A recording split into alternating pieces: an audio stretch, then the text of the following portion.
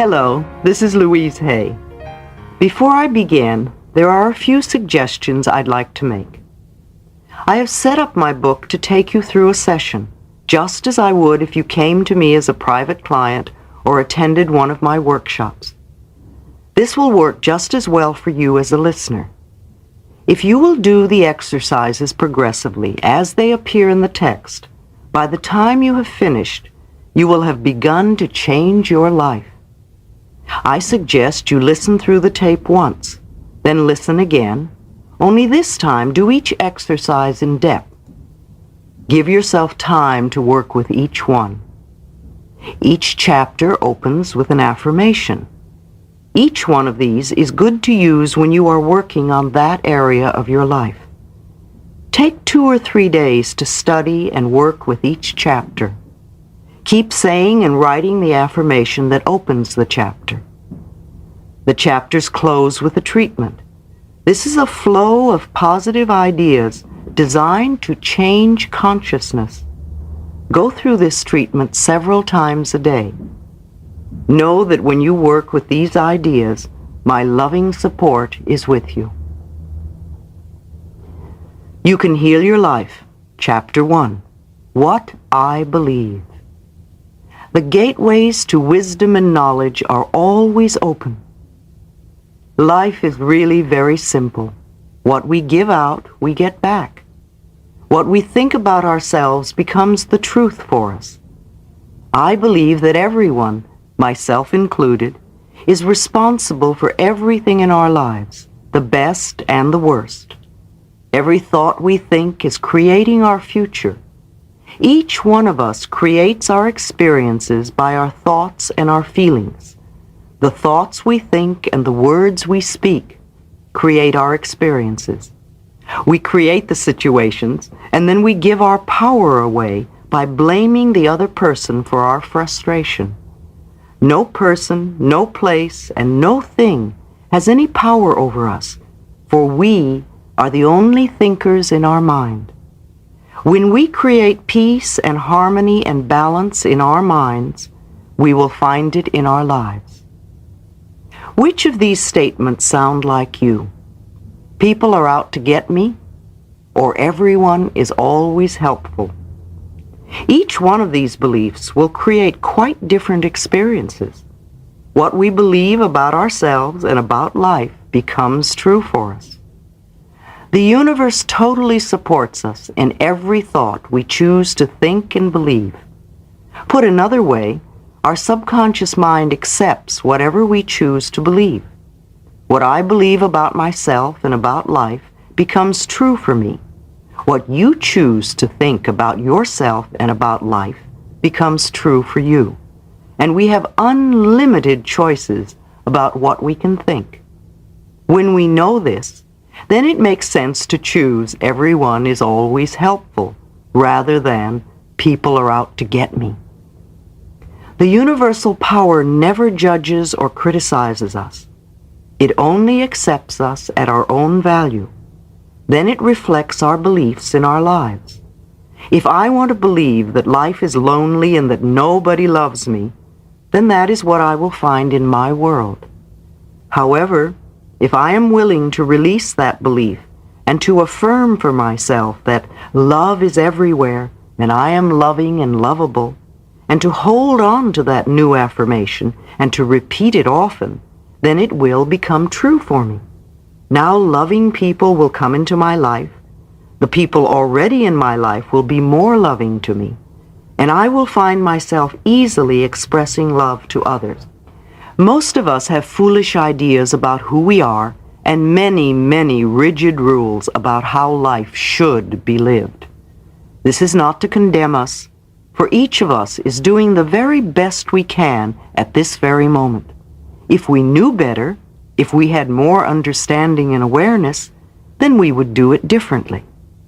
Please don't put yourself down for being where you are. The very fact that you have found this tape and have discovered me means that you are ready to make a new and positive change in your life. Acknowledge this for yourself. Men don't cry. Women can't handle money. What limiting ideas to live with.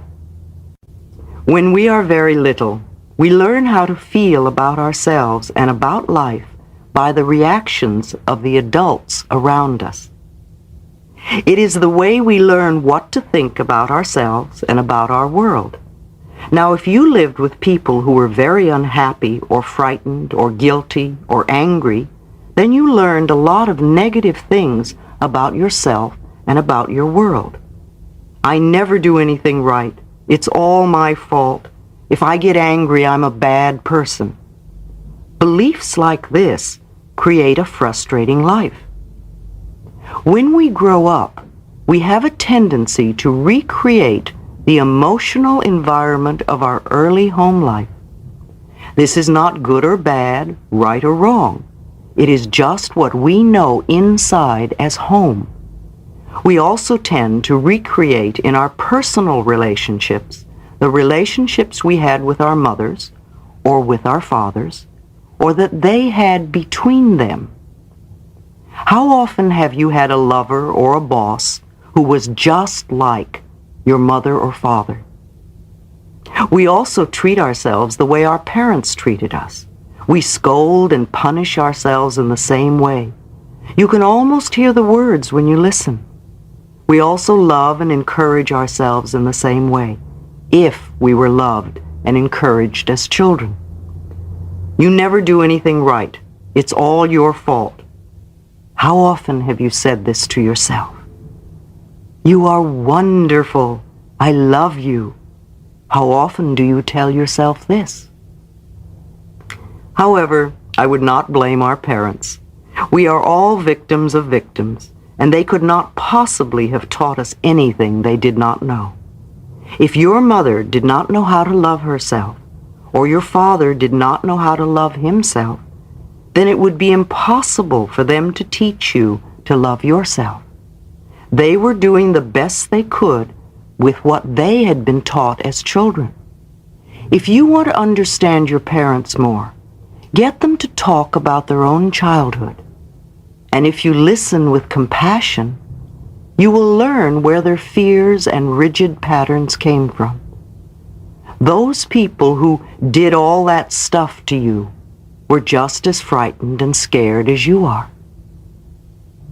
I believe we choose our parents. Each one of us decides to incarnate upon this planet at particular points in time and space.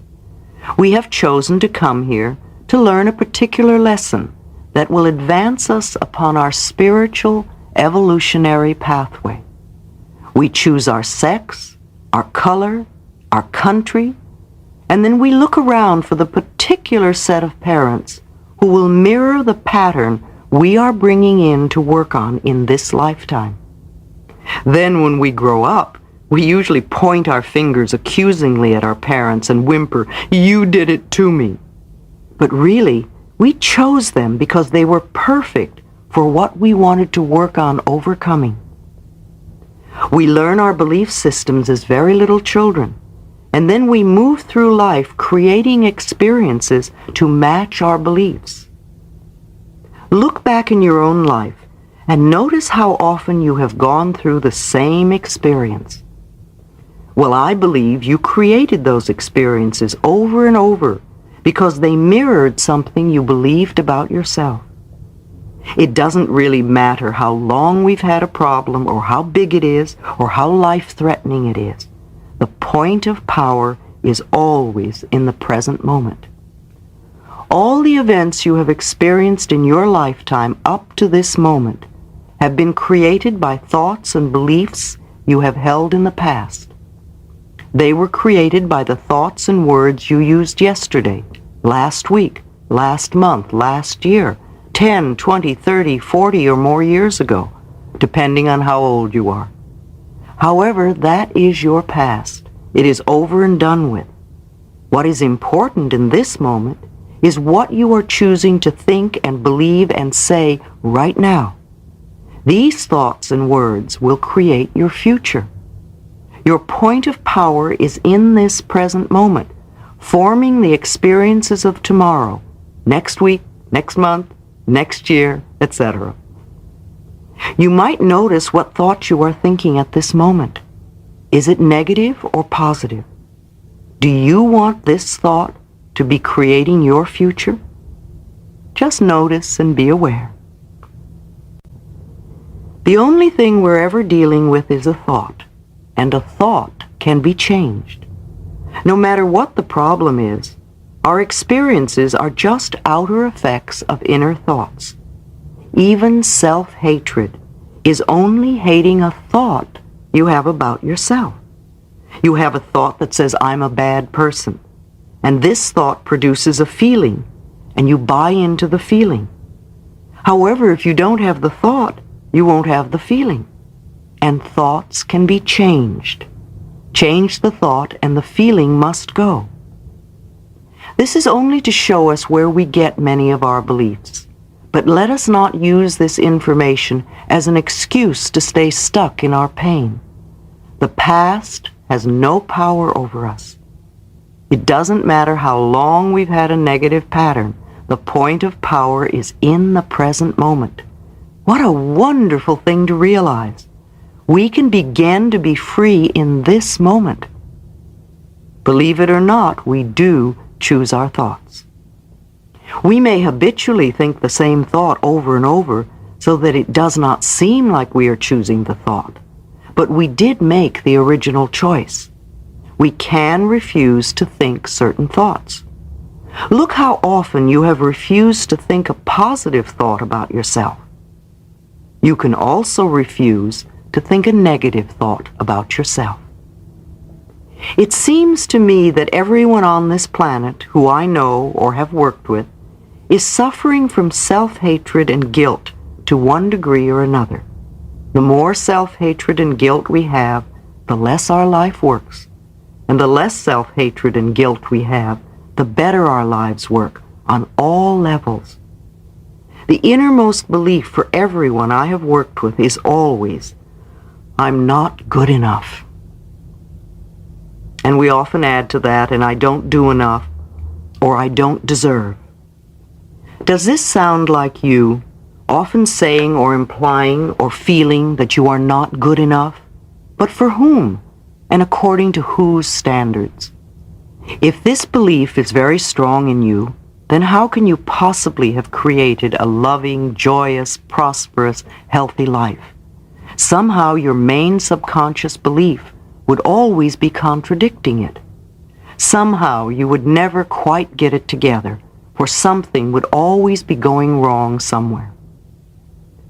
I find that resentment, criticism, guilt, and fear cause more problems than anything else. These four things cause the major problems in our bodies and in our lives. These feelings come from blaming others and not taking responsibility for our own experiences. You see, if we are all responsible for everything in our lives, then there is no one to blame. Whatever is happening out there is only a mirror of our own inner thinking. I'm not condoning other people's poor behavior, but it is our beliefs that attract people who will treat us that way.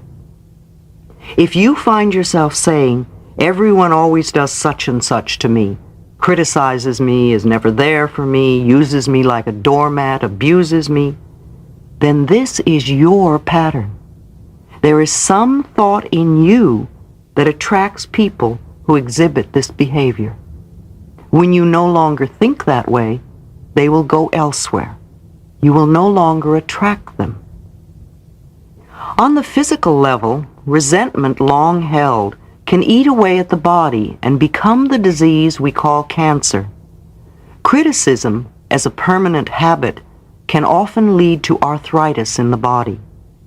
Guilt always looks for punishment, and punishment creates pain. Fear and the tension it produces can create things like baldness, ulcers, and even sore feet. I have found that forgiving and releasing resentment will dissolve even cancer. While this may sound simplistic, I have seen and experienced it working. We can change our attitude toward the past. The past is over and done. We cannot change that now, yet we can change our thoughts about the past. How foolish for us to punish ourselves in the present moment because someone hurt us in the long ago past. I often say to people who have deep resentment patterns, please begin to dissolve the resentment now when it is relatively easy. Don't wait until you're under the threat of a surgeon's knife or on your deathbed when you may have to deal with panic too. When we are in a state of panic, it is very difficult to focus our minds on the healing work. We have to take time out to dissolve the fears first. If we choose to believe we are helpless victims, then the universe will support us in that belief, and we will just go down the drain. It is vital that we release these foolish, outmoded, negative ideas and beliefs that do not support us and nourish us. Even our concept of God needs to be one that is for us, not against us. To release the past, we must be willing to forgive. We need to choose to release the past and forgive everyone, ourselves included. We may not know how to forgive, and we may not want to forgive. But the very fact that we say we are willing to forgive begins the healing process. It is imperative for our own healing that we release the past and forgive everyone. I forgive you for not being the way I wanted you to be. I forgive you and I set you free. This affirmation sets us free. All disease comes from a state of unforgiveness. Whenever we are ill, we need to search our hearts to see who it is we need to forgive. The very person you find it hardest to forgive is the one you need to let go of the most. Forgiveness means giving up, letting go. It has nothing to do with condoning poor behavior. It's just letting the whole thing go.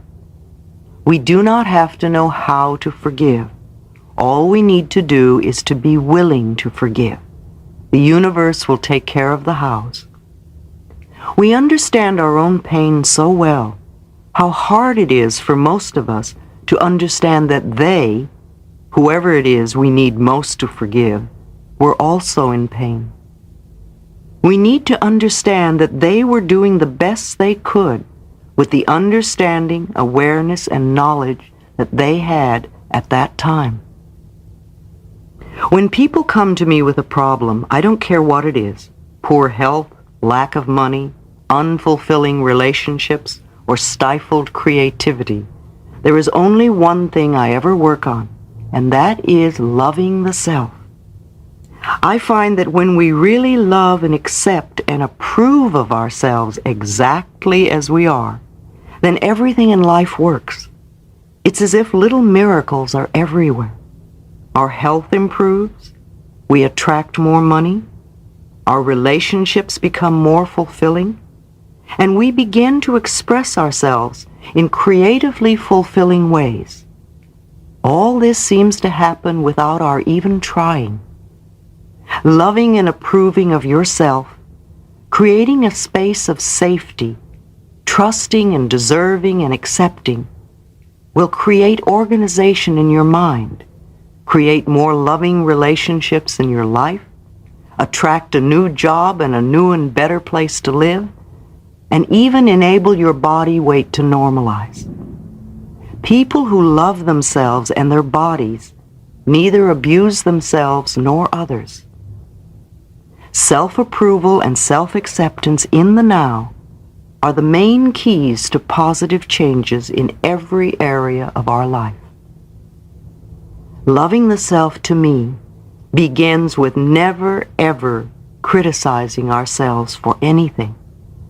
Criticism locks us into the very pattern we are trying to change.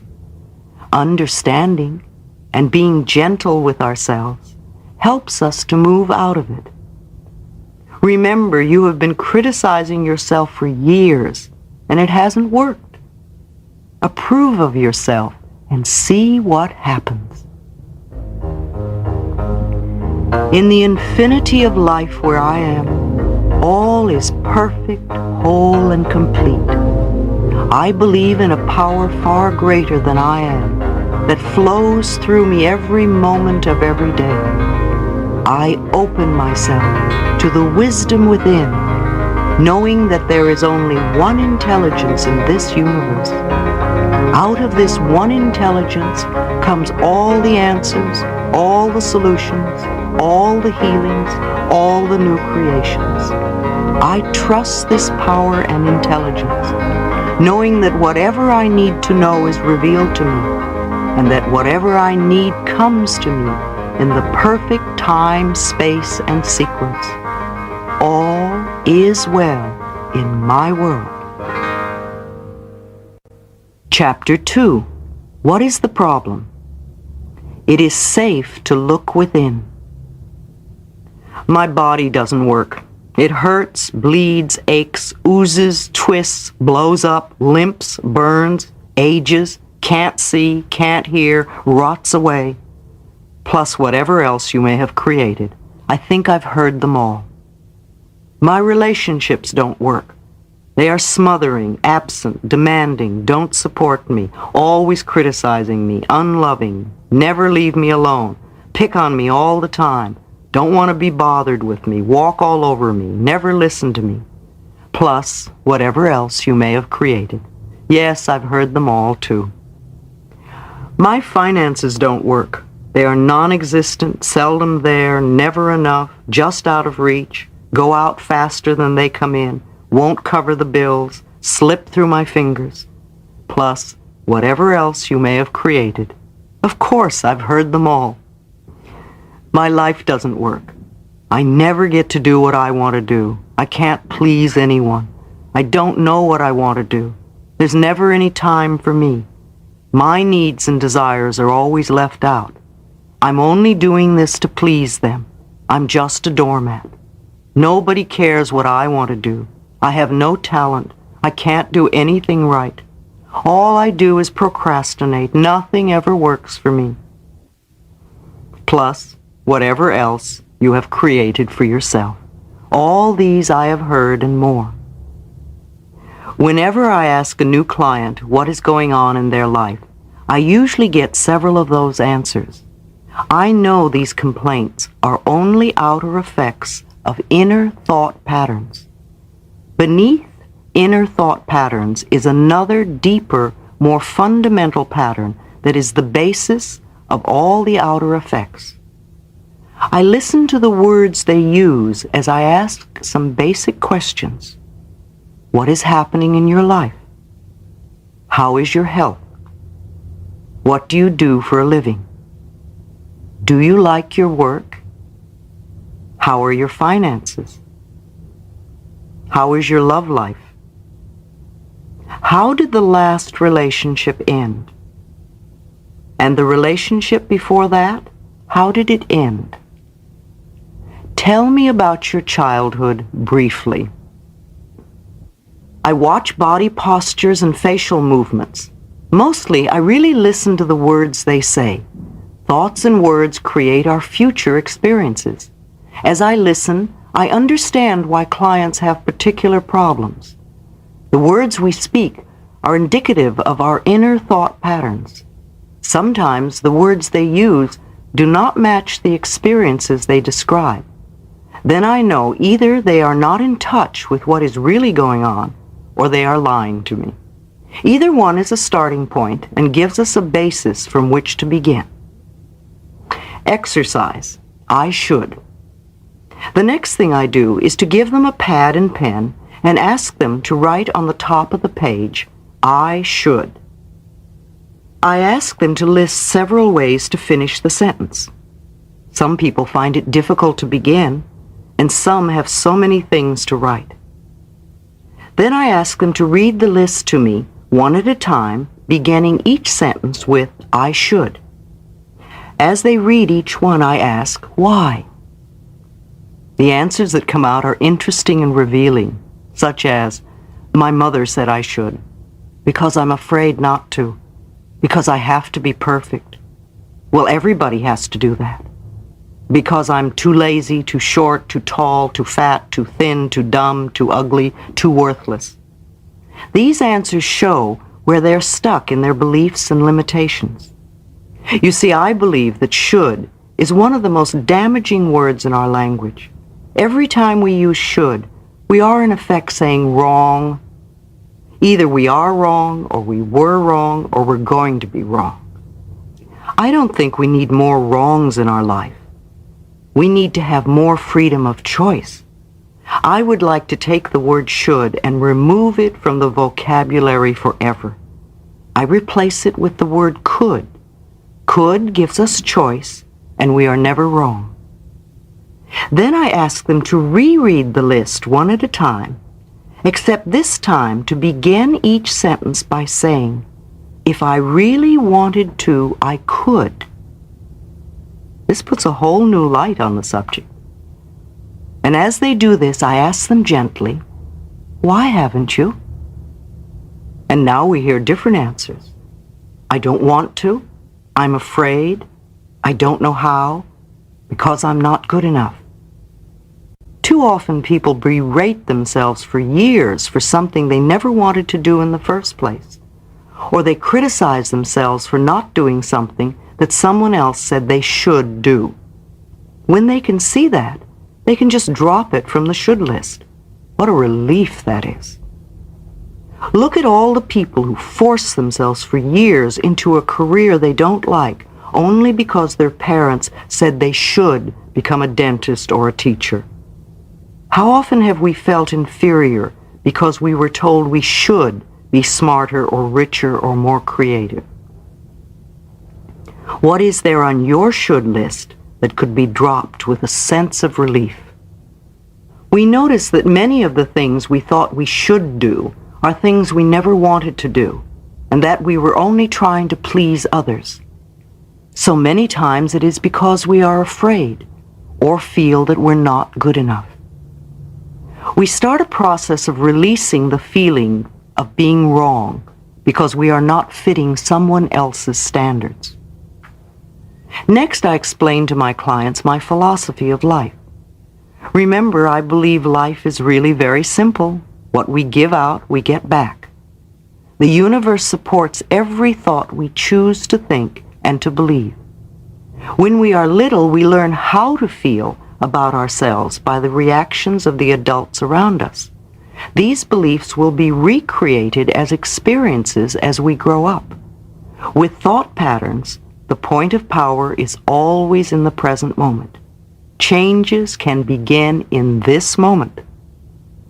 In sessions with clients, I explain that no matter what their problem seems to be, there is only one thing I ever work on with anyone.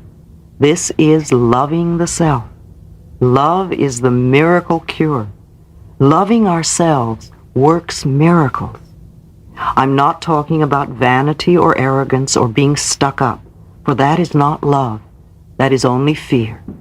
I am talking about having a great respect for ourselves and a gratitude for the miracle of our body and of our mind. Love to me is appreciation to such a degree that it fills my heart to overflowing. Love goes in any direction. I can feel love for the very process of life itself, the joy of being alive, the beauty I see, another person, knowledge, the process of the mind, our bodies and the way they work, animals, birds, fishes, vegetation in all its forms, the universe and the way it works. What can you add to this list? Let's look at some of the ways we don't love ourselves. We scold and criticize ourselves endlessly. We mistreat our bodies with food or alcohol or drugs. We choose to believe we are unlovable. We are afraid to charge a decent price for our services. We create illnesses and pain in our bodies. We procrastinate on things that would benefit us. We live in chaos and disorder.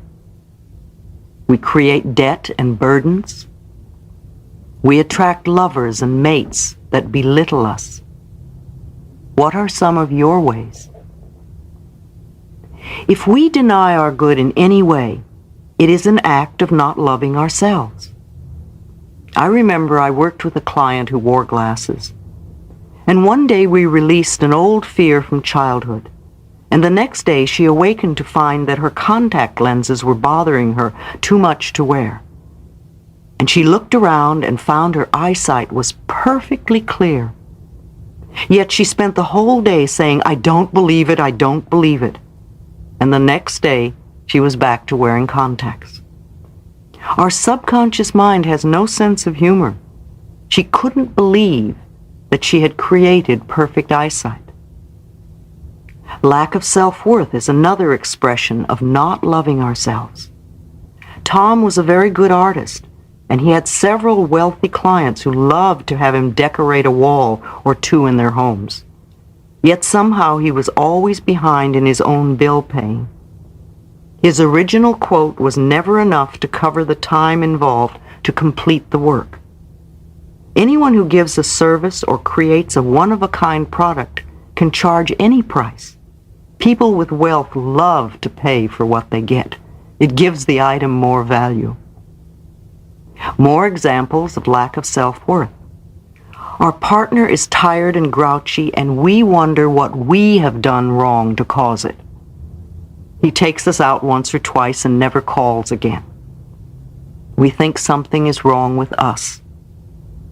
Our marriage ends, and we are sure we're a failure. We're afraid to ask for a raise. Our bodies do not match those in Gentleman's Quarterly or Vogue magazine, and we feel inferior. We don't make the sale or get the part, and we're sure we're not good enough. We're afraid of intimacy and allowing anyone to get too close, so we have anonymous sex. We can't make decisions because we're sure they'll be wrong. How do you express your lack of self-worth? How perfect you were when you were a tiny baby. Babies do not have to do anything to become perfect. They are already perfect, and they act as if they know it. They know they are the center of the universe. They're not afraid to ask for what they want. They freely express their emotions. You know when a baby is angry. In fact, the whole neighborhood knows. You also know when they're happy, for their smiles light up a room, and they are full of love. Tiny babies will die if they do not get love. Once we are older, we learn to live without love, but babies will not stand for it. Babies also love every part of their bodies, even their own feces. They have incredible courage, and they have no guilt and no shame. We were all like that. Then we began to listen to adults around us who had learned to be fearful, and we began to deny our own magnificence. I never believe it when clients try to convince me how terrible they are or how unlovable they are. My work is to bring them back to the time when they really knew how to love themselves. Mirror exercise. I suggest a mirror exercise. I ask a client to pick up a small mirror, to look into their eyes, and to say their name, and "I love and accept you exactly as you are." This exercise is so difficult for many people. Seldom do I get a calm reaction, let alone an enjoyment of the exercise. Some are close to tears, some get angry, some belittle their features or qualities, some insist they can't do it. I even had one man throw the mirror across the room. It took him several months before he could begin to relate to himself in the mirror. For years, I looked into the mirror only to criticize what I saw there. Recalling the endless hours I spent plucking my eyebrows, trying to make myself barely acceptable, amuses me now. I also remember it used to frighten me to look into my own eyes. This simple mirror exercise shows us so much. Usually in less than an hour, I am able to get some of the core issues beneath the outer problem. If we only work on the level of the problem, we can spend endless time working out each and every detail, and the minute we think we have it all fixed up, it will crop up somewhere else. The problem is rarely the real problem. She was so concerned with her looks, and especially with her teeth. She went from dentist to dentist, feeling each one had made her look only worse. She went to have her nose fixed, and they did a poor job. Each professional was mirroring her belief that she was ugly. Her problem was not with her looks, but that she was convinced something was wrong with her. There was another woman who had terrible breath. It was uncomfortable to be around her. She was studying to be a minister, and her outer demeanor was pious and spiritual. Beneath this was a raging current of anger and jealousy that exploded now and then when she thought someone might be threatening her position. Her inner thoughts were expressed through her breath, and she was offensive even when she pretended to be loving. No one threatened her but herself. He was only 15 when his mother brought him to me with Hodgkin's disease and 3 months to live. His mother was understandably hysterical and difficult to deal with, but the boy was bright and clever and wanted to live. He was willing to do anything I told him to, including changing the way he thought and spoke. His separated parents were always arguing, and he really did not have a settled home life. He wanted desperately to be an actor. The pursuit of fame and fortune far outweighed his ability to experience joy. He thought he could be acceptable and worthwhile only if he had fame. I taught him to love and accept himself, and he got well. He is now grown up and appears on Broadway with regularity. As he learned to experience the joy of being himself, the parts in plays opened up for him. Being overweight is another example of how we waste a lot of energy trying to correct a problem that is not the real problem. People often spend years and years fighting fat and are still overweight. They blame all their problems on being overweight. The excess weight is only an outer effect of a deep inner problem. When we feel frightened or insecure or not good enough, many of us will put on extra weight for protection. To spend our time berating ourselves for being too heavy, to feel guilty about every bite of food we eat, to do all the numbers we do on ourselves when we gain weight, are just a waste of time. 20 years later, we can still be in the same situation because we have not even begun to deal with the real problem. All we have done is to make ourselves more frightened and insecure, and then we need more weight for protection. So I refuse to focus on excess weight or on diets. The only diet that does work is a mental diet, dieting from negative thoughts. I say to clients, let's just put that issue to one side for the time being while we work on a few other things first. They will often tell me that they can't love themselves because they are so fat, or as one girl put it, too round at the edges. I explain that when we begin to love and approve of ourselves, it's amazing how weight just disappears from our bodies. Sometimes, clients even get angry with me as I explain how simple it is to change their lives. They may feel I do not understand their problems. One woman became very upset and said, I came here to get help with my dissertation, not learn to love myself. To me, it was so obvious that her main problem was a lot of self-hatred, and that this permeated every part of her life, including writing her dissertation. She could not succeed at anything as long as she felt so worthless. She couldn't hear me and left in tears, coming back 1 year later with the same problem, plus a lot of other problems. Some people are not ready, and there is no judgment. We all begin to make our changes in the right time-space sequence for us. The real problem. So here is a client who has just looked into the harmless little mirror, and they are all upset. I smile with delight and say, "Good, now we are looking at the real problem. Now we can begin to clear out what is really standing in your way." I talk more about loving the self, about how, for me, loving the self begins with never ever criticizing ourselves for anything.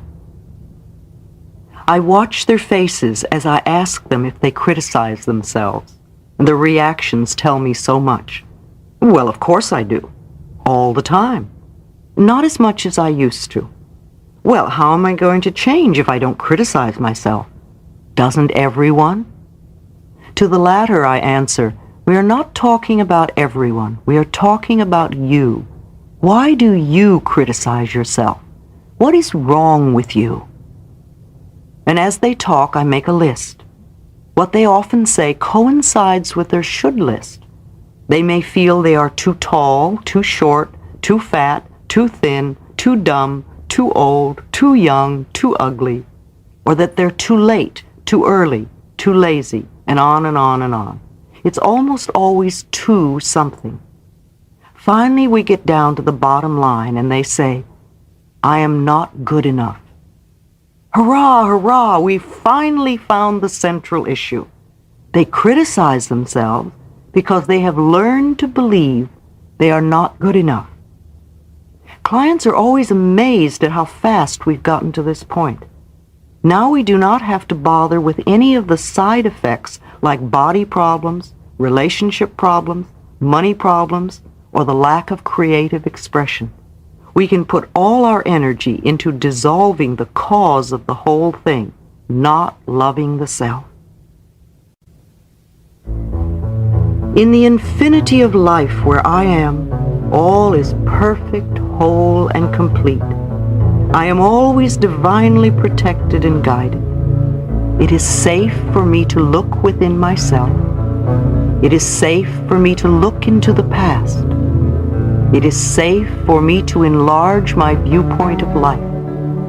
I am far more than my personality, past, present, or future. I now choose to rise above my personality problems, to recognize the magnificence of my being. I am totally willing to learn to love myself. All is well in my world. Chapter 3. Where does it come from? The past has no power over me. All right, we've gone through a lot of stuff, and we've sifted through what we thought the problem was. Now we come up with what I believe is the real problem. We feel we are not good enough, and there is a lack of self-love. From the way I look at life, if there is any problem, then this has to be true. So let us look at where this belief came from. How did we go from being a tiny baby who knows the perfection of itself and of life to being a person who has problems and feels unworthy and unlovable to one degree or another? People who already love themselves can love themselves even more. Think of a rose from the time it is a tiny bud, as it opens to full flower, till the last petal falls. It is always beautiful, always perfect, always changing. And so it is with us. We are always perfect, always beautiful, and ever changing. We are doing the best we can with the understanding, awareness, and knowledge that we have. As we gain more understanding, awareness, and knowledge, we will do things differently. Mental house cleaning. Now is the time to take a look at some of the beliefs that have been running us. Some people find this part of the cleansing process very painful, but it need not be. We must look at what is there before we can clean it out. If you want to clean a room thoroughly, you will pick up and examine everything in it. Some things you will look at with love, and you will dust them or polish them to give them new beauty. Some things you will see need refinishing or repair, and you will make a note to do that. Some things will never serve you again, and it becomes time to let those things go. Old magazines and newspapers and dirty paper plates can be dropped into the wastebasket very quickly. There is no need to get angry in order to clean a room. It is the same thing when we are cleaning our mental house. There is no need to get angry just because some of the beliefs in it are ready to be tossed out. Let them go as easily as you would scrape bits of food into the trash after a meal. Would you really dig into yesterday's garbage to make tonight's meal? Do you dig into old mental garbage to create tomorrow's experiences? If a thought or belief does not serve you, let it go. There is no written law that says that because you once believed something, that you have to continue to believe it forever. Look at some of these limited beliefs and where they came from. The limiting belief, I'm not good enough, and where it may have come from. A father who repeatedly told him he was stupid. He said he wanted to be a success so his daddy could be proud of him, but he was riddled with guilt, which created resentment, and all he could produce was one failure after another. Daddy kept financing businesses for him, one after another. They failed. He used failure to get even. He made his daddy pay and pay and pay. And of course, he was the biggest loser. Limiting belief, lack of self-love, where it came from, trying to win daddy's approval. The last thing she wanted was to be like her father. They couldn't agree on anything and were always arguing. She only wanted his approval, but instead all she got was criticism. Her body was full of pains. Her father had exactly the same kind of pains. She did not realize her anger was creating her pains just as her father's anger was creating pain for him. Limiting belief, life is dangerous, where it came from, a frightened father. Another client saw life as grim and harsh. It was difficult for her to laugh, and when she did, she would become frightened that something bad would happen. She had been reared with the admonition, don't laugh or they might get you. Limiting belief, I'm not good enough, where it came from, being abandoned and ignored. It was difficult for him to talk.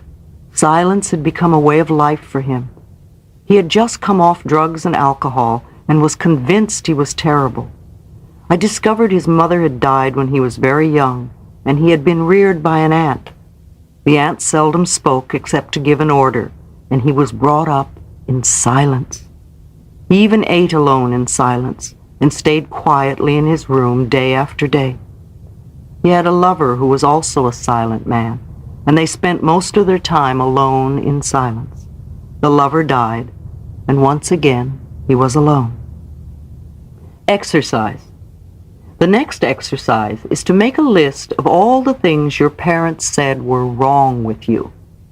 What were the negative messages you heard? Give yourself enough time to remember as many as you can. What did they say about money? What did they say about your body? What did they say about love and relationships? What did they say about your creative talents? What were the limiting or negative things they said to you? If you can, just look objectively at these items and say to yourself, so that's where that belief came from. Now let's dig a little deeper. What other negative messages did you hear as a child?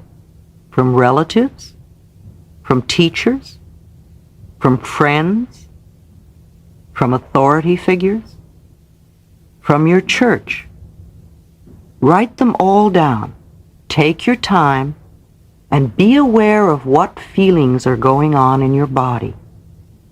What you have are the thoughts that need to be removed from your consciousness. These are the very beliefs you have that are making you feel not good enough. Seeing yourself as a child. If we were to take a 3-year-old child and put it in the middle of the room, and you and I were to start yelling at the child, telling it how stupid it was, how it could never do anything right, how it should do this and shouldn't do that, and look at the mess it made, and maybe we hit it a few times. We will end up with a frightened little child who sits in the corner, or one who tears up the place. The child will go one of these two ways, but we will never know the potential of that child.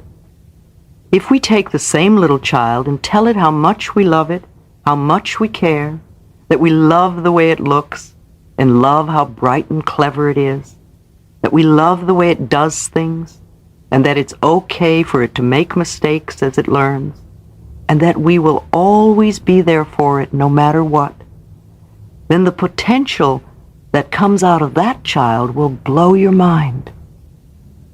Each one of us has a 3-year-old child within us, and we often spend most of our time yelling at that kid in ourselves. Then we wonder why our lives don't work. If you had a friend who was always criticizing you, would you want to be around that person? Perhaps you were treated this way as a child, and that is sad. However, that is a long time ago. And if you are now choosing to treat yourself in the same way, then it is sadder still. So now, here in front of us, we have a list of the negative messages we heard as a child. How does this list correspond with what you believe to be wrong with you? Are they almost the same? Probably yes. We base our life script on our early messages. We are all good little children and obediently accept what they tell us as truth. It would be very easy just to blame our parents and be victims for the rest of our lives. But that wouldn't be very much fun, and it certainly wouldn't get us out of our stuck position. Blaming your family. Blame is one of the surest ways to stay in a problem. In blaming another, we give our power away. Understanding enables us to rise above the issue and take control of our future. The past cannot be changed. The future is shaped by our current thinking. It is imperative for our freedom to understand that our parents were doing the best they could with the understanding, awareness, and knowledge that they had. Whenever we blame someone else, we are not taking responsibility for ourselves. Those people who did all those terrible things to you were just as frightened as you are. They felt just the same helplessness as you. The only things they could possibly teach you are what they had been taught. How much do you know about your parents' childhood, especially before the age of 10? If it is still possible for you to find out, ask them. If you're able to find out about your parents' childhoods, you will more easily understand why they did what they did. Understanding will bring you compassion. If you can't find out, try to imagine what it must have been like for them. What kind of childhood would create an adult like that? You need this knowledge for your own freedom. You can't free yourself until you free them. You can't forgive yourself until you forgive them. If you demand perfection from them, you will demand perfection from yourself, and you will be miserable all your life. Choosing our parents. I agree with the theory that we choose our parents. The lessons we learn seem perfectly matched to the weaknesses of the parents we have. I believe that we are all on an endless journey through eternity. We come to this planet to learn particular lessons that are necessary for our spiritual evolution. We choose our sex, our color, our country, and then we look around for the perfect set of parents who will mirror our patterns. Our visits to this planet are like going to school. If you want to become a beautician, you go to beauty school. If you want to become a mechanic, you go to mechanic school. If you want to become a lawyer, you go to law school. The parents you pick this time around are the perfect couple who are experts in what you have chosen to learn. When we grow up, we have a tendency to point our fingers accusingly at our parents and say, "You did it to me," but I believe we chose them. Listening to others. Our older brothers and sisters are like gods to us when we are little. If they were unhappy, they probably took it out on us physically or verbally. They might have said things like, "I'll tell on you for," instilling guilt. "You're just a baby, you can't do that. You're too stupid to play with us." Teachers at school often influence us greatly. In the 5th grade, a teacher told me emphatically that I was too tall to be a dancer. I believed her and put away my dancing ambitions till I was too old to make dancing a career. Did you understand that tests and grades were only to see how much knowledge you had at a given time? Or were you a child who allowed tests and grades to measure your self-worth? Our early friends share their own misinformation about life with us. The other kids at school can tease us and leave lasting hurts. When I was a child, my last name was Lunny, and the kids used to call me lunatic. Neighbors also have an influence, not only because of their remarks, but also because we're asked, "What will the neighbors think?" Think back to what other authority figures were influential in your childhood. And, of course, there are the strong and very persuasive statements made by advertisements in periodicals and on television. All too many products are sold by making us feel we are unworthy or wrong if we don't use them. We are all here to transcend our early limitations, whatever they were. We are here to recognize our own magnificence and divinity no matter what they told us. You have your negative beliefs to overcome, and I have my negative beliefs to overcome. In the infinity of life where I am, all is perfect, whole, and complete.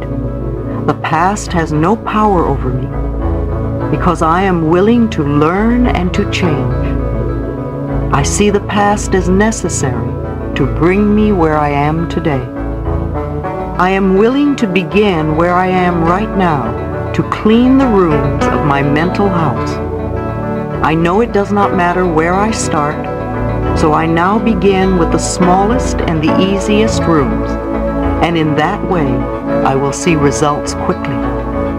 I am thrilled to be in the middle of this adventure, for I know that I will never go through this particular experience again. I am willing to set myself free, and all is well in my world. Chapter 4. Is it true? Truth is the unchangeable part of me. The question, is it true or real, has two answers, yes and no. It is true if you believe it to be true. It is not true if you believe it isn't true. The glass is both half full and half empty, depending on how you look at it. There are literally billions of thoughts we can choose. Most of us choose to think the same kinds of thoughts our parents used to think. But we don't have to continue to do this. There is no law written that says we can only think in one way. Whatever you choose to believe becomes true for you. Examine your thoughts. Whatever we believe becomes true for us. If you have a sudden financial disaster, then on some level you may believe you are unworthy of being comfortable with money, or you believe in burdens and debt, or you believe that nothing good ever lasts. Do you believe that life is out to get you? Or, as I hear so often, I just can't win? If you seem unable to attract a relationship, you may believe nobody loves me, or I am unlovable. Perhaps you fear being dominated as your mother was, or maybe you think people are just out to hurt me. If you have poor health, you may believe illness runs in our family, or that you are a victim of the weather. Or perhaps it's I was born to suffer, or it's just one thing after another. Or you may have a different belief. Perhaps you're not even aware of your belief. Most people really aren't. They just see the outer circumstances as being the way the cookie crumbles. Until someone can show you the connection between the outer experience and the inner thought, you remain a victim of life. The problem could be a financial disaster, and the belief may be, I'm not worthy of having money. Or the problem could be no friends, with the belief nobody loves me. Or problems with work could come from a belief that I'm not good enough. Or always pleasing others could be the problem that comes from the belief I never get my way. The problem comes from a thought pattern, and thought patterns can be changed. It may feel true, it may seem true, all these problems we're wrestling with and juggling in our lives. However, no matter how difficult an issue we are dealing with, it is only an outer result or the effect of an inner thought pattern. If you don't know what thoughts are creating your problems, look at the problems in your life. Ask yourself, what kinds of thoughts am I having that are creating this? If you allow yourself to sit quietly, your inner intelligence will show you the answer. It's only a belief you learned as a child. Some of the things we believe are positive and nourishing. These thoughts serve us well all of our lives, such as look both ways before you cross the street. Other thoughts are very useful at the beginning, but as we grow older, they are no longer appropriate. Don't trust strangers may be good advice for a small child, but for an adult to continue this belief will only create isolation and loneliness. We so seldom sit down and ask ourselves, is this really true? For instance, why do I believe things like, it's difficult for me to learn?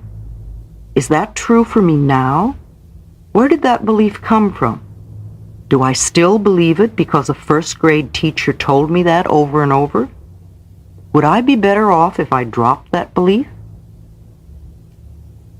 Beliefs that boys don't cry and girls don't climb trees create men who hide their feelings and women who are afraid to be physical. If we were taught as a child that the world is a frightening place, then everything we hear that fits that belief we will accept as true for us. The same is true for don't trust strangers, don't go out at night, or people cheat you. On the other hand, if we could be taught early in life that the world is a safe place, then we would hold other beliefs. We could easily accept that love is everywhere, and people are so friendly, and I always have whatever I need.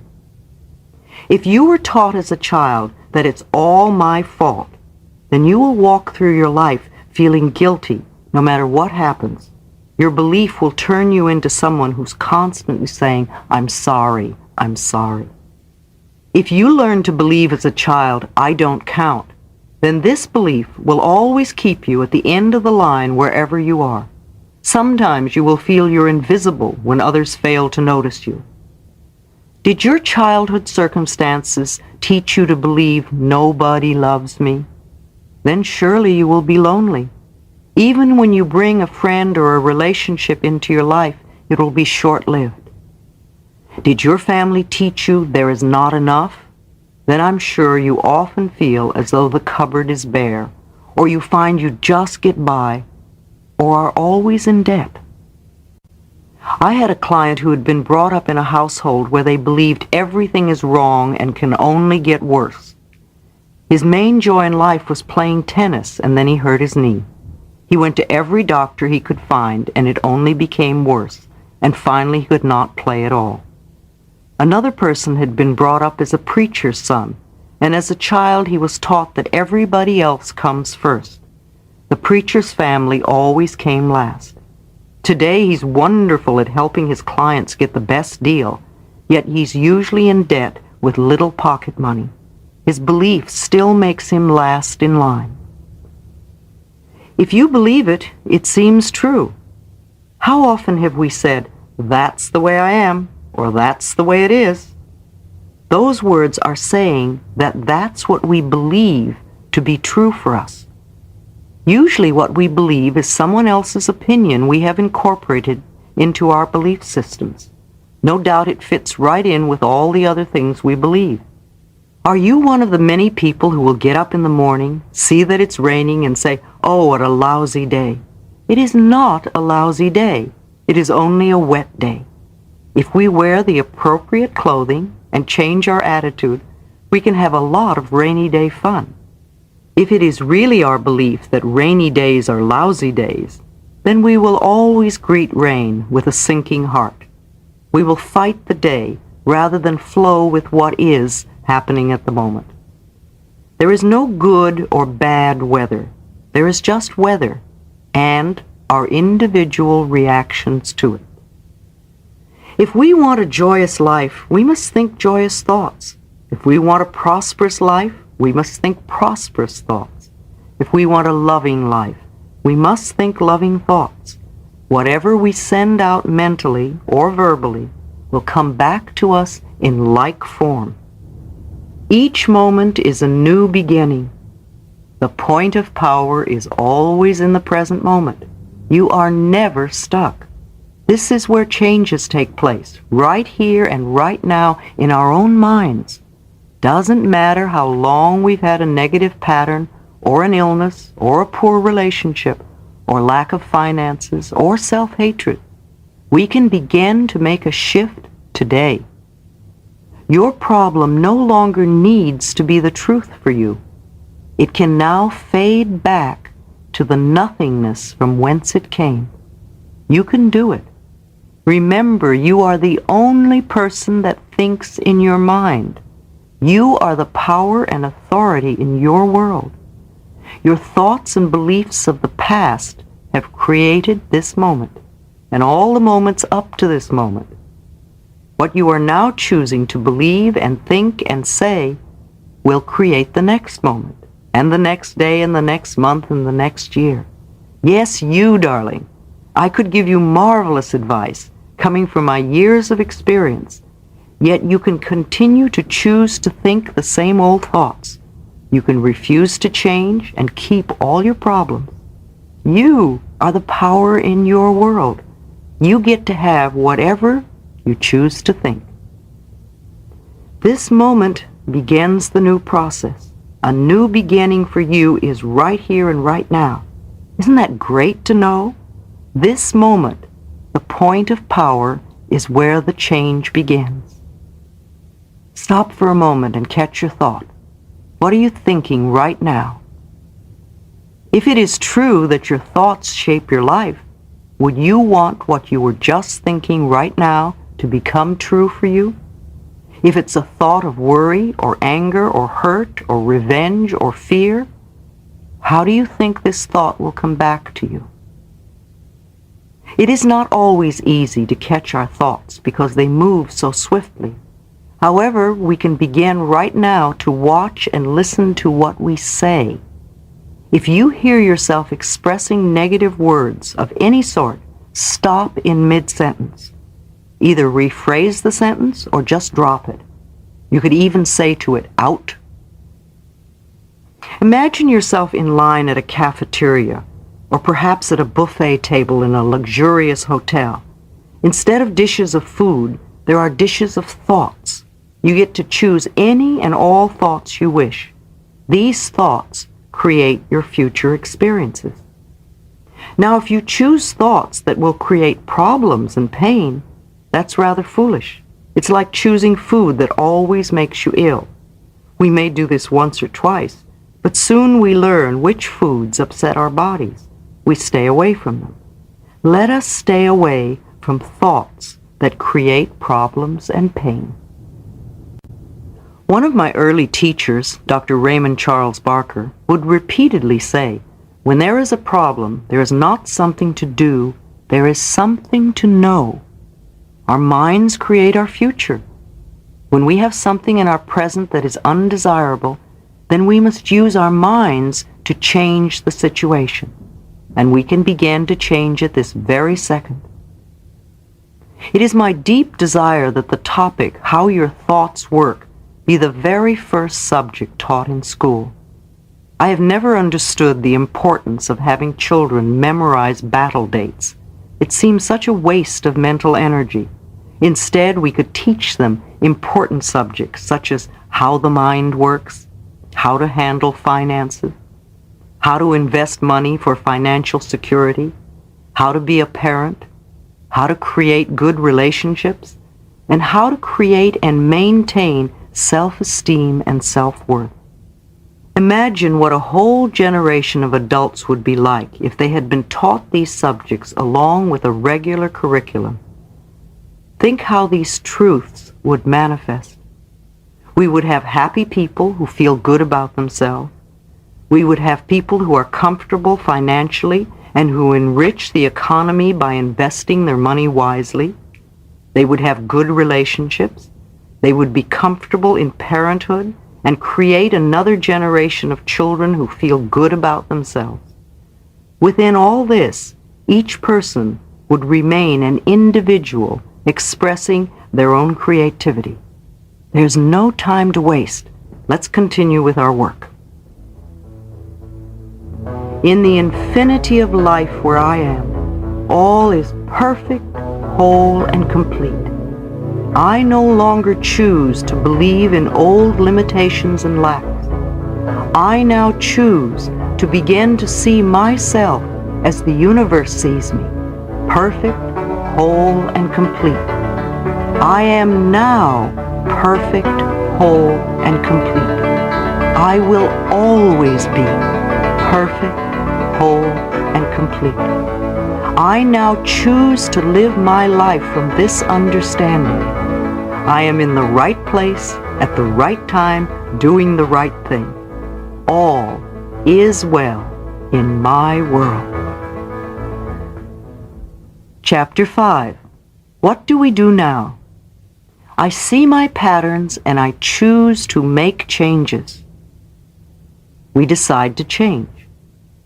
Throwing up our hands in horror at what we may call the mess of our lives and just giving up are the ways many people react. Others get angry at themselves or at life and also give up. By giving up, I mean deciding it's all hopeless and impossible to make any changes, so why try? The rest of it goes, just stay the way you are. At least you know how to handle that pain. You don't like it, but it's familiar, and you hope it won't get any worse. To me, habitual anger is like sitting in a corner with a dunce hat on. Does this sound familiar? Something happens and you get angry. Something else happens and you get angry again. Something else happens and once again you get angry. But you never go beyond getting angry. What good does that do? It seems foolish to waste your time getting angry. It's also a refusal to see life in a new and different way. It would be helpful to ask yourself how you are creating so many situations to become angry at. What are you believing that causes all these frustrations? What are you giving out that attracts in others the need to irritate you? Why do you believe that to get your way, you need to get angry? Whatever you give out comes back to you.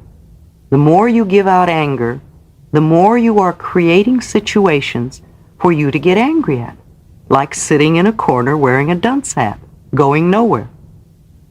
Do these statements bring up feelings of anger? Good. It must be hitting home. This is something you could be willing to change. Make a decision to be willing to change. If you really want to know how stubborn you are, just approach the idea of being willing to change. We all want to change, to have situations become better and easier. However, we do not want to change. We would rather they change. In order to have this happen, we must change inside. We must change our way of thinking, change our way of speaking, change our way of expressing ourselves. Only then will the outer changes occur. This is the next step. We are now fairly clear on what the problems are and where they come from. Now it is time to be willing to change.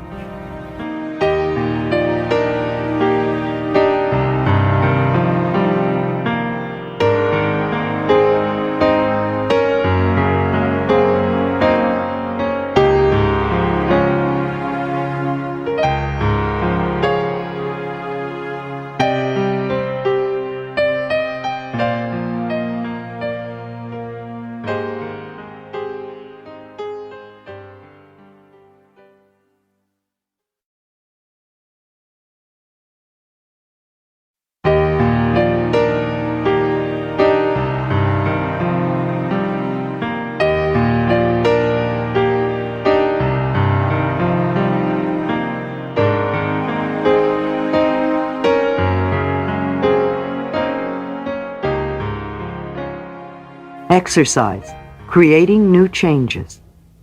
Now is the time to take your list of things that were wrong and turn them into positive affirmations. Or you can list all the changes you want to make and have and do. Then select 3 from this list and turn them into positive affirmations. Say your negative list was something like this: my life is a mess, I should lose weight, nobody loves me, I want to move, I hate my job, I should get organized, I don't do enough, I'm not good enough. You can then turn them around to this: I am willing to release the pattern in me that created these conditions. I am in the process of positive changes. I have a happy, slender body. I experience love wherever I go. I have the perfect living space. I now create a wonderful new job. I am now very well organized. I appreciate all that I do. I love and approve of myself. I trust the process of life to bring me my highest good. I deserve the best, and I accept it now. Out of this group of affirmations will come all the things you want to change on your list. Loving and approving of yourself, creating a space of safety, trusting and deserving and accepting will enable your body weight to normalize. They will create organization in your mind, create loving relationships in your life, attract a new job and a new place to live. It is miraculous the way a tomato plant grows. It is miraculous the way we can demonstrate our desires. Exercise, deserving your good. Do you believe you deserve to have what you desire? If you don't, you won't allow yourself to have it. Circumstances beyond your control will crop up to frustrate you. Look in your mirror again and say, I deserve to have or be, and I accept it now. Say that 2 or 3 times. I deserve to have, and I accept it now. How do you feel? Always pay attention to your feelings, to what's going on in your body. Does it feel true, or do you still feel unworthy? If you have any negative feelings in your body, then go back to affirming, I release the pattern in my consciousness that is creating resistance to my good. I deserve. Repeat this until you get the acceptance feelings, even if you have to do it several days in a row. In our approach to building the new, we want to use a holistic approach. The holistic philosophy is to nurture and nourish the entire being, the body, the mind, and the spirit. If we ignore any of these areas, we are incomplete. We lack wholeness. It doesn't matter where we start, as long as we also include the other areas. If we begin with the body, we would want to work with nutrition, to learn the relationship between our choice of food and beverages and how they affect the way we feel. We want to make the best choices for our body.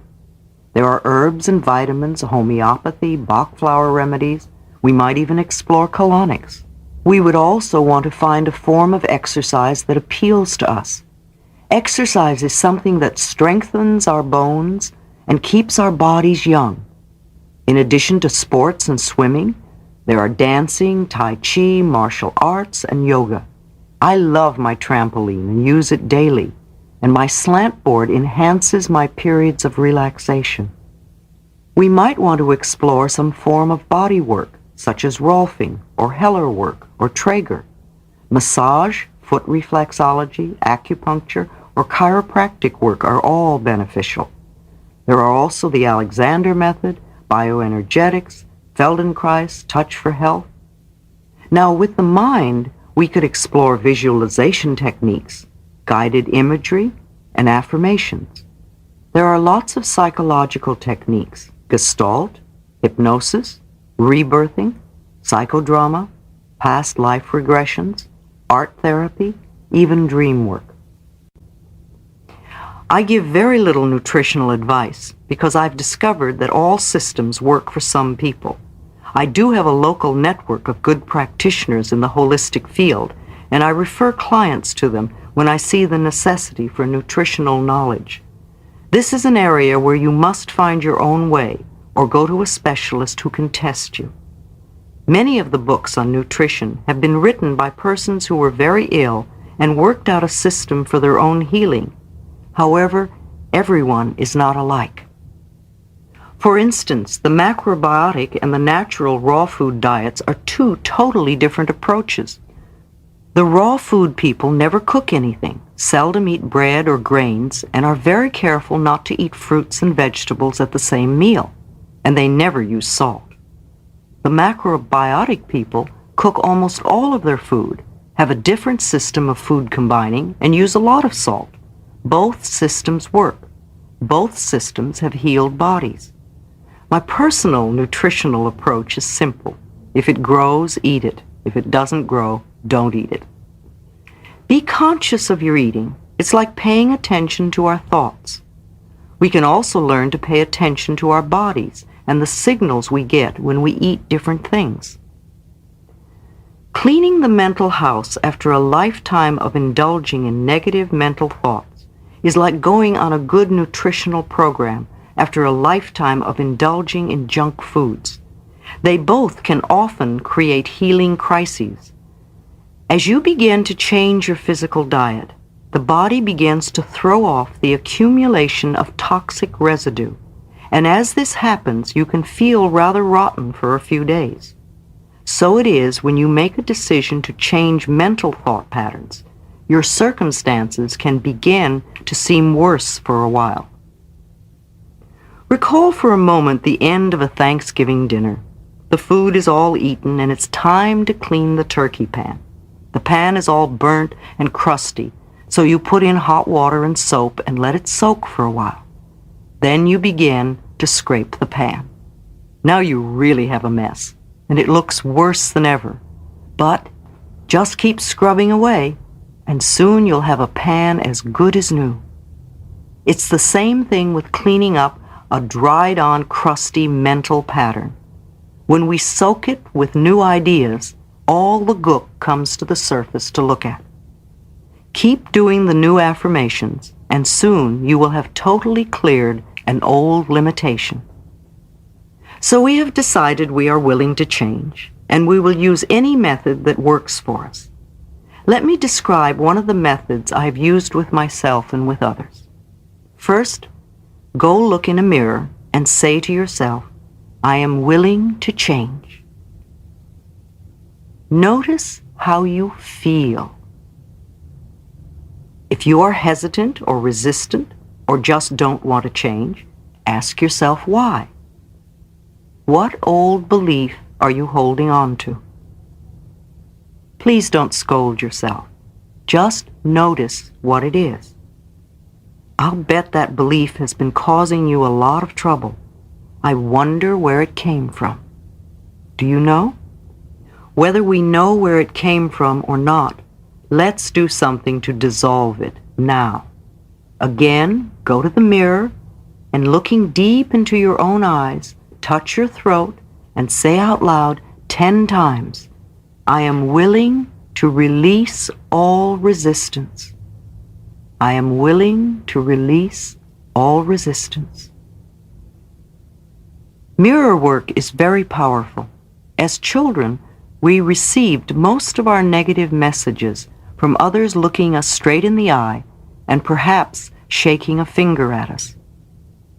Whenever we look into the mirror today, most of us will say something negative to ourselves. We either criticize our looks or berate ourselves for something.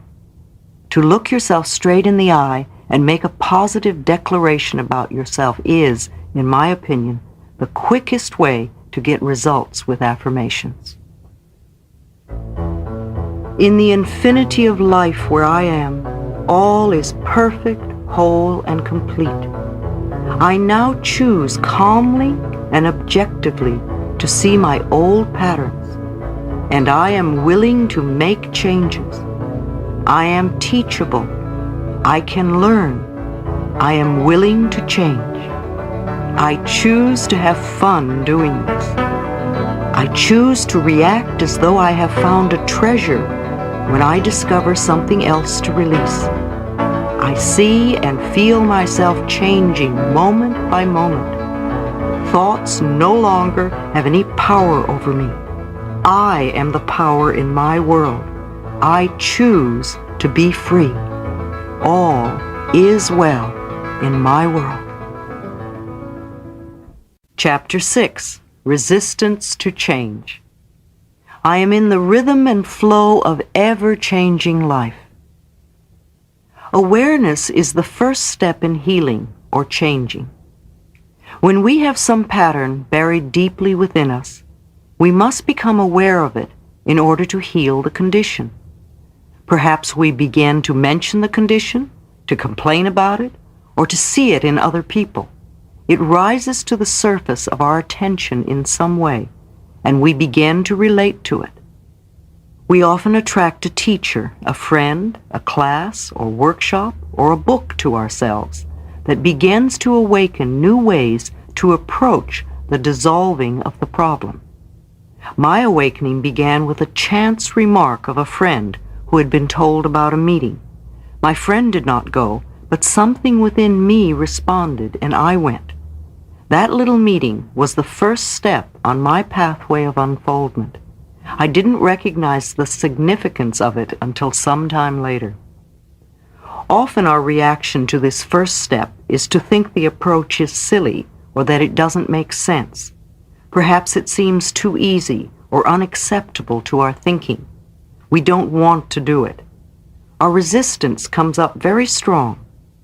We may even feel angry about the thought of doing it. Such a reaction is very good if we can understand that it is the first step in our healing process. I tell people that any reaction they may feel is there to show them they are already in the process of healing or changing. Many people think nothing is happening until the total healing takes place, but that is not true. The process begins the moment we begin to think about making a change. Impatience is only another form of resistance. It is resistance to learning and to changing. When we demand that it be done right now, completed at once, then we don't give ourselves time to learn the lessons involved with the problems we have created. If you want to move to another room, you have to get up and move step by step in that direction. Just sitting in your chair and demanding that you be in the other room will not work. It's the same thing. We all want our problems to be over with, but we don't want to do the small things that will add up to the solution. Now is the time to acknowledge our responsibility in having created the situation or condition. I'm not talking about having guilt, nor about being a bad person for being where you are. I am saying to acknowledge the power within you that transforms your every thought into experience. In the past, we unknowingly used this power to create things we did not want to experience. We were not aware of what we were doing. Now, by acknowledging our responsibility, We become aware and learn to use this power consciously in positive ways for our benefit. Often when I suggest a solution to the client, a new way to approach a matter of forgiving the person involved, I will see the jaw begin to clench and jut out and the arms cross tightly over the chest. Maybe even fists will form. Resistance is coming to the fore, and I know we have hit upon exactly what needs to be done. We all have lessons to learn. The things that are so difficult for us are only the lessons we have chosen for ourselves. If things are easy for us, then they are not lessons, but are things we already know. Lessons can be learned through awareness. If you think of the hardest thing for you to do and how much you resist it, then you're looking at your greatest lesson at the moment. Surrendering, giving up the resistance, and allowing yourself to learn what you need to learn will make the next step even easier. Don't let your resistance stop you from making the changes. We can work on two levels, looking at the resistance and still making the mental changes. Observe yourself. Watch how you resist, and then go ahead anyway.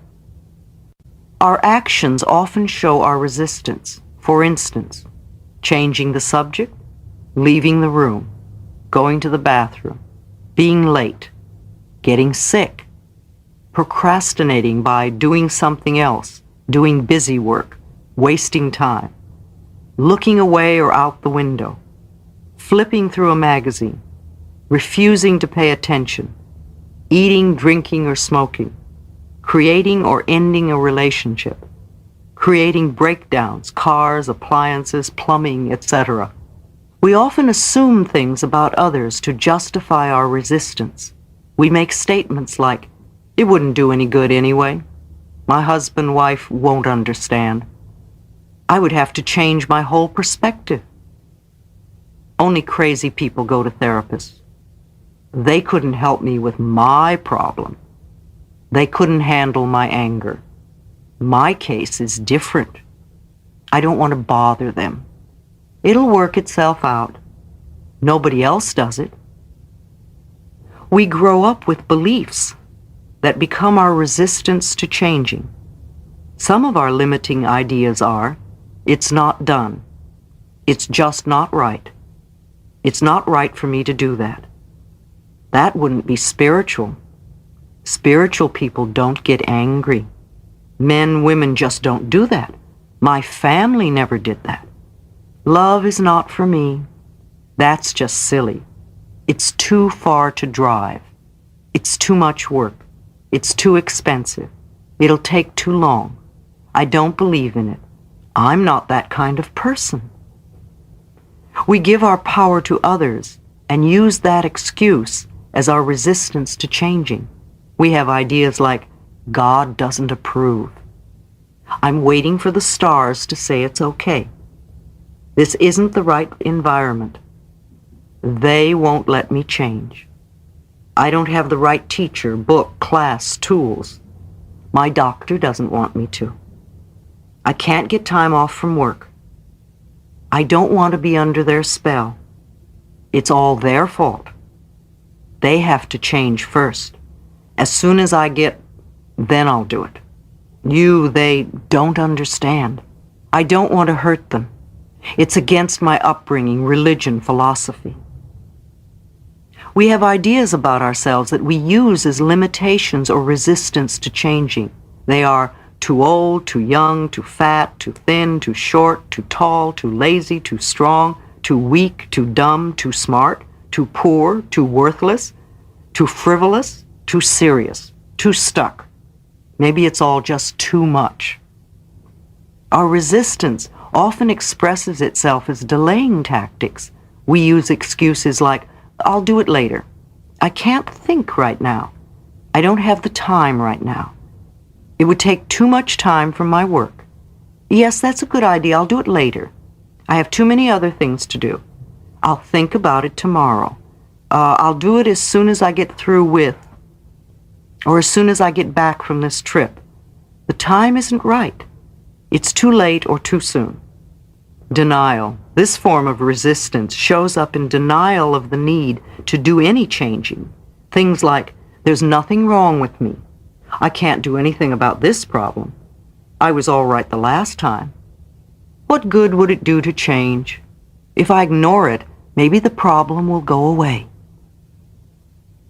By far, the biggest category of resistance is fear. Fear of the unknown. Listen to these. I'm not ready yet. I might fail. They might reject me. What would the neighbors think? I don't want to open that can of worms. I'm afraid to tell my husband or wife. I don't know enough. I might get hurt. I may have to change. It might cost me money. I would rather die first or get a divorce first. I don't want anyone to know I have a problem. I'm afraid to express my feelings. I don't want to talk about it. I don't have the energy. Who knows where I might end up? I may lose my freedom. It's too hard to do. I don't have enough money now. It might hurt my back. I wouldn't be perfect. I might lose my friends. I don't trust anyone. It might hurt my image. I'm not good enough. And on and on and on the list goes. Do you recognize some of these as the way you resist? Look for the resistance in these examples. A client came to me because she was in a lot of pain.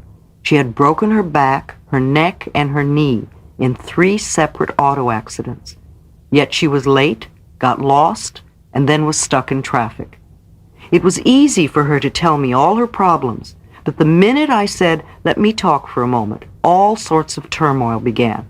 Her contact lenses began to bother her. She wanted to sit in another chair. She had to go to the bathroom.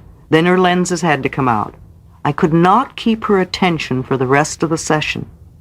It was all resistance. She wasn't ready to let go and be healed. I discovered her sister also had broken her back twice, and so had her mother.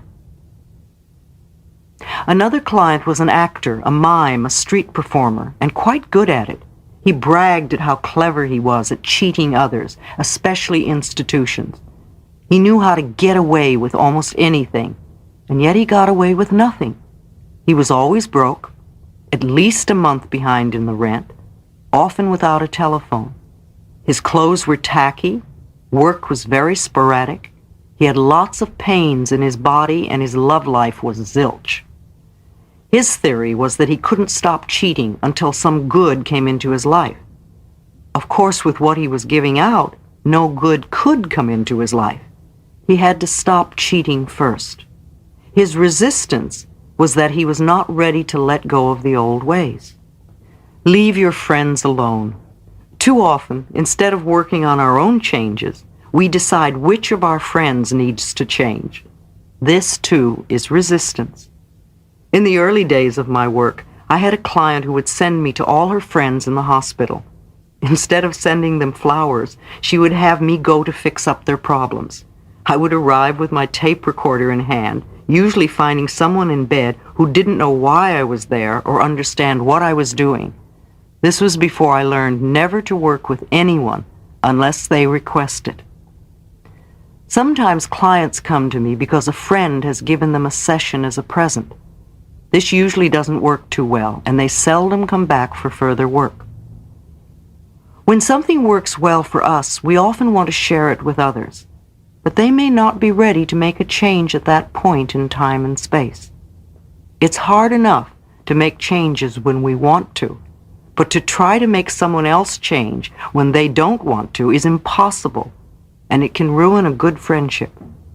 I push my clients because they come to me. I leave my friends alone. Mirror work. Mirrors reflect back to us our feelings about ourselves. They show us clearly the areas to be changed if we want to have a joyous, fulfilling life. I ask people to look in their eyes and say something positive about themselves every time they pass a mirror. The most powerful way to do affirmations is to look in a mirror and say them out loud. You are immediately aware of the resistance and can move through it quicker. Use it often for affirmations and to check where you are resisting and where you are open and flowing. Now, look in a mirror and say to yourself, I am willing to change. Notice how you feel. If you are hesitant, resistant, or just don't want to change, ask yourself why. What old belief are you holding on to? This is not a time to scold yourself. Just notice what is going on and what belief rises to the surface. That is the one that has been causing you a lot of trouble. Can you recognize where it came from? When we do our affirmations and they don't feel right or nothing seems to happen, it's so easy to say, oh, affirmations don't work. It's not that the affirmations don't work. It's that we need to do another step before we begin the affirmations. Repeated patterns show us our needs. For every habit we have, for every experience we go through over and over, for every pattern we repeat, there is a need within us for it. The need corresponds to some belief we have. If there were not a need, then we wouldn't have it, do it, or be it. There is something within us that needs the fat, the poor relationships, the failures, the cigarettes, the anger, the poverty, or abuse, or whatever it is that's a problem for us. How many times have we said, I won't ever do that again? And then before the day is up, we have the piece of cake, smoke the cigarette, say the hateful things to the ones we love, etc. Then we compound the whole problem by angrily saying to ourselves, oh, you have no willpower, no discipline, you're just weak. This only adds to the load of guilt we already carry. It has nothing to do with willpower or discipline. Whatever we are trying to release in our lives is just a symptom, an outer effect. Trying to eliminate the symptom without working on dissolving the cause is useless. The moment we release our willpower or discipline, the symptom crops up again. I say to clients, there must be a need in you for this condition or you wouldn't have it. Let's go back a step and work on the willingness to release the need. When the need is gone, you will have no desire for the cigarette or the overeating or the negative pattern. One of the first affirmations to use is, I am willing to release the need for the resistance, or the headache, or the constipation, or the excess weight, or the lack of money, or whatever. Say, I am willing to release the need for. If you are resisting at this point, then your other affirmations cannot work. The webs we create around ourselves need to be unwound. If you have ever untangled a ball of string, you know that yanking and pulling only makes it worse. Be gentle and patient with yourself as you untangle your own mental knots. Get help if you need it. Above all, love yourself in the process. The willingness to let go of the old is the key.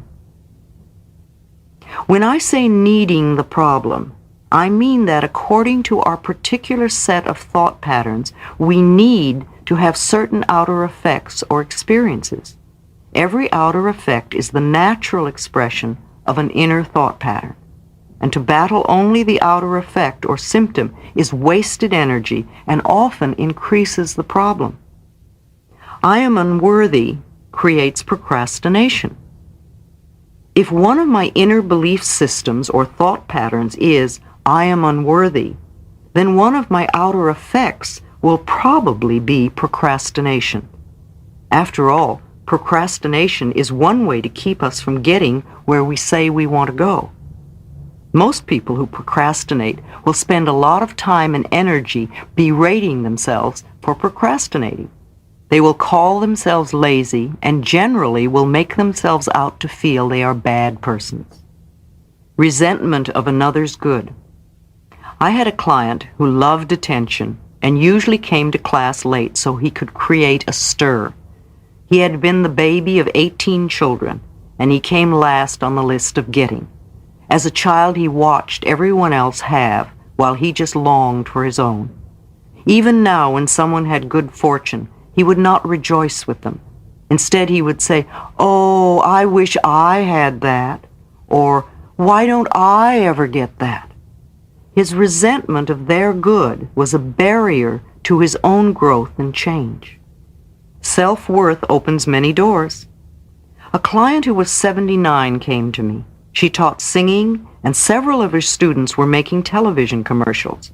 She wanted to do this, but was afraid. I supported her totally and explained, "There is nobody like you. Just be yourself." I said, "Do it for the fun of it. There are people out there looking for exactly what you have to offer. Let them know you exist." She called several agents and casting directors and said, "I'm a senior citizen and I want to do commercials." And in a short time, she had a commercial. And since then, she's never stopped working. I often see her on TV and in the magazines. New careers can start at any age, especially if you do it for the fun of it. Self-criticizing is totally missing the mark. It will only intensify the procrastination and laziness. The place to put the mental energy is into releasing the old and creating a new thought pattern. Say, "I am willing to release the need to be unworthy. I am worthy of the very best in life, and I now lovingly allow myself to accept it." As I spend a few days doing this affirmation over and over, my outer effect pattern of procrastination will automatically begin to fade. As I internally create a pattern of self-worth, then I no longer need to delay my own good. Do you see how this could apply to some of the negative patterns or outer effects in your own life? Let's stop wasting time and energy putting ourselves down for something we can't help doing if we have certain inner beliefs. Change the beliefs. No matter how you approach it or what subject matter we are talking about, we are only dealing with thoughts, and thoughts can be changed. When we want to change a condition, we need to say so. I am willing to release the pattern within me that is creating this condition. You can say this to yourself over and over every time you think of your illness or your problem. The minute you say it, you are stepping out of the victim class. You are no longer helpless. You are acknowledging your own power. You are saying, "I am beginning to understand that I created this. I now take my own power back. I am going to release this old idea and let it go." Self-criticism.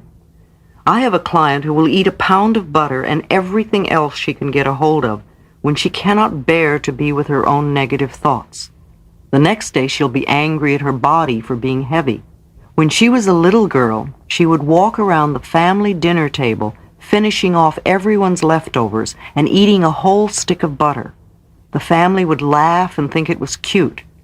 It was almost the only approval she got from her family. When you scold yourself, when you berate yourself, when you beat yourself up, who do you think you're treating this way? Almost all of our programming, both negative and positive, was accepted by us by the time we were 3 years old. Our experiences since then are based on what we accepted and believed about ourselves and about life at that time. The way we were treated when we were very little is usually the way we treat ourselves now. The person you are scolding is a 3-year-old child within you. If you are a person who gets angry at yourself for being afraid and fearful, think of yourself as being 3 years old. If you had a little 3-year-old child in front of you who was afraid, what would you do? Would you be angry at it? Or would you reach out your arms and comfort the child until it felt safe and at ease? The adults around you when you were a child may not have known how to comfort you at that time. Now you are the adult in your life, and if you're not comforting that child within you, then that is very sad indeed. What was done in the past is done, and it is over now. But this is present time, and you now have the opportunity to treat yourself the way you wish to be treated. Scolding yourself only makes you more frightened, and there's nowhere to turn. When the child within feels unsafe, it creates a lot of trouble. Remember how it felt to be belittled when you were young? It feels the same way now to that child within. Be kind to yourself. Begin to love and approve of yourself. That's what that little child needs in order to express itself at its highest potential. In the infinity of life where I am, all is perfect, whole, and complete. I see any resistance patterns within me only as something else to release. They have no power over me. I am the power in my world. I flow with the changes taking place in my life as best I can. I approve of myself and the way I am changing. I am doing the best I can. Each day gets easier. I rejoice that I am in the rhythm and flow of my ever-changing life. Today is a wonderful day. I choose to make it so. All is well in my world. Chapter 7. How to Change. I cross bridges with joy and with ease. I love how-tos. All the theory in the world is useless unless we know how to apply it and make a change. I have always been a very pragmatic, practical person with a great need to know how to do things. The principles we will be working with at this time are nurturing the willingness to let go, controlling the mind, learning how forgiveness of self and others releases us, releasing the need. Sometimes when we try to release a pattern, the whole situation seems to get worse for a while. This is not a bad thing. It is a sign that the situation is beginning to move. Our affirmations are working, and we need to keep going. Example, we are working on increasing prosperity, and we lose our wallet. We are working on improving our relationships, and we have a fight.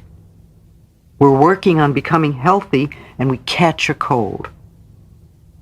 We're working on expressing our creative talents and abilities, and we get fired. Sometimes the problem moves in a different direction, and we begin to see and understand more.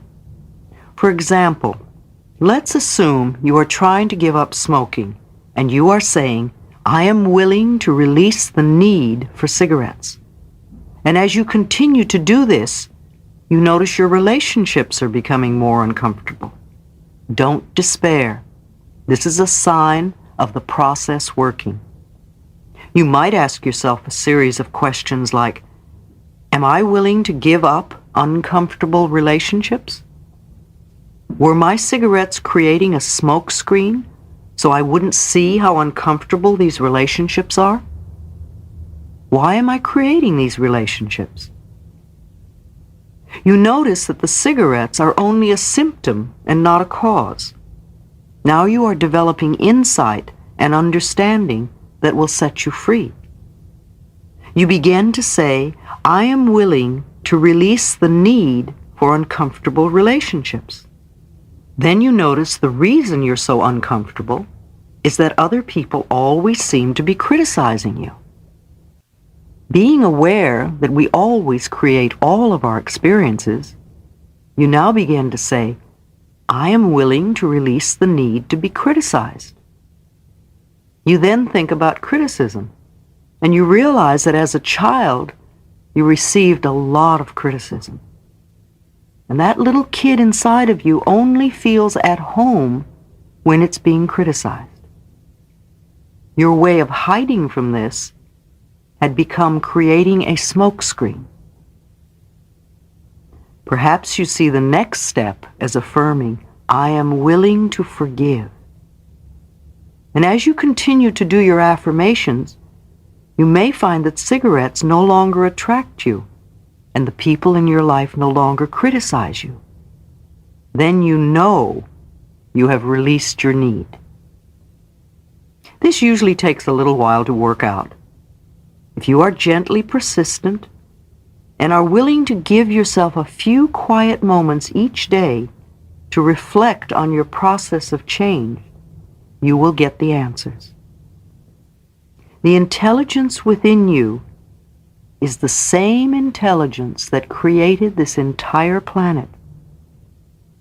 Trust your inner guidance to reveal to you whatever it is you need to know.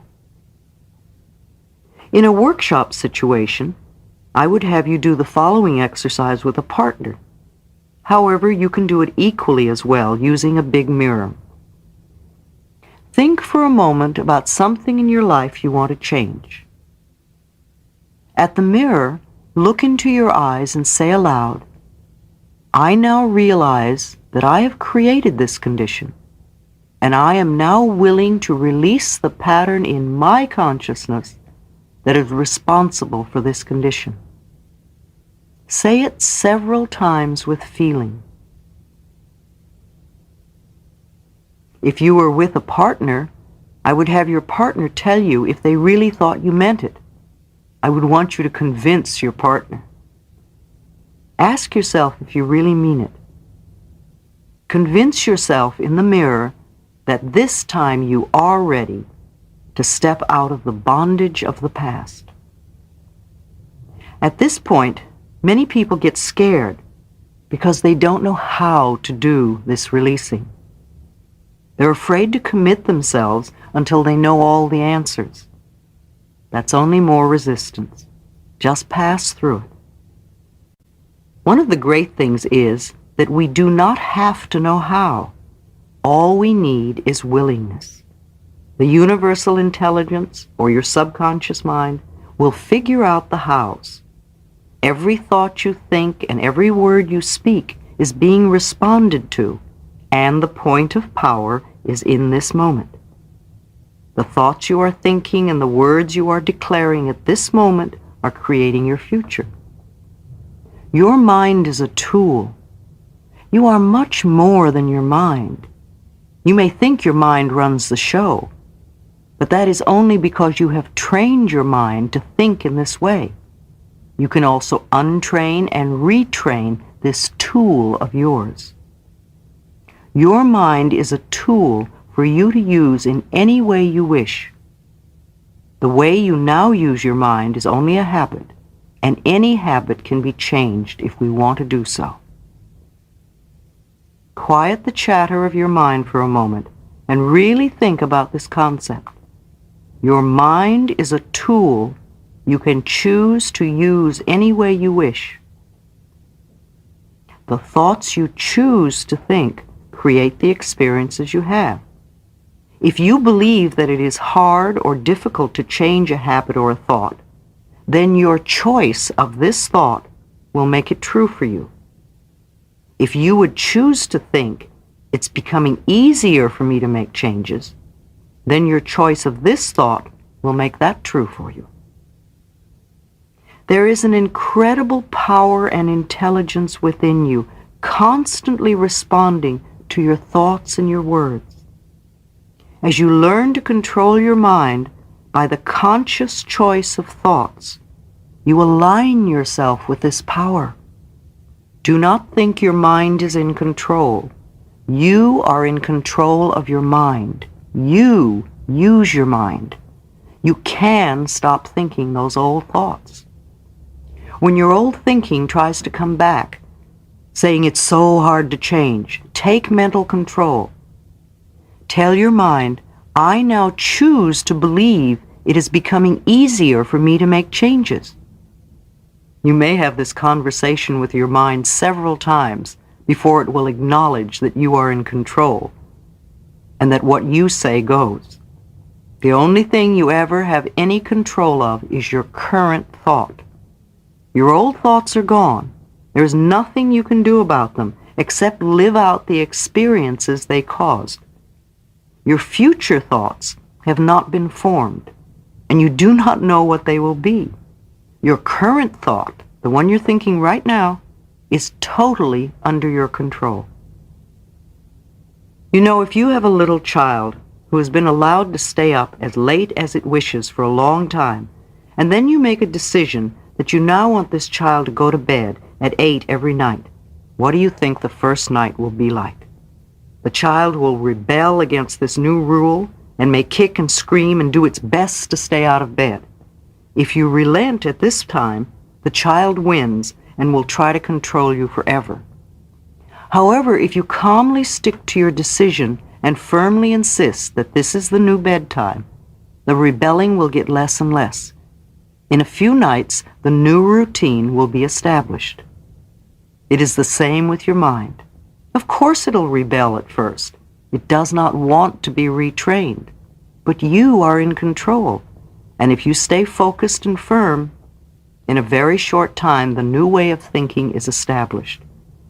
And you will realize that you are not a helpless victim of your thoughts, but rather a master of your own mind. Let's do an exercise, letting go. Close your eyes. Take a deep breath. As you exhale, allow all the tension to leave your body. Let your scalp and your forehead and your face relax. Let your tongue and your throat and your shoulders relax. Let your back and your abdomen and your pelvis relax. Let your breathing be at peace as you relax your legs and feet. Is there a big change in your body? Notice how much you hold on. If you are doing it with your body, you're doing it with your mind. In this relaxed, comfortable position, say with me, I am willing to let go. I release all tension. I release all fear. I release all anger. I release all guilt. I release all sadness. I let go of all old limitations. I let go and I am at peace. I am at peace with myself. I am at peace with the process of life. I am safe. Repeat this exercise several times. Feel the ease of letting go. Repeat it whenever you feel thoughts of difficulty coming up. It takes practice for the routine to become a part of you. Place yourself in this peaceful state first, and it becomes easy for your affirmations to take hold. You become open and receptive. There is no need to struggle or stress or strain. Just relax and think the appropriate thoughts. I assure you, it is this easy. Physical releasing. Sometimes we need to experience a physical letting go. Experiences and emotions become locked in the body. Screaming in the car with all the windows rolled up can be very releasing if we've been stifling our verbal expression. Beating the bed or kicking pillows is a harmless way to release pent-up anger, as is playing tennis or running. A while ago I had a pain in my shoulder for a day or two, and I tried to ignore it, but it wouldn't go away. Finally I sat down and I asked myself, what's happening here? What am I feeling? It feels like burning, burning, burning. That means anger. What are you angry about? I couldn't think what I was angry about. So I said, well, let's see if we can find out. And I put 2 large pillows on the bed, and I began to hit them with a lot of energy. And after about 12 hits, I realized exactly what I was angry about. It was so clear. So I beat the pillows even harder and made some noise and released the emotions from my body. And when I got through, I felt much better. And the next day, my shoulder was fine.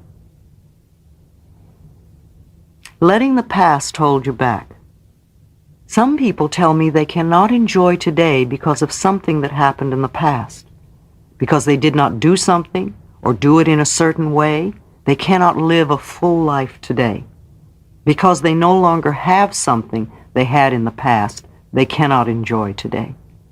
Because they were hurt in the past, they will not accept love now.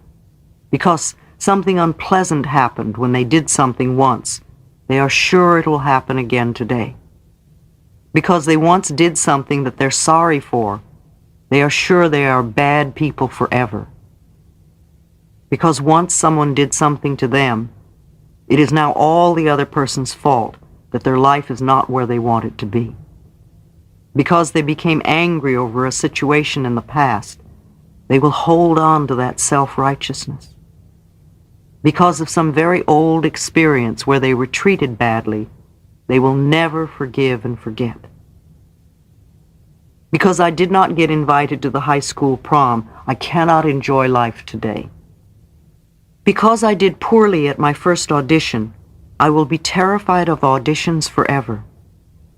Because I am no longer married, I cannot live a full life today. Because my first relationship ended, I can no longer be open to love. Because I was hurt by a remark once, I will never trust anyone again. Because I stole something once, I must punish myself forever. Because I was poor as a child, I will never get anywhere. What we often refuse to realize is that holding on to the past, no matter what it was or how awful it was, is only hurting us. They really don't care. Usually they are not even aware. We are only hurting ourselves by refusing to live this moment to the fullest. The past is over and done and cannot be changed. Even when we grunge about the past, we experience our memory of it in this moment, and we lose the real experience of this moment in the process. Exercise, releasing. Let us now clean up the past in our minds. Release the emotional attachment to it. Allow the memories to be just memories. If you think back to what you used to wear in the 3rd grade, usually there is no emotional attachment. It's just a memory. And it can be the same for all the past events in our lives. As we let go, we become free to use all of our mental power to enjoy this moment and to create a grand future. Make a list of all the things you are willing to let go. How willing are you to do this? Notice your reactions. What will you have to do to let these things go? How willing are you to do so? What is your resistance level? All right, let's move to forgiveness. Forgiveness of ourselves and of others releases us from the past. The Course in Miracles says over and over that forgiveness is the answer to almost everything. I know that when we are stuck, it usually means there is some more forgiving to be done. When we do not flow freely with life in the present moment, it usually means we are holding on to a past moment. It can be regret, sadness, hurt, fear, or guilt, blame, anger, resentment, and sometimes even the desire for revenge. Each one of these states comes from a space of non-forgiveness, a refusal to let go and come into the present moment. Love is always the answer to healing of any sort, and the pathway to love is forgiveness. Forgiveness dissolves resentment. There is an old Emmett Fox exercise for dissolving resentment that always works. He recommends that you sit quietly, close your eyes, and allow your mind and body to relax. Then imagine yourself sitting in a darkened theater, and in front of you is a small stage. And on that stage, place the person you resent the most. It could be past or present, living or dead. When you see this person clearly, visualize good things happening to this person, things that would be meaningful to them. See them smiling and happy. Hold this image for a few minutes and then let it fade away. And I like to add another step. As they leave the stage, put yourself up there and see good things happening to you, and see yourself smiling and happy. And be aware that the abundance of the universe is available for all of us. This exercise dissolves the dark clouds of resentment most of us carry. For some, it will be very difficult to do. Each time you do it, you may get a different person. Do it once a day for a month, and notice how much lighter you feel. Here's an exercise for revenge. Those on the spiritual pathway know the importance of forgiveness. For some of us, there is a step that is necessary before we can totally forgive. Sometimes the little kid in us needs to have revenge before it is free to forgive. For that, this exercise is very helpful. Close your eyes, sit quietly and peacefully, and think of the person who is hardest to forgive. And what would you really like to do to them? What do they need to do to get your forgiveness? And imagine that happening now. And really get into the details. How long do you want them to suffer or do penance? And when you feel complete, condense time and let it be over forever. And usually at this point you feel lighter and it's easier to think about forgiveness.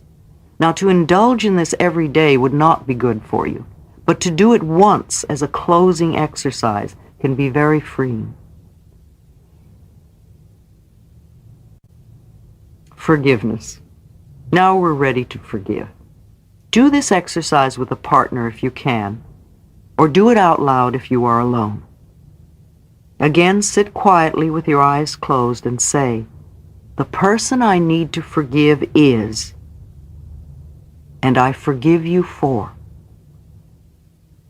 The person I need to forgive is, and I forgive you for. And do this over and over. You will have many things to forgive some for, and only one or two to forgive others for. If you have a partner, let them say to you, "Thank you, and I set you free now." If you do not, then imagine the person you are forgiving saying it to you. Do this for at least 5 or 10 minutes. Search your heart for the injustices you still carry, and then let them go. When you have cleared as much as you can for now, turn your attention to yourself and say out loud to yourself, "I forgive myself for." And do this for another 5 minutes or so. These are powerful exercises and good to do at least once a week to clear out any remaining rubbish. Some experiences are easy to let go, and some we have to chip away at until suddenly one day they just let go and dissolve. Here's another good exercise. Begin to visualize yourself as a little child of 5 or 6, and look deeply into this little child's eyes. See the longing that is there, and realize that there is only one thing this little child wants from you, and that is love. So reach out your arms and embrace this child. Hold it with love and tenderness. Tell it how much you love it. how much you care. Admire everything about this child and say that it's okay to make mistakes while learning. And promise that you'll always be there no matter what. And then let this little child get very small until it's just the size to fit into your heart. And put it there so whenever you look down, you can see this little face looking up at you, and you can give it lots of love. Now visualize your mother as a little girl of 4 or 5, frightened and looking for love and not knowing where to find it. Reach out your arms and hold this little girl and let her know how much you love her, how much you care. Let her know she can rely on you to always be there, no matter what. And when she quiets down and begins to feel safe, let her get very small, just the size to fit into your heart. Put her there with your own little child and let them give each other lots of love. Now imagine your father as a little boy of 3 or 4, frightened and crying and looking for love. See the tears rolling down his little face as he doesn't know where to turn. You have become good at comforting frightened little children. So reach out your arms and hold his trembling little body. Comfort him. Croon to him. Let him feel how much you love him. Let him feel that you will always be there for him. And when his tears are dry, and you feel the love and peace in his little body, let him get very small, just the size to fit into your heart. Put him there, so those 3 little children can give each other lots of love, and you can love them all. There is so much love in your heart that you could heal the entire planet. But just for now, let us use this love to heal you. Feel a warmth beginning to glow in your heart center, a softness, a gentleness. And let this feeling begin to change the way you think and talk about yourself. In the infinity of life where I am, all is perfect, whole, and complete. Change is the natural law of my life. I welcome change. I am willing to change. I choose to change my thinking. I choose to change the words I use. I move from the old to the new with ease and with joy. It is easier for me to forgive than I thought. Forgiving makes me feel free and light. It is with joy that I learn to love myself more and more. The more resentment I release, the more love I have to express. Changing my thoughts makes me feel good. I am learning to choose to make today a pleasure to experience. All is well in my way. Chapter 8, Building the New. The answers within me come to my awareness with ease. I don't want to be fat. I don't want to be broke. I don't want to be old. I don't want to live here. I don't want to have this relationship. I don't want to be like my mother or father. I don't want to be stuck in this job. I don't want to have this hair, this nose, this body. I don't want to be lonely. I don't want to be unhappy. I don't want to be sick. What you put your attention on grows. These statements show how we are culturally taught to fight the negative mentally, thinking that if we do so, the positive will automatically come to us. It doesn't work that way. How often have you lamented about what you didn't want? Did it ever bring you what you really wanted? Fighting the negative is a total waste of time if you really want to make changes in your life. The more you dwell on what you don't want, the more of it you create. The things about yourself or your life that you've always disliked are probably still with you. What you put your attention on grows and becomes permanent in your life. Move away from the negative and put your attention on what it is you really do want to have or be.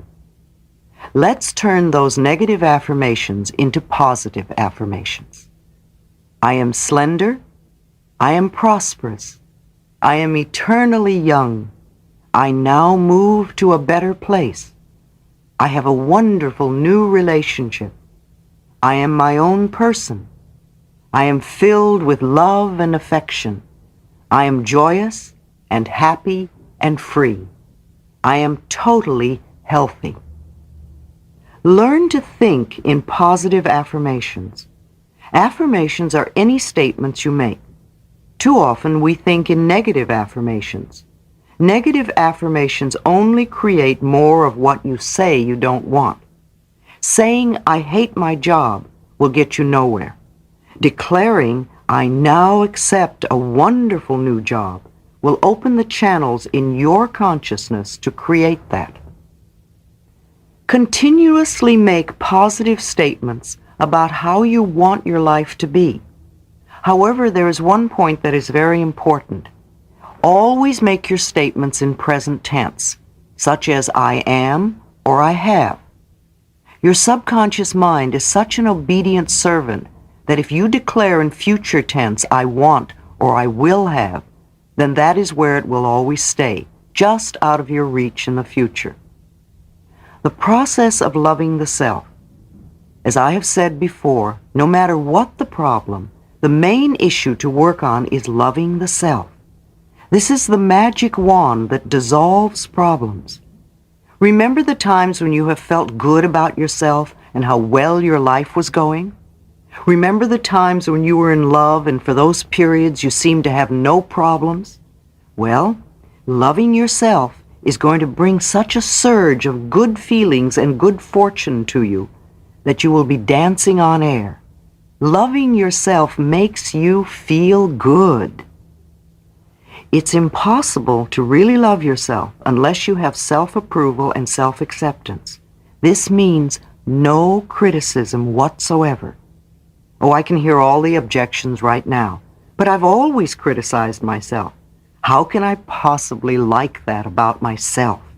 My teachers, parents, lovers always criticized me. How will I be motivated?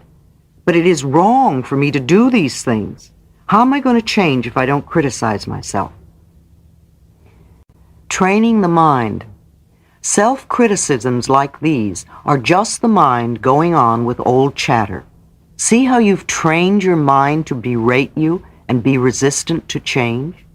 Ignore those thoughts and get on with the important work at hand. Let's go back to an exercise we did earlier. Look into the mirror again and say, I love and approve of myself exactly as I am. How does that feel now? Is it a little easier after the forgiveness work we have done? This is still the main issue. Self-approval and self-acceptance are the keys to positive changes. In the days when my own self-denial was so prevalent, I would occasionally slap my own face. I didn't know the meaning of self-acceptance. My belief in my own lacks and limitations was stronger than anything anyone else could say to the contrary. If someone told me I was loved, My immediate reaction was, why? What could they possibly see in me? Or the classic thought, if they only knew what I was really like inside, they wouldn't love me. I was not aware that all good begins with accepting that which is within oneself and loving that self which is you. It took quite a while to develop a peaceful, loving relationship with myself. First, I used to hunt for the little things about myself I thought were good qualities. Even this helped, and my own health began to improve. Good health begins with loving the self. So do prosperity and love and creative self-expression. Later, I learned to love and approve of all of me, even those qualities I thought were not good enough. That was when I really began to make progress. Exercise. I approve of myself. I have given this exercise to hundreds of people, and the results are phenomenal. For the next month, say over and over and over to yourself, I approve of myself. I approve of myself. Do this 300 or 400 times a day, at least. No, it's not too many times. When you are worrying, you go over your problem at least that many times. Let I approve of myself become a walking mantra, something you just say over and over and over to yourself, almost non-stop. Saying I approve of myself is guaranteed to bring up everything buried in your consciousness that is in opposition. When the negative thought comes up like, how can you approve of yourself when you are fat? Or it's silly to think this can do any good, or you're no good, or whatever your negative babble will be, this is the time to take mental control. Give it no importance. Just see the thought for what it is, another way to keep you stuck in the past. Gently say to this thought, I let you go. I approve of myself. Even considering doing this exercise can bring up a lot of stuff, like it feels silly, or it doesn't feel true, or it's a lie, it sounds stuck up, or how can I approve of myself when I do that? Just let them all pass through. These are only resistance thoughts. They have no power over you unless you choose to believe them. I approve of myself. I approve of myself. I approve of myself. No matter what happens, no matter who says what to you, no matter who does what to you, just keep it going. In fact, when you can say that to yourself, when someone is doing something you don't approve of, you will know you are growing and changing. Thoughts have no power over us unless we give it to them. Thoughts are only words strung together. They have no meaning whatsoever. Only we give meaning to them, and we choose what sort of meaning we give to them. Let us choose to think thoughts that nourish and support us. Part of self-acceptance is releasing other people's opinions. If I were with you and kept telling you, you are a purple pig, you are a purple pig, you are a purple pig, you would either laugh at me or get annoyed with me and think I was crazy. It would be most unlikely that you would think it was true. Yet many of the things we have chosen to believe about ourselves are just as far out and untrue. To believe that your self-worth is dependent on the shape of your body is your version of believing that you are a purple pig. Often what we think of as the things wrong with us are only our expressions of our own individuality. This is our uniqueness and what is special about us. Nature never repeats itself. Since time began on this planet, there have never been two snowflakes alike, nor two raindrops the same. And every daisy is different from every other daisy. Our fingerprints are different, and we are different. We are meant to be different. When we can accept this, then there is no competition and no comparison. To try to be like another is to shrivel our soul.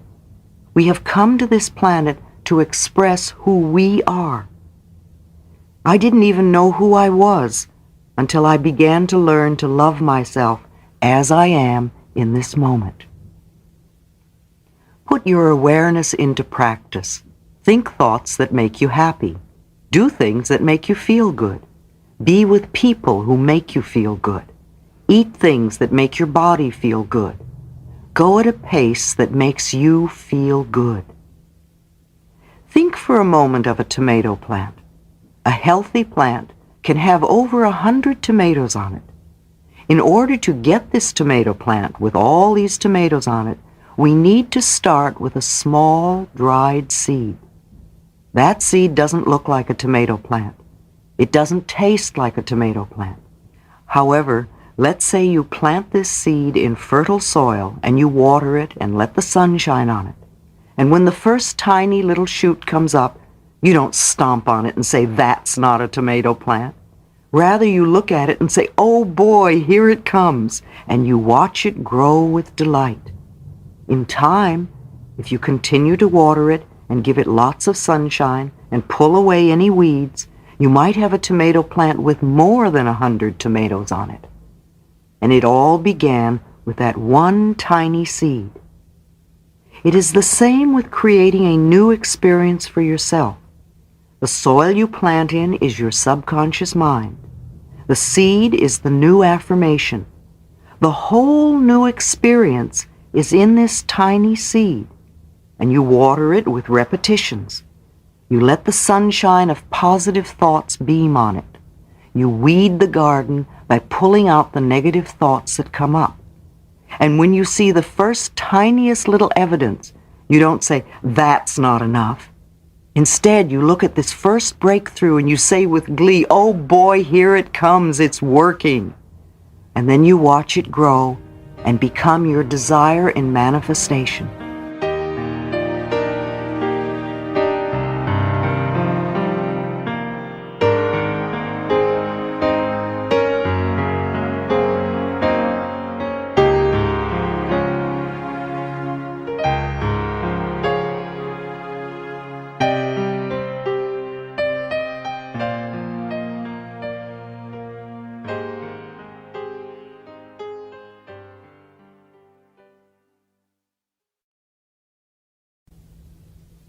Meditation in any of its forms is a wonderful way to quiet the mind and allow your own knowingness to come to the surface. I usually sit with my eyes closed and say, "What is it I need to know?" And then wait quietly for an answer. If the answer comes, fine. If it doesn't, fine. It will come another day. There are groups that do workshops for all different tastes, such as insight training, loving relationships training, EST, advocate experience, the Ken Keyes group, actualizations, and many more. Many of these groups do weekend workshops. These weekends give you a chance to see a whole new viewpoint about life, just as my own weekend workshops do. No one workshop will totally clear up all your problems forever. However, they can assist you in changing your life in the here and now. In the spiritual realm, there is prayer, there is meditation, and becoming connected with your higher source. Practicing forgiveness and unconditional love, to me, are spiritual practices. There are many spiritual groups. In addition to the Christian churches, there are metaphysical churches like Religious Science and Unity. There are the Self-Realization Fellowships, the Movement of Inner Spiritual Awareness, Transcendental Meditation, the Siddha Foundation, and many more. There are many avenues you can explore. If one way doesn't work for you, try another. All these suggestions have proved to be beneficial. I cannot say which one is right for you. That is something you will have to discover for yourself. No one method or one person or one group has all the answers for everyone. I don't have all the answers for everyone. I'm just one more stepping stone on the pathway to holistic health. In the infinity of life where I am, all is perfect, whole, and complete. My life is ever new. Each moment of my life is new and fresh and vital. I use my affirmative thinking to create exactly what I want. This is a new day. I am a new me. I think differently. I speak differently. I act differently.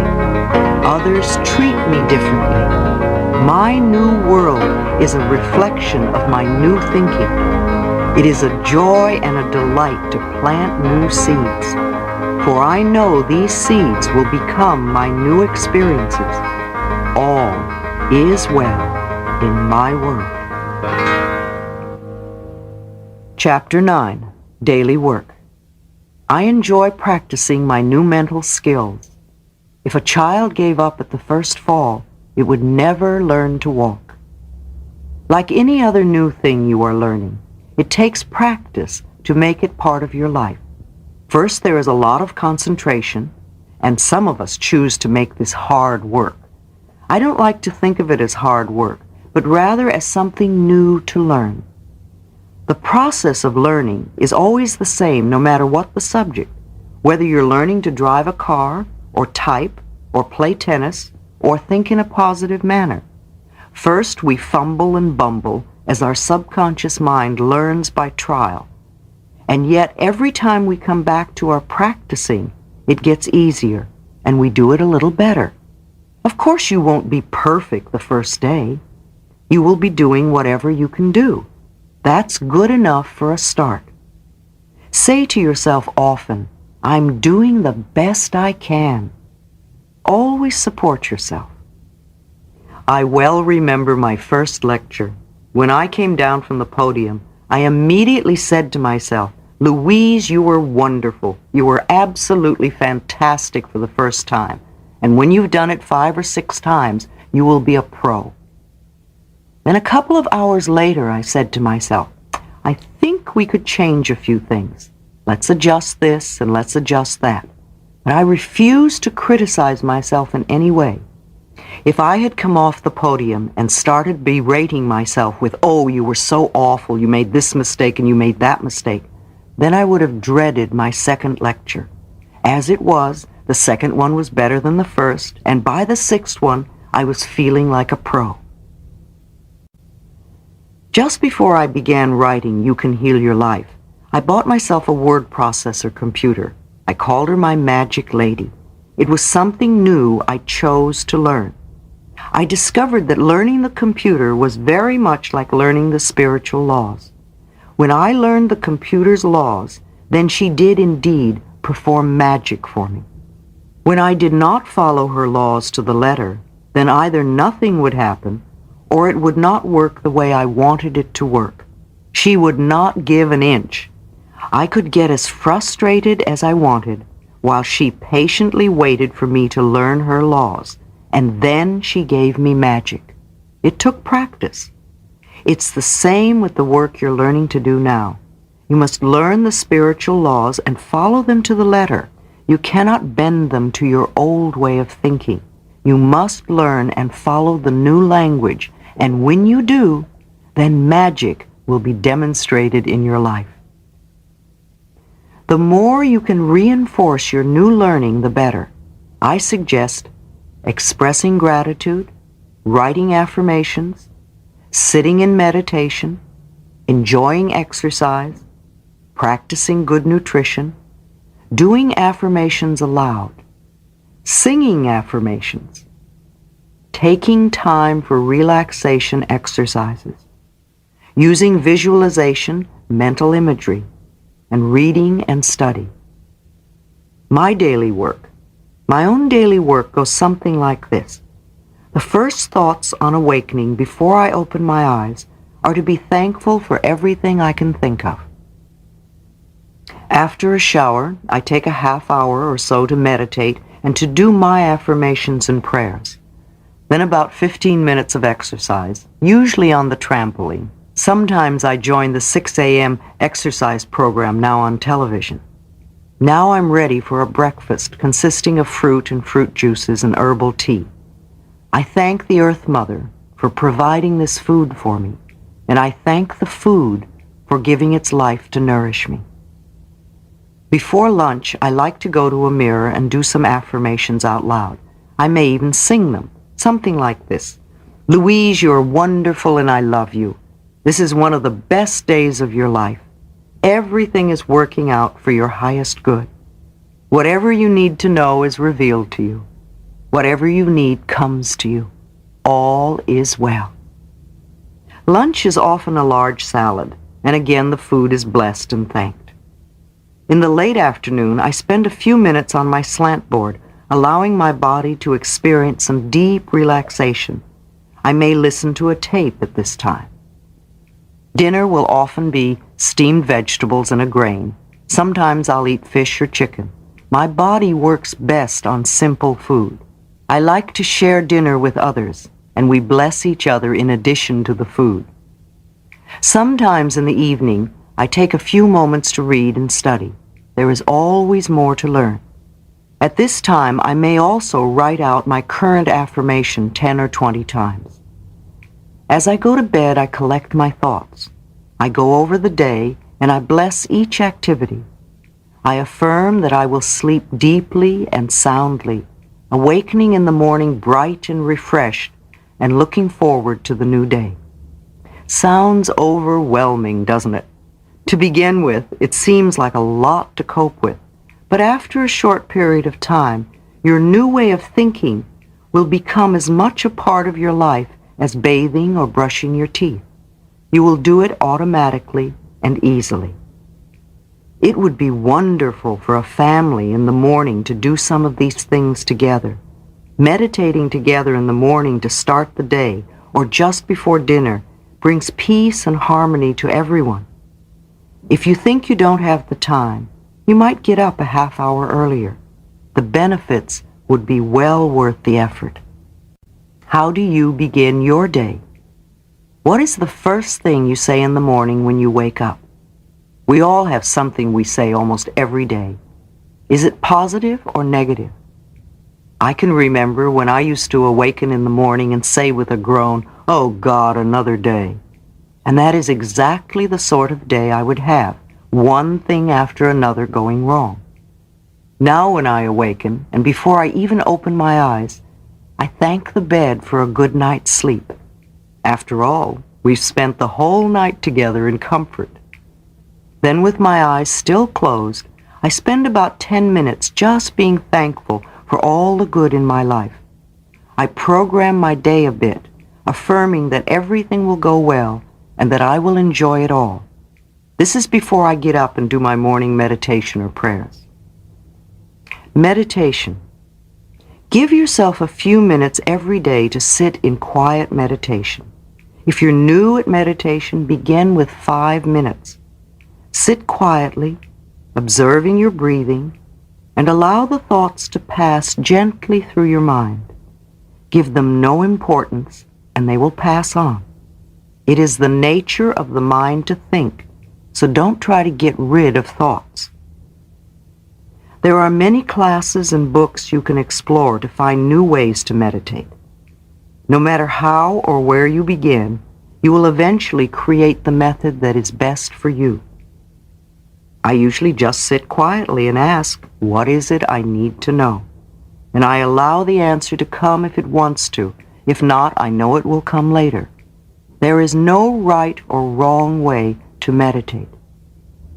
Another form of meditation is to sit quietly and observe the breath as it goes in and out of your body. As you inhale, count 1. As you exhale, count 2. Continue counting until you get to 10, and then begin again at 1. If you find your mind doing the laundry list, begin again at 1. If you notice your counting takes you to 25 or so, just go back to 1. There was one client who seemed to me to be so bright and intelligent. Her mind was unusually clever and quick, and she had a great sense of humor.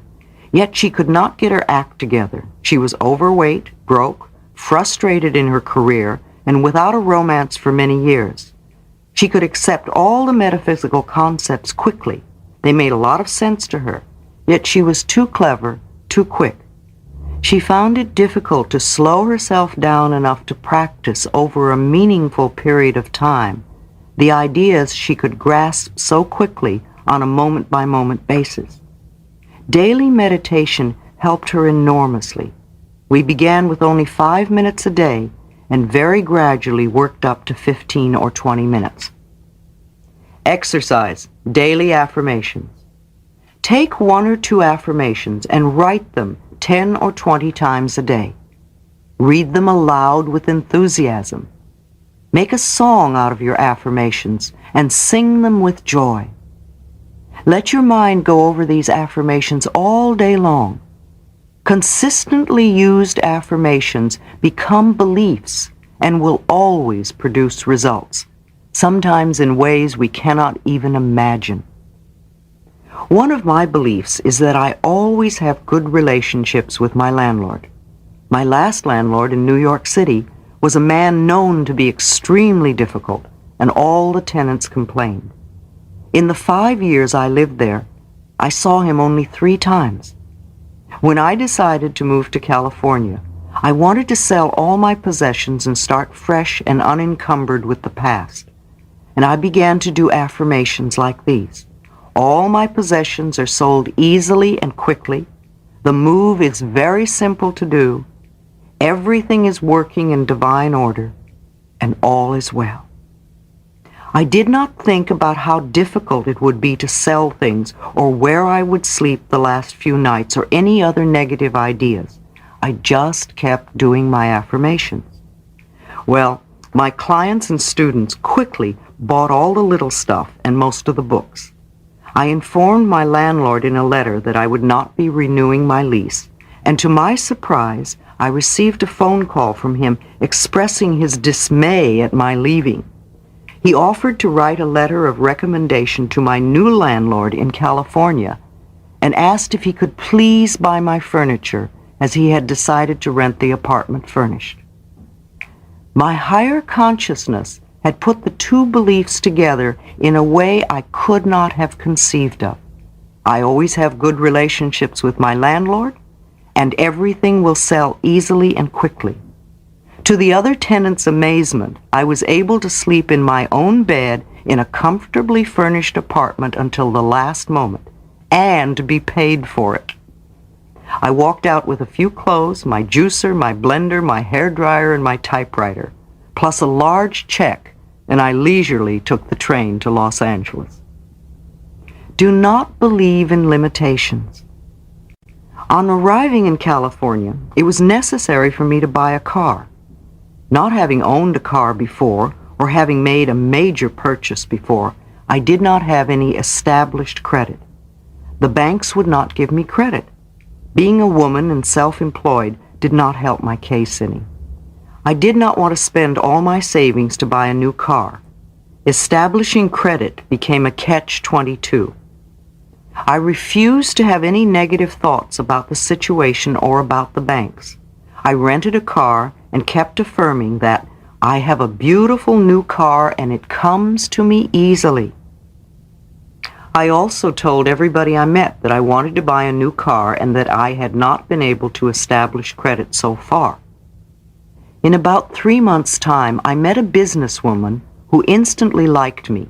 When I told her my story about the car, she said, "Oh, well, I'll take care of that."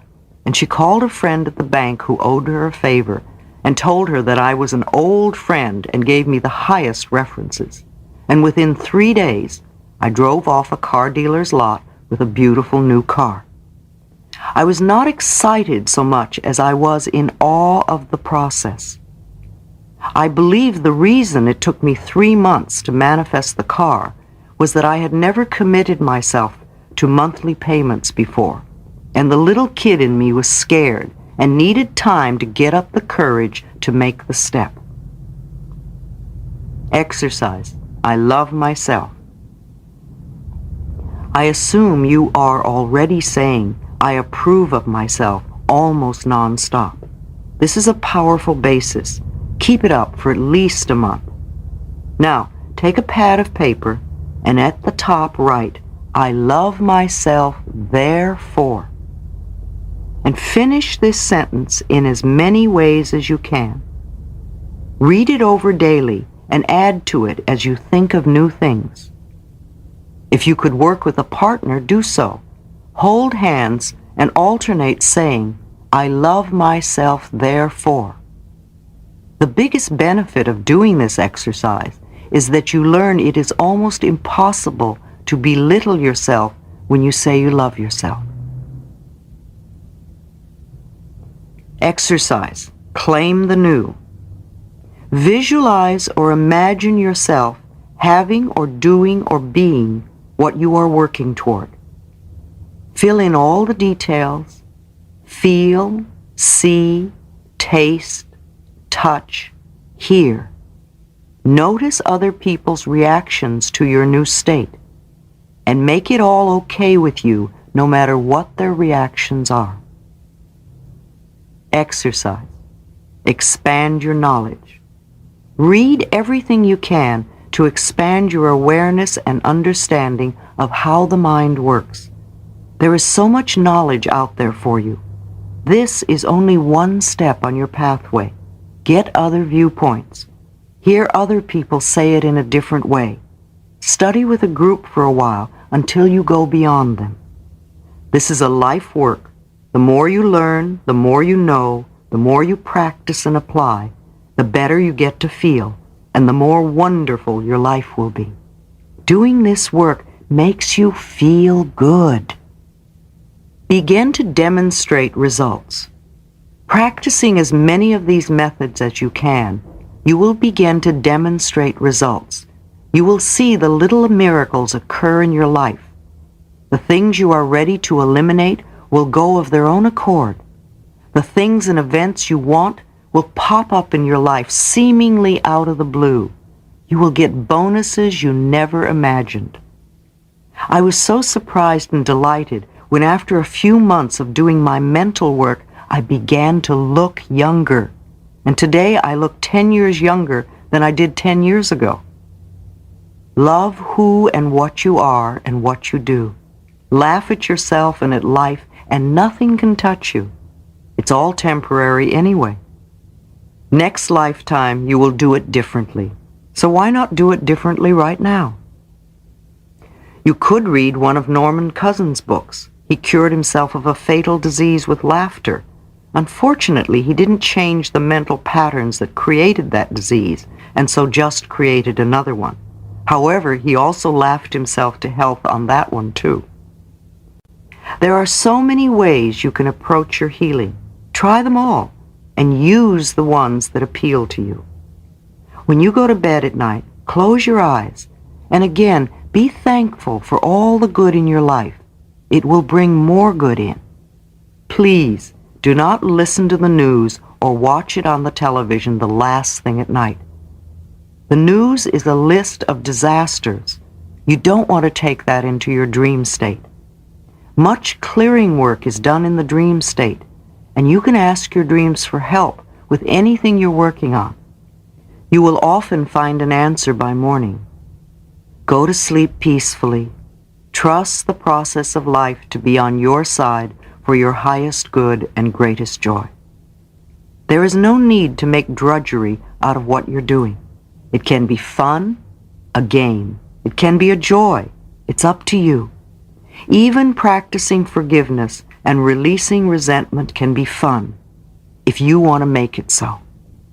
Make up a little song about that person or situation that is so hard to release. When you sing a ditty, it lightens up the whole procedure. When I work with clients, I bring laughter into the procedure as soon as I can. The quicker we can laugh about the whole thing, the easier it is to let go.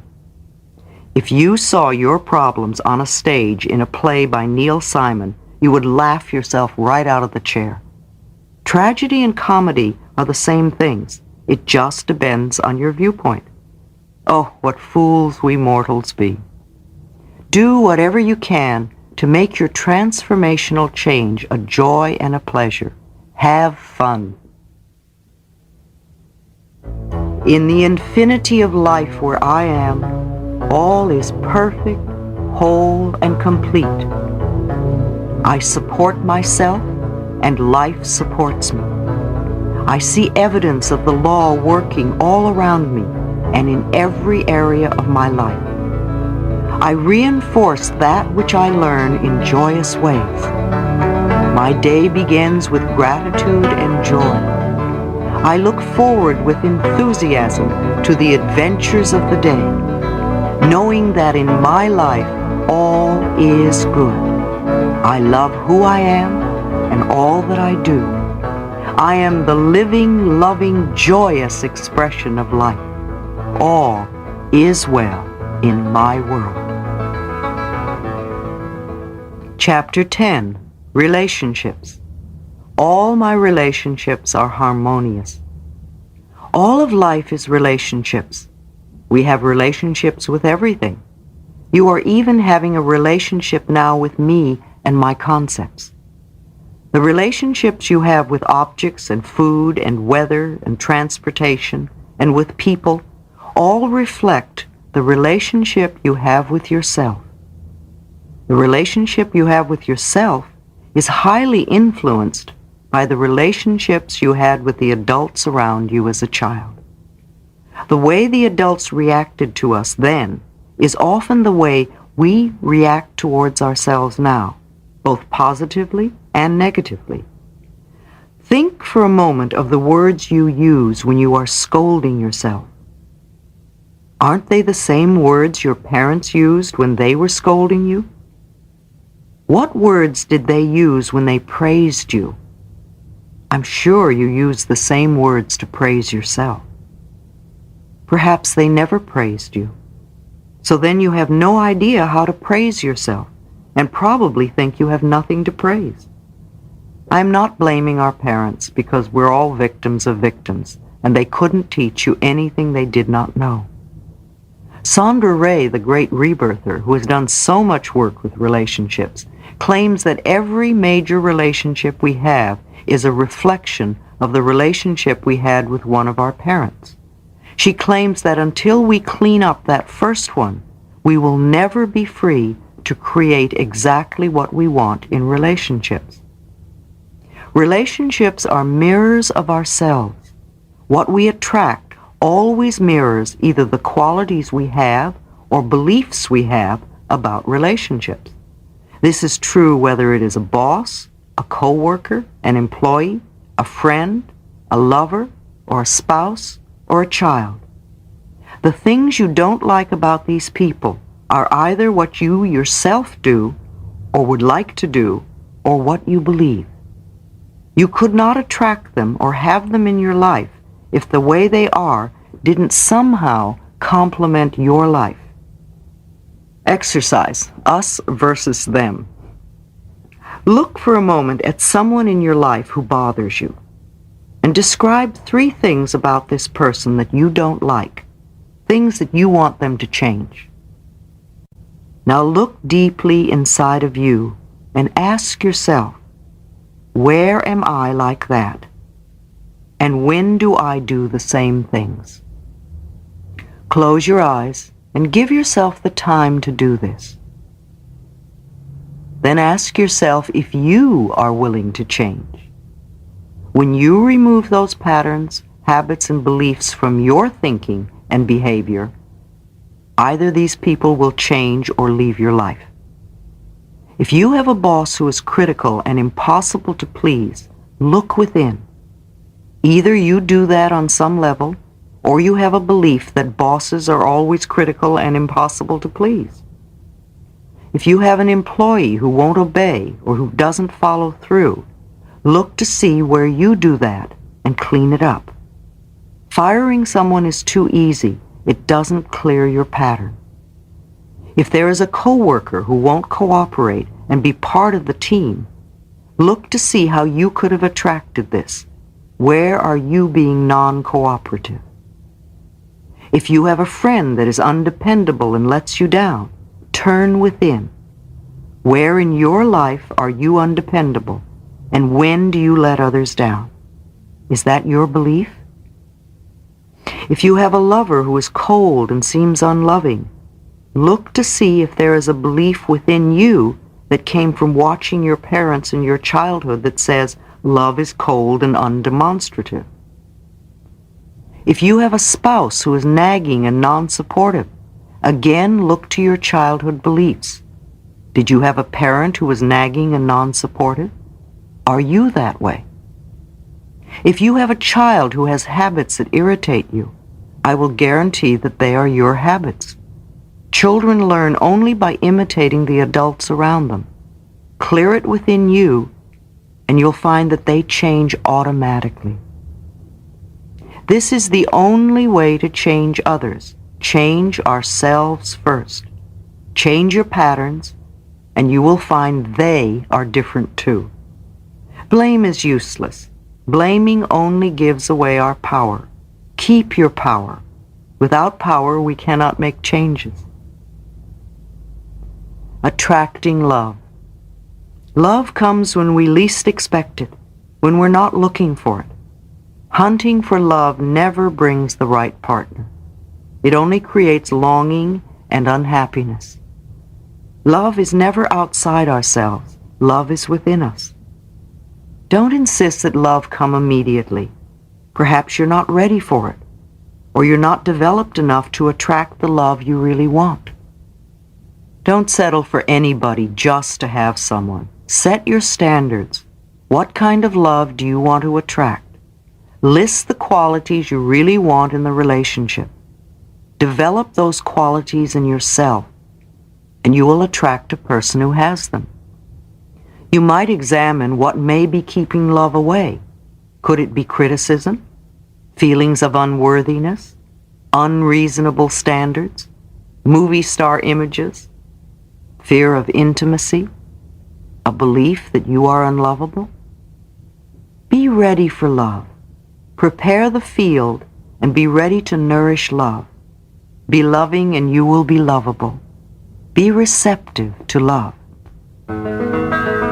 In the infinity of life where I am, all is perfect, whole, and complete. I live in harmony and balance with everyone I know. Deep at the center of my being, there is an infinite well of love. I now allow this love to flow to the surface.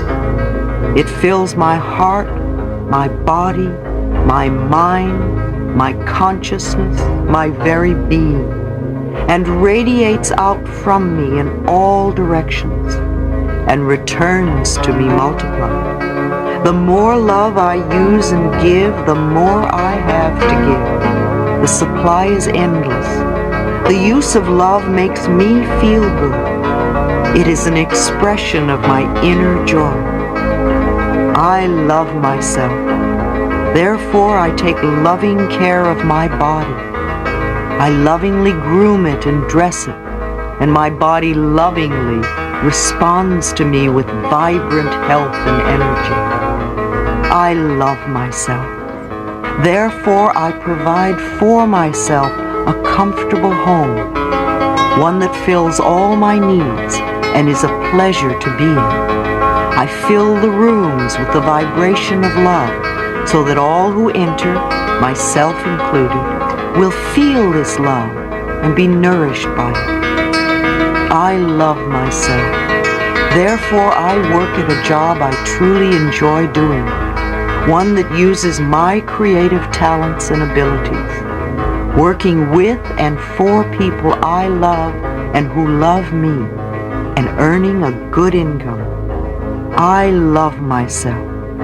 Therefore, I behave and think in a loving way to all people, for I know that that which I give out returns to me multiplied. I only attract loving people in my world, for they are a mirror of what I am. I love myself. Therefore, I forgive and totally release the past and all past experiences, and I am free. I love myself. Therefore, I live totally in the now, experiencing each moment as good, and knowing that my future is bright and joyous and secure. For I am a beloved child of the universe, and the universe lovingly takes care of me now and forevermore. All is well in my world.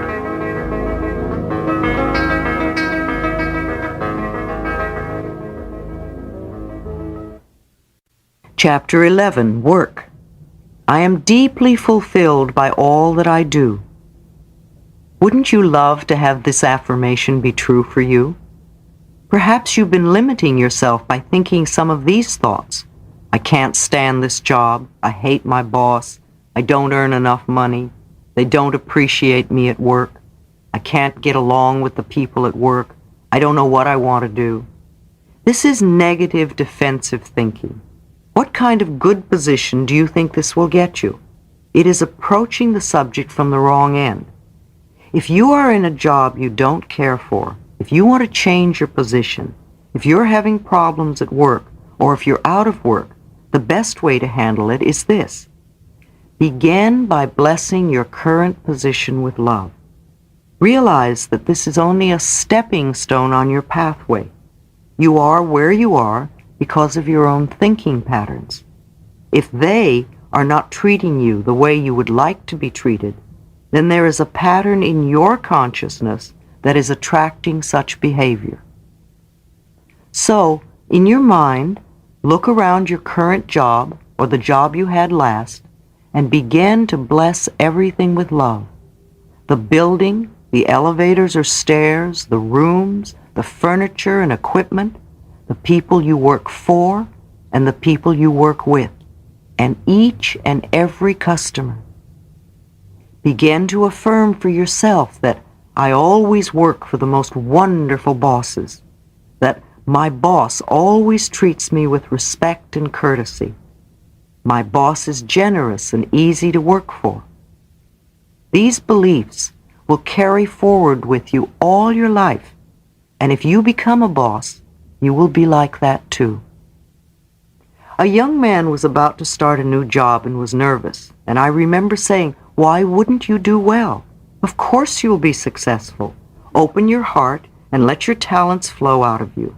Bless the establishment, the people you work with and the people you work for, and each and every customer with love, and all will go well."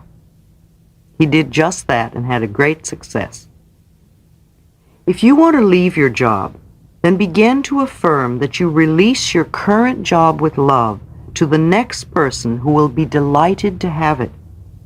Know that there are people out there looking for exactly what you have to offer, and that you are being brought together on the checkerboard of life even now. A good affirmation for work. I am totally open and receptive to a wonderful new position, one that uses all my talents and abilities and allows me to express myself creatively in ways that are fulfilling to me. I work with and for people who I love and who love and respect me, in a wonderful location and earning good money. If there is someone at work who bothers you, again, bless them with love every time you think of them. In each and every one of us is every single quality. While we may not choose to do so, we are all capable of being a Hitler or a Mother Teresa. If this person is critical, begin to affirm that he or she is loving and full of praise.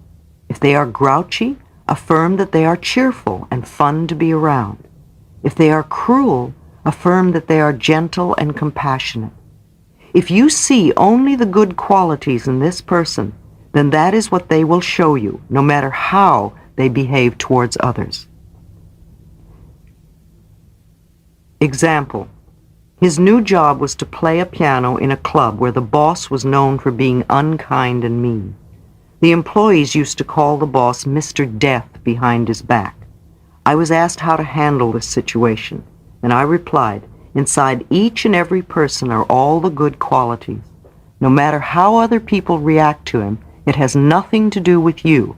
Every time you think of this boss, bless him with love. Keep affirming for yourself, I always work for wonderful bosses. He took my advice and did exactly that. My client began to receive warm greetings, and the boss soon began to slip him bonuses and hired him to play in several other clubs. The other employees who were sending out negative thoughts to the boss were still being mistreated. If you like your job but feel you're not getting paid enough, then begin to bless your current salary with love. Expressing gratitude for what we already have enables it to grow. Affirm that you are now opening your consciousness to a greater prosperity, and that part of that prosperity is an increased salary. Affirm that you deserve a raise, not for negative reasons, but because you are a great asset to the company and they want to share their profits with you. Always do the best you can on the job, for then the universe will know that you are ready to be lifted out of where you are to the next and even better place. Your consciousness puts you where you are now. Your consciousness will either keep you there or lift you to a better position. It's up to you.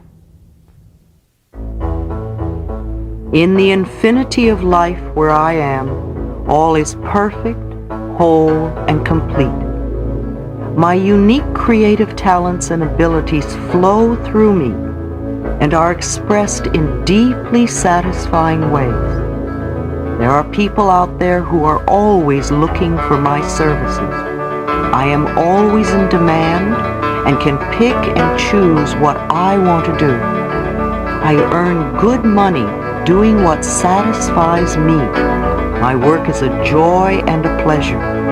All is well in my world.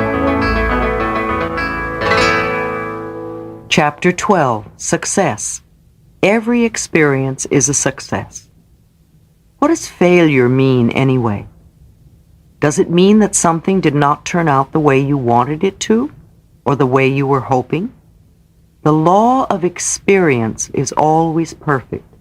We outpicture our inner thoughts and beliefs perfectly. You must have left out a step or had an inner belief that told you you did not deserve or that you felt unworthy. It's the same way as when I work with my computer. If there's a mistake, it's always me. It is something I have not done to comply with the laws of the computer. It only means that there is something else for me to learn. The old saying, if at first you don't succeed, try again, is so true. It doesn't mean beat yourself up and try the same old way again. It means recognize your error and try another way until you learn to do it correctly. I think it's our natural birthright to go from success to success all our life. If we are not doing that, either we are not in tune with our innate capabilities, or we do not believe it can be true for us, or we do not recognize our successes. When we set standards that are much too high for where we are at this moment, standards that we cannot possibly achieve right now, then we will always fail. When a little child is learning to walk or talk, we encourage it and praise it for every tiny improvement the child makes. The child beams and eagerly tries to do better. Is this the way you encourage yourself when you're learning something new? Or do you make it harder to learn because you tell yourself that you're stupid or clumsy or a failure? Only by practicing over and over do we learn the new and make it a natural part of us. When you watch an accomplished professional in any field, you are looking at innumerable hours of practice. Don't do what I used to do. I would refuse to try anything new because I didn't know how to do it and I didn't want to appear foolish. Learning is making mistakes until our subconscious mind can put together the right pictures. It doesn't matter how long you've been thinking of yourself as a failure. You can begin to create a success pattern now. We need to plant the seeds of success. These seeds will grow into an abundant harvest. Here are some success affirmations you can use. Divine intelligence gives me all the ideas I can use. Everything I touch is a success. There is plenty for everyone, including me. There are plenty of customers for my services. I establish a new awareness of success. I move into the winning circle. I am a magnet for divine prosperity. I am blessed beyond my fondest dreams. Riches of every sort are drawn to me.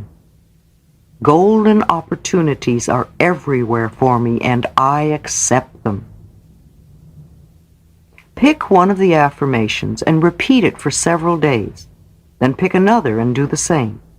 Allow these ideas to fill your consciousness. Don't worry about how to accomplish this. The opportunities will come your way. Trust the intelligence within you to lead you and guide you. You deserve to be a success in every area of your life.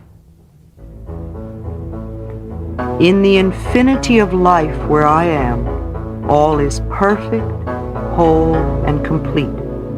I am one with the power that created me. I have within me all the ingredients for success. I now allow success to flow through me and manifest in my world. Whatever I am guided to do will be a success. I learn from every experience. I go from success to success and from glory to glory. My pathway is a series of stepping stones to ever greater successes. All is well in my world. Chapter 13, Prosperity. I deserve the best and I accept the best now. If you want this affirmation to be true for you, then you do not want to believe any of the following statements. Money doesn't grow on trees. Money is filthy and dirty. I am poor but clean or good. I don't want to have money and be stuck up. I will never get a good job. I will never make any money. Money goes out faster than it comes in. I'm always in debt. Poor people can never get out from under. My parents were poor and I will be poor. Artists have to struggle. Only people who cheat have money. Everyone else comes first. Oh, I couldn't charge that much. I don't deserve. I'm not good enough to make money. Never tell anyone what I have in the bank. Don't lend money. A penny saved is a penny earned. Save for a rainy day.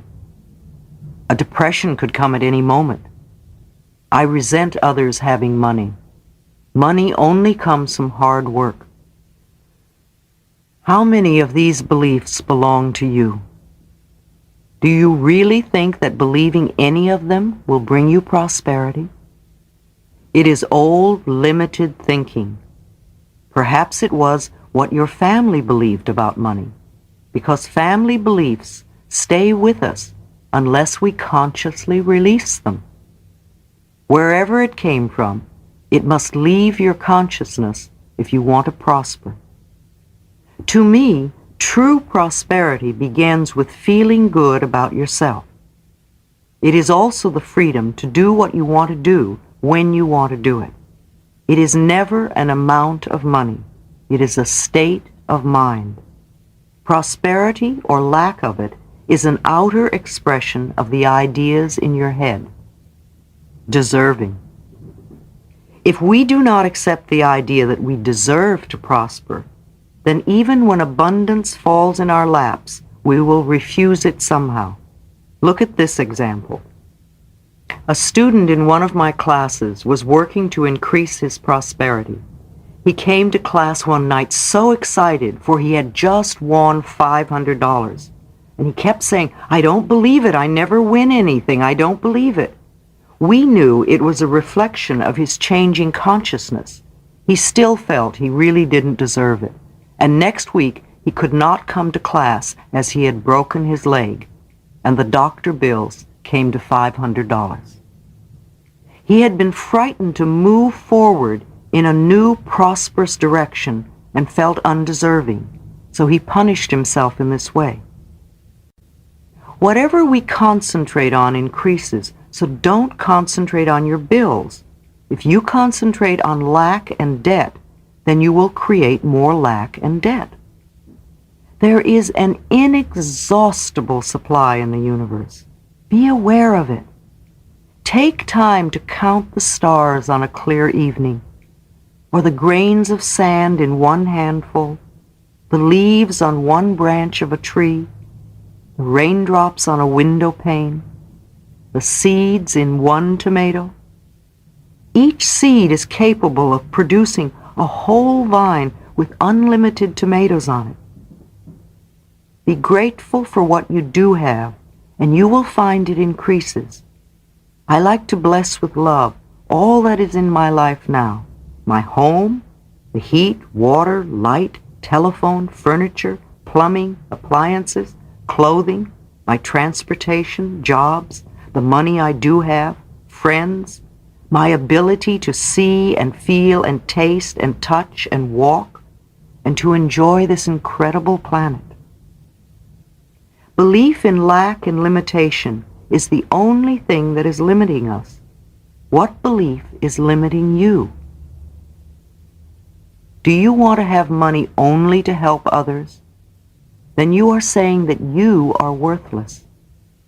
And be sure you're not rejecting prosperity now. If a friend invites you to lunch or dinner, accept with joy and pleasure. Don't feel that you're just trading with people. If you get a gift, accept it graciously.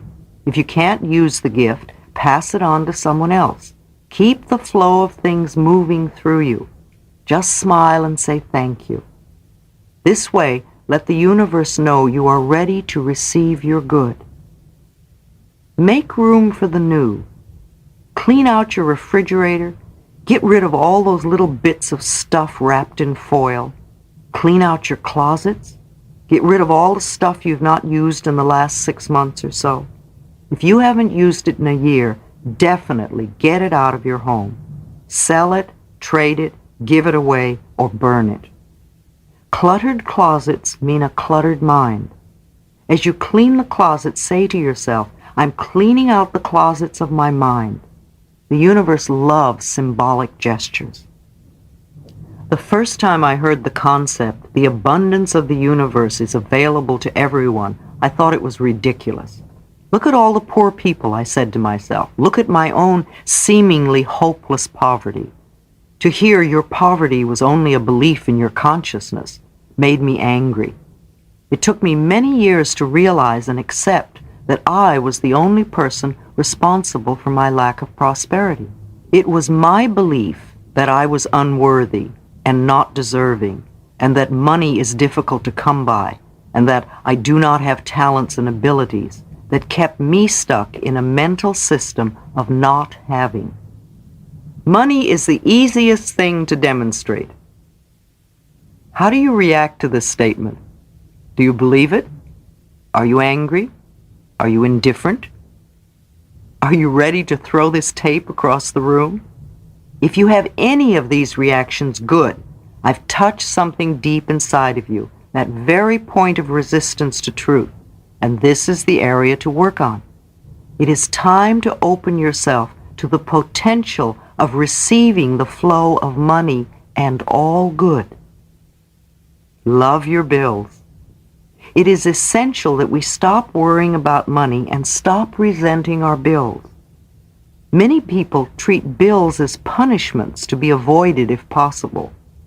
A bill is an acknowledgement of our ability to pay.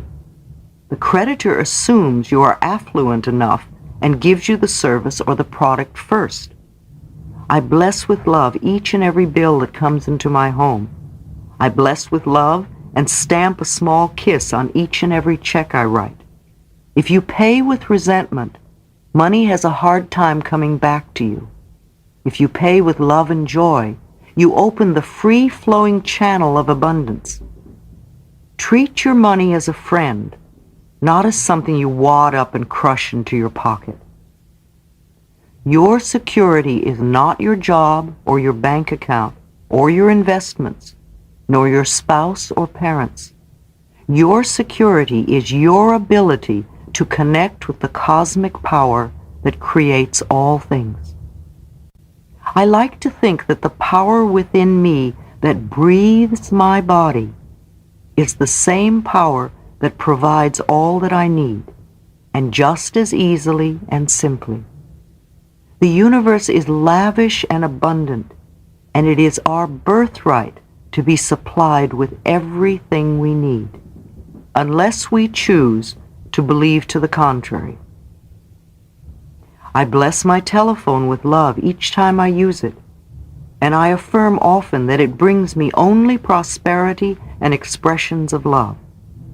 I do the same with my mailbox, and each day it is filled to overflowing with money and love letters of all kinds from friends and clients and far-off readers of my book. The bills that come in I rejoice over, thanking the companies for trusting me to pay. I bless my doorbell and the front door, knowing that only good comes into my home. I expect my life to be good and joyous, and it is. These ideas are for everyone. He was a hooker and wanted to increase his business, so he came to me for a prosperity session. He felt he was good at his profession and wanted to make $100,000 a year. I gave him the same ideas I'm giving you, and soon he had money to put into Chinese porcelains. He spent so much time at home, he wanted to enjoy the beauty of his ever-increasing investments. Rejoice in others' good fortune. Don't delay your own prosperity by being resentful or jealous that someone else has more than you. Don't criticize the way they choose to spend their money. It's none of your business. Each person is under the law of their own consciousness. Just take care of your own thoughts. Bless another's good fortune and know that there is plenty for all. Are you a stingy tipper? Do you stiff washroom attendants with some self-righteous statement? Do you ignore the porters in your office or apartment building at Christmas time? Do you pinch pennies when you don't need to, buying day-old vegetables or bread? Do you do your shopping in a thrift shop? Or do you always order the cheapest thing on the menu? There is a law of demand and supply. Demand comes first. Money has a way of coming to where it's needed. The poorest family can almost always get together the money for a funeral. Visualization, the ocean of abundance. Your prosperity consciousness is not dependent on money. Your flow of money is dependent upon your prosperity consciousness. As you conceive of more, more will come into your life. I love the visualization of standing at the seashore, looking out at the vast ocean, and knowing that this ocean is the abundance that is available to me. Look down at your hands and see what sort of container you're holding. Is it a teaspoon, a thimble with a hole in it, a paper cup, a glass, a tumbler, a pitcher, a bucket, a wash tub? Or perhaps you have a pipeline connected to this ocean of abundance. Look around you and notice that no matter how many people are there, and no matter what kind of container they have, there is plenty for everyone. You cannot rob another, and they cannot rob you. And in no way can you drain the ocean dry. Your container is your consciousness, and it can always be exchanged for a larger container. Do this little exercise often to get the feeling of expansion and unlimited supply. Open your arms. I sit at least once a day with my arms stretched out to the side and say, I am open and receptive to all the good and abundance in the universe. It gives me a feeling of expansion. The universe can only distribute to me what I have in my consciousness, and I can always create more in my consciousness. It's like a cosmic bank. I make mental deposits by increasing my awareness of my own abilities to create. Meditation, treatments, and affirmations are mental deposits. Let's make a habit of making daily deposits. Just having more money is not enough. We want to enjoy the money. Do you allow yourself to have pleasure with money? If not, why not? A portion of everything you take in can go to pure pleasure. Did you have any fun with your money last week? Why not? What old belief is stopping you? Let it go. Money does not have to be a serious subject in your life. Put it into perspective. Money is a means of exchange, and that's all it is. What would you do and what would you have if you didn't need money? Jerry Gillis, who has written Money Love, one of the best books I know on money, suggests that we create a poverty penalty for ourselves. Every time we think or say a negative about our money situation, we fine ourselves a certain amount and put it in a container. At the end of the week, we have to spend this money on pleasure. We need to shake up our money concepts. I have found it easier to teach a seminar on sexuality than one on money. People get very angry when their money beliefs are being challenged. Even people who come to a seminar wanting desperately to create more money in their lives will go crazy when I try to change their limiting beliefs. I am willing to change. I am willing to release old negative beliefs. Sometimes we have to work with these two affirmations a lot in order to open the space to begin creating prosperity. Let's release the fixed income mentality. Do not limit the universe by insisting that you have only a certain salary or income. That salary or income is a channel. It is not your source. Your supply comes from one source, the very universe itself. There are an infinite number of channels. We must open ourselves to them. We must accept in consciousness that supply can come from anywhere and everywhere.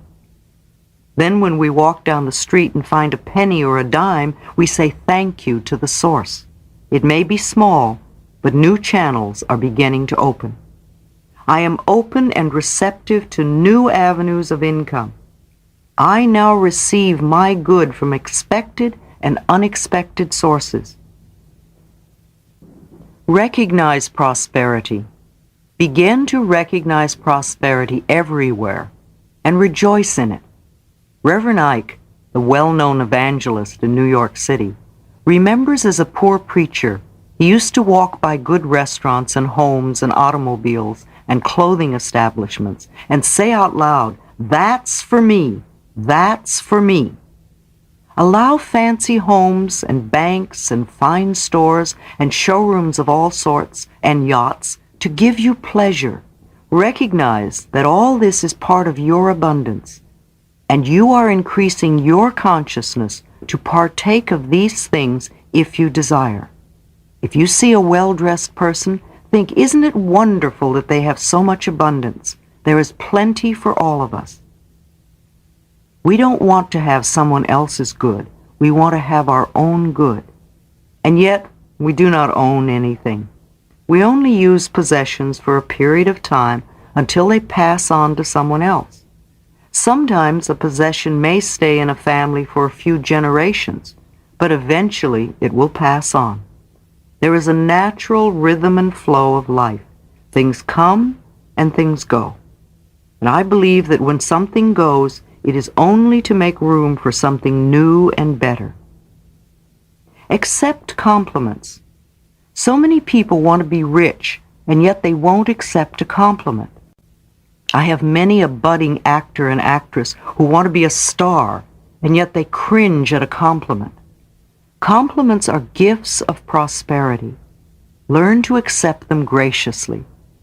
My mother taught me early to smile and say thank you when I received a compliment or a gift, and it's been an asset all my life. It's even better to accept the compliment and return it so that the giver feels as though they have received a gift. It is a way of keeping the flow of good going. Rejoice in the abundance of being able to awaken each morning and experience a new day. be glad to be alive, to be healthy, to have friends, to be creative, to be a living example of the joy of living. Live to your highest awareness. Enjoy your transformational process. In the infinity of life where I am, all is perfect, whole, and complete. I am one with the power that created me. All my needs and desires are met before I even ask. I am divinely guided and protected, and I make choices that are beneficial for me. I rejoice in others' successes, knowing there is plenty for us all. I am constantly increasing my conscious awareness of abundance, and this reflects in a constantly increasing income. My good comes from everywhere and everyone. All is well in my world. Chapter 14, The Body. I listen with love to my body's messages. I believe we create every so-called illness in our body. The body, like everything else in life, is a mirror of our inner thoughts and beliefs. The body is always talking to us if we will take the time to listen. Every cell within your body responds to every single thought you think, every word you speak. Continuous modes of thinking and speaking produce body behaviors and postures and eases or diseases. The person who has a permanently scowling face did not produce that by having joyous, loving thoughts. Older people's faces and bodies show so clearly a lifetime of thinking patterns. How will you look when you are elderly? Now let's explore a few of the more common conditions of just how we create these problems. Not every mental equivalent is 100% true for everyone. However, it does give us a point of reference to begin our search for the cause of the dis-ease. Many people working in the alternative healing therapies use Heal Your Body, my first book, with their clients and find the mental causes run 90 to 95% true. Now the head represents us. This is what we show the world. It is how we are recognized. When something is wrong in the head area, it usually means we feel something is very wrong with us. The hair represents strength. When we are tense and afraid, we often create those bands of steel that originate in the shoulder muscles and come up over the top of the head and sometimes even down around the eyes. The hair shaft grows up through the hair follicle. When there is tension in the scalp, the hair shaft can be squeezed so tightly that the hair can no longer breathe. It dies and falls out. If this tension is continued and the scalp is not relaxed, then the follicle remains so tight that the new hair cannot grow through. The result is baldness.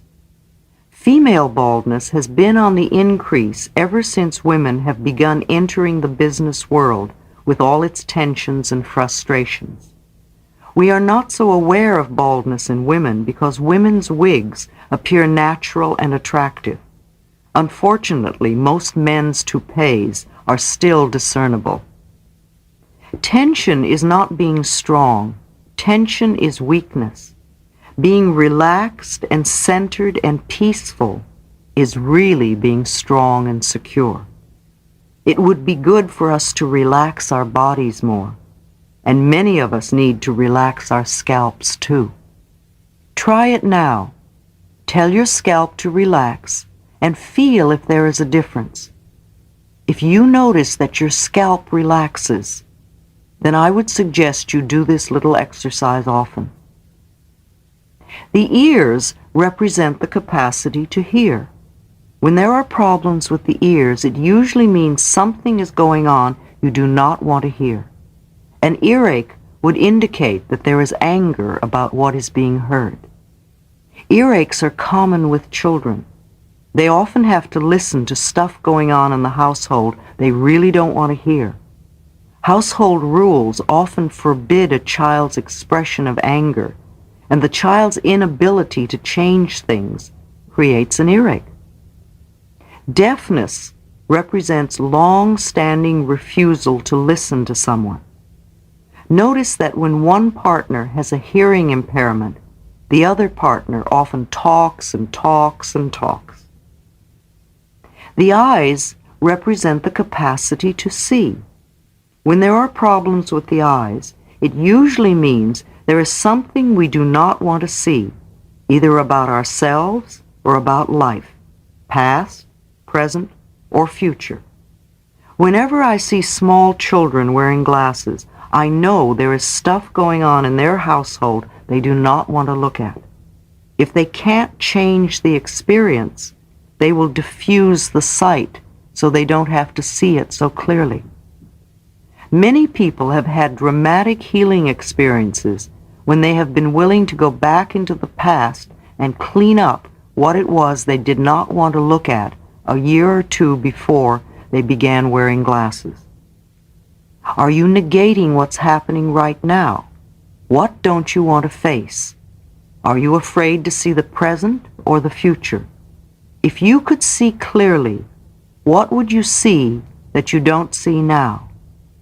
Can you see what you're doing to yourself?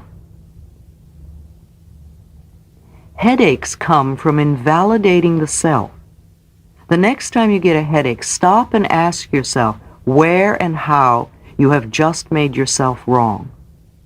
Forgive yourself, let it go, and the headache will dissolve back to the nothingness from whence it came.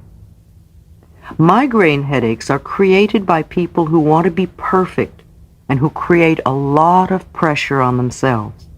A lot of suppressed anger is involved. Interestingly, migraine headaches can almost always be alleviated by masturbation if you do it as soon as you feel a migraine coming on. The sexual release dissolves the tension and the pain. You may not feel like masturbating then, but it's certainly worth a try.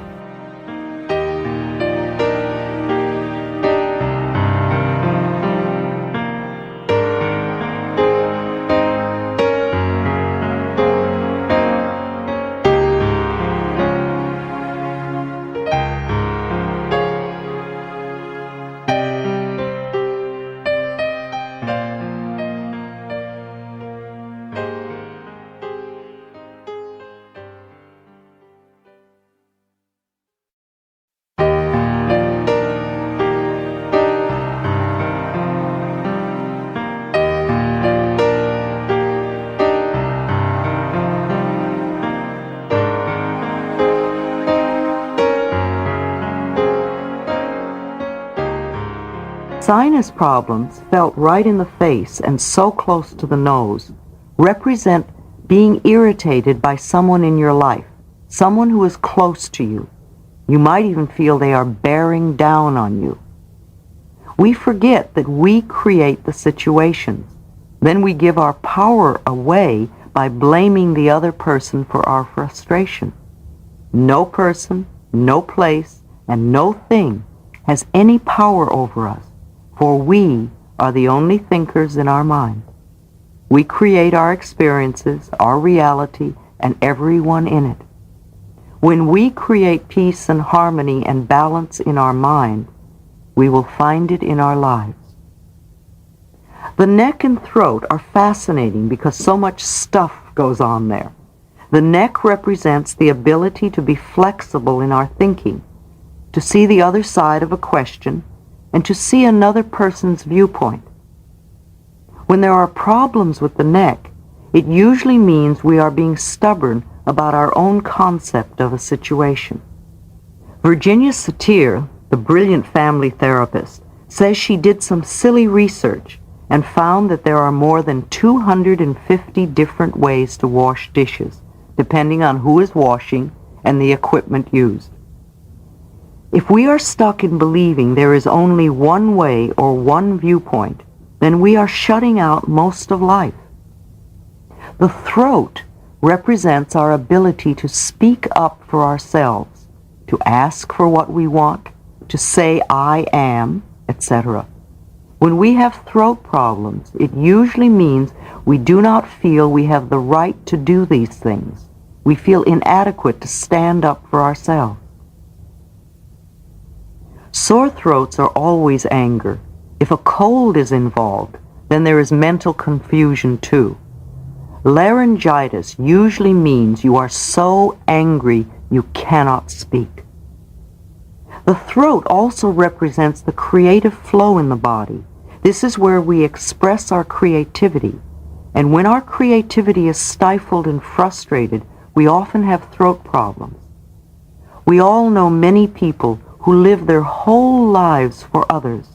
They never once get to do what they want to do. They are always pleasing mothers or fathers or spouses or lovers or bosses. Tonsillitis and thyroid problems are just frustrated creativity, not being able to do what you want to do. The energy center in the throat, the fifth chakra, is the place in the body where change takes place. When we are resisting change, or are in the middle of change, or are trying to change, we often have a lot of activity in our throats. Notice when you cough or when someone else coughs. What has just been said? What are we reacting to? Is it resistance and stubbornness? Or is it the process of change taking place? In a workshop, I use coughs as a tool for self-discovery. Every time someone coughs, I have that person touch their throat and say out loud, I am willing to change, or I am changing. The arms represent our ability and capacity to embrace the experiences of life. The upper arms have to do with our capacity, and the lower arms with our abilities. We store old emotions in our joints, and the elbows represent our flexibility in changing directions. Are you flexible about a changing direction in your life? Or are old emotions keeping you stuck in one spot? Hands grasp, hands hold, hands clench. We let things slip through our fingers. Sometimes we hold on too long. We are handy, tight-fisted, open-handed, penny pinchers, butterfingers. We give handouts. We can handle ourselves, or we can't seem to handle anything. We put a handle on something. It's hands down, hands off, hanky-panky. We give someone a hand, our hand in hand. It's on hand or out of hand, underhanded or overhanded. We have helping hands. Hands can be gentle, or they can be hard with knotty knuckles from overthinking or arthritic criticism. Grasping hands come from fear. Fear of loss, fear of never having enough, fear that it won't stay if you hold lightly.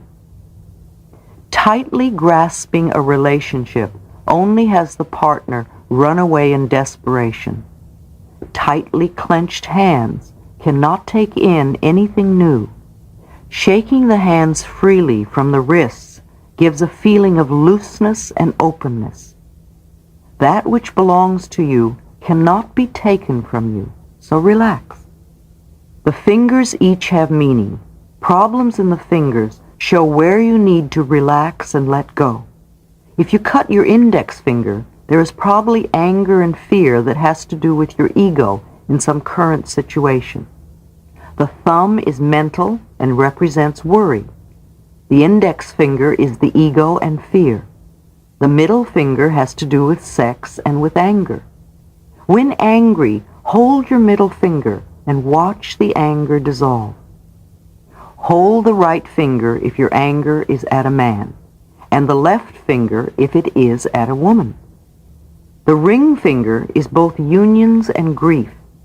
The little finger has to do with the family and pretending. The back represents our support system. Problems with the back often mean we feel we are not being supported. Too often we think we are only supported by our job or by our family or spouses.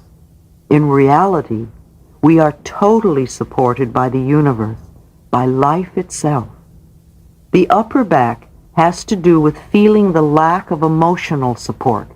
My husband, wife, lover, friend, boss doesn't understand me or support me. The middle back has to do with guilt. All that stuff that is in back of us. Are you afraid to see what is back there? Or are you hiding what is back there? Do you feel stabbed in the back? Do you really feel burnt out? Are your finances in a mess? Or do you worry about them excessively? Then your lower back may be bothering you. The lack of money or the fear of money will do it. The amount you have has nothing to do with it. So many of us feel that money is the most important thing in our lives and that we could not live without it. This is not true.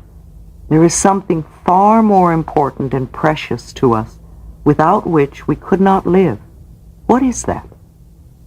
It is our breath. Our breath is the most precious substance in our lives, and yet we totally take for granted when we exhale that our next breath will be there.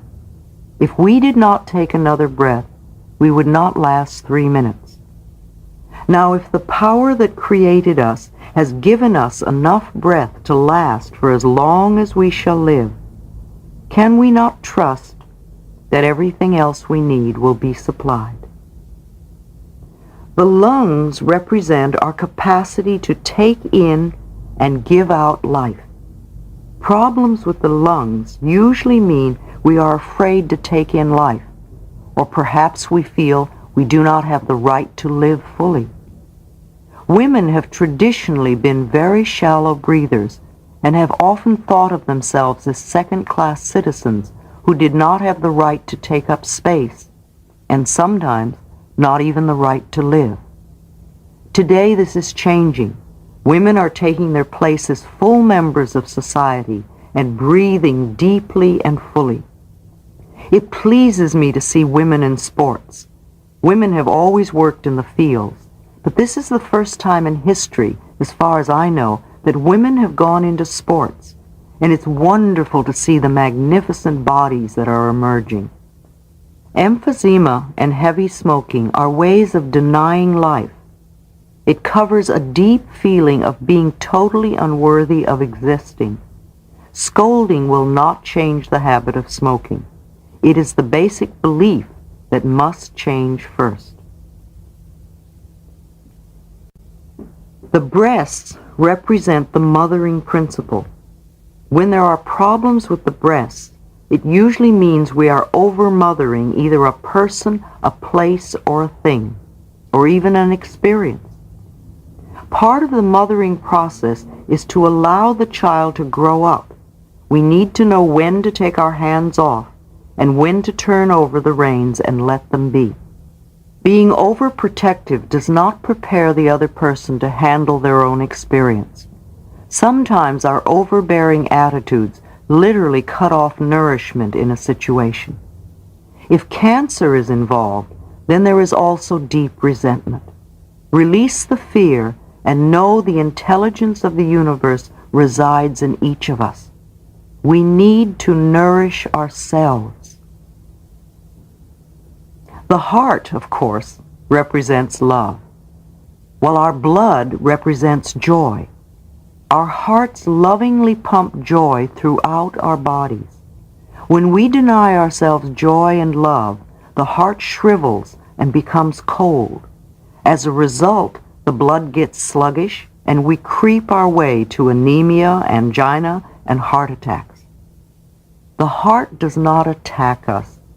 We get so caught up in the soap opera and dramas we create that we often forget to notice the little joys that surround us. We spend years squeezing all the joy out of the heart, and it literally falls over in pain. Heart attack people are never joyous people. If they do not take the time to appreciate the joys of life, they will just recreate another heart attack in time. Heart of gold, cold-hearted, open heart, black heart, loving heart, warm-hearted. Where is your heart? The stomach digests all the new ideas and experiences we have. What or who can't you stomach? What gets you in the gut? When there are stomach problems, it usually means we don't know how to assimilate new experiences. We are afraid. When commercial airplanes first became popular, getting inside a big metal tube that would carry us safely through the sky was a new idea we found hard to assimilate. And at every seat there were throw-up bags, and most of us were using them. We would use our little barf bags as discreetly as we could, wrap them up, and hand them to the stewardess, who spent a lot of her time running up and down the aisles collecting them. Now it is many years later, and though the bags are still at every seat, they are seldom used. We have assimilated the idea of flying.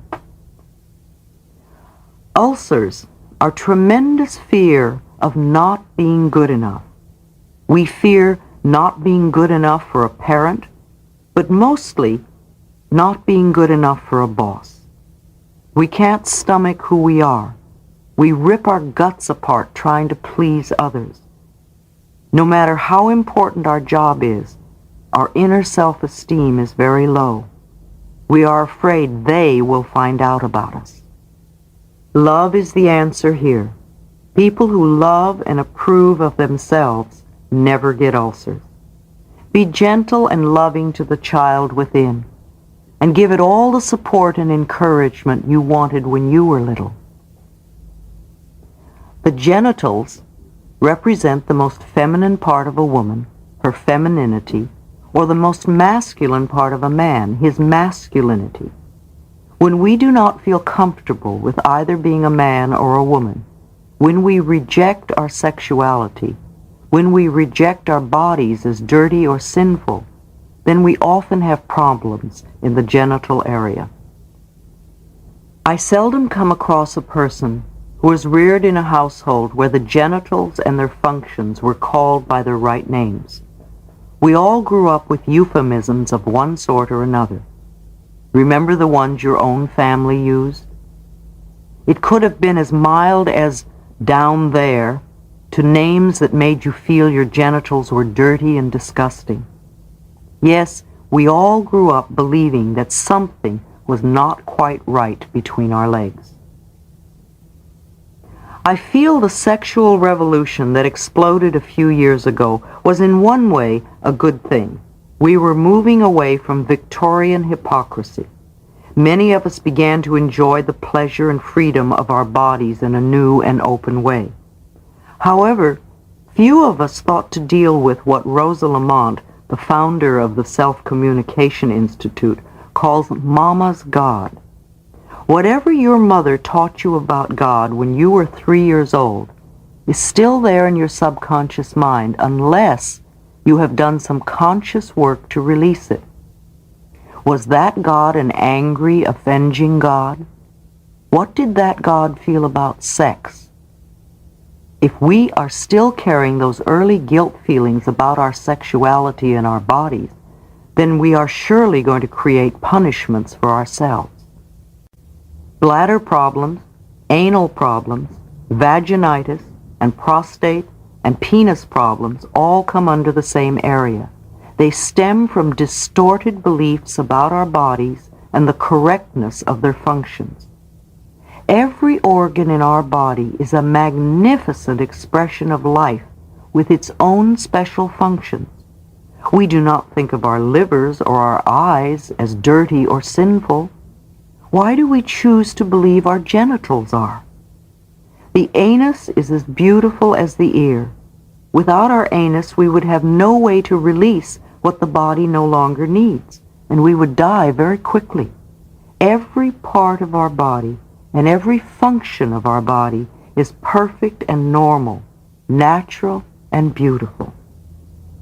I ask clients with sexual problems to begin to relate to their rectum, penis, or vagina with a sense of love and appreciation for their functions and their beauty. If you are beginning to cringe or get irate, ask yourself why. Who told you to deny any part of your body? Certainly not God. Our sexual organs were created as the most pleasurable part of our body. To deny this is to create pain and punishment. Sex is not only okay, it is glorious and wonderful. It is as normal for us to have sex as it is for us to breathe or to eat. Just for a moment, try to visualize the vastness of the universe. It is beyond our comprehension. Even our top scientists, with their latest equipment, cannot measure its size. And within this universe, there are many galaxies. And in one of these smaller galaxies, in a far-off corner, there is a minor sun. And around this sun revolves a few pinpoints, one of which is called planet Earth.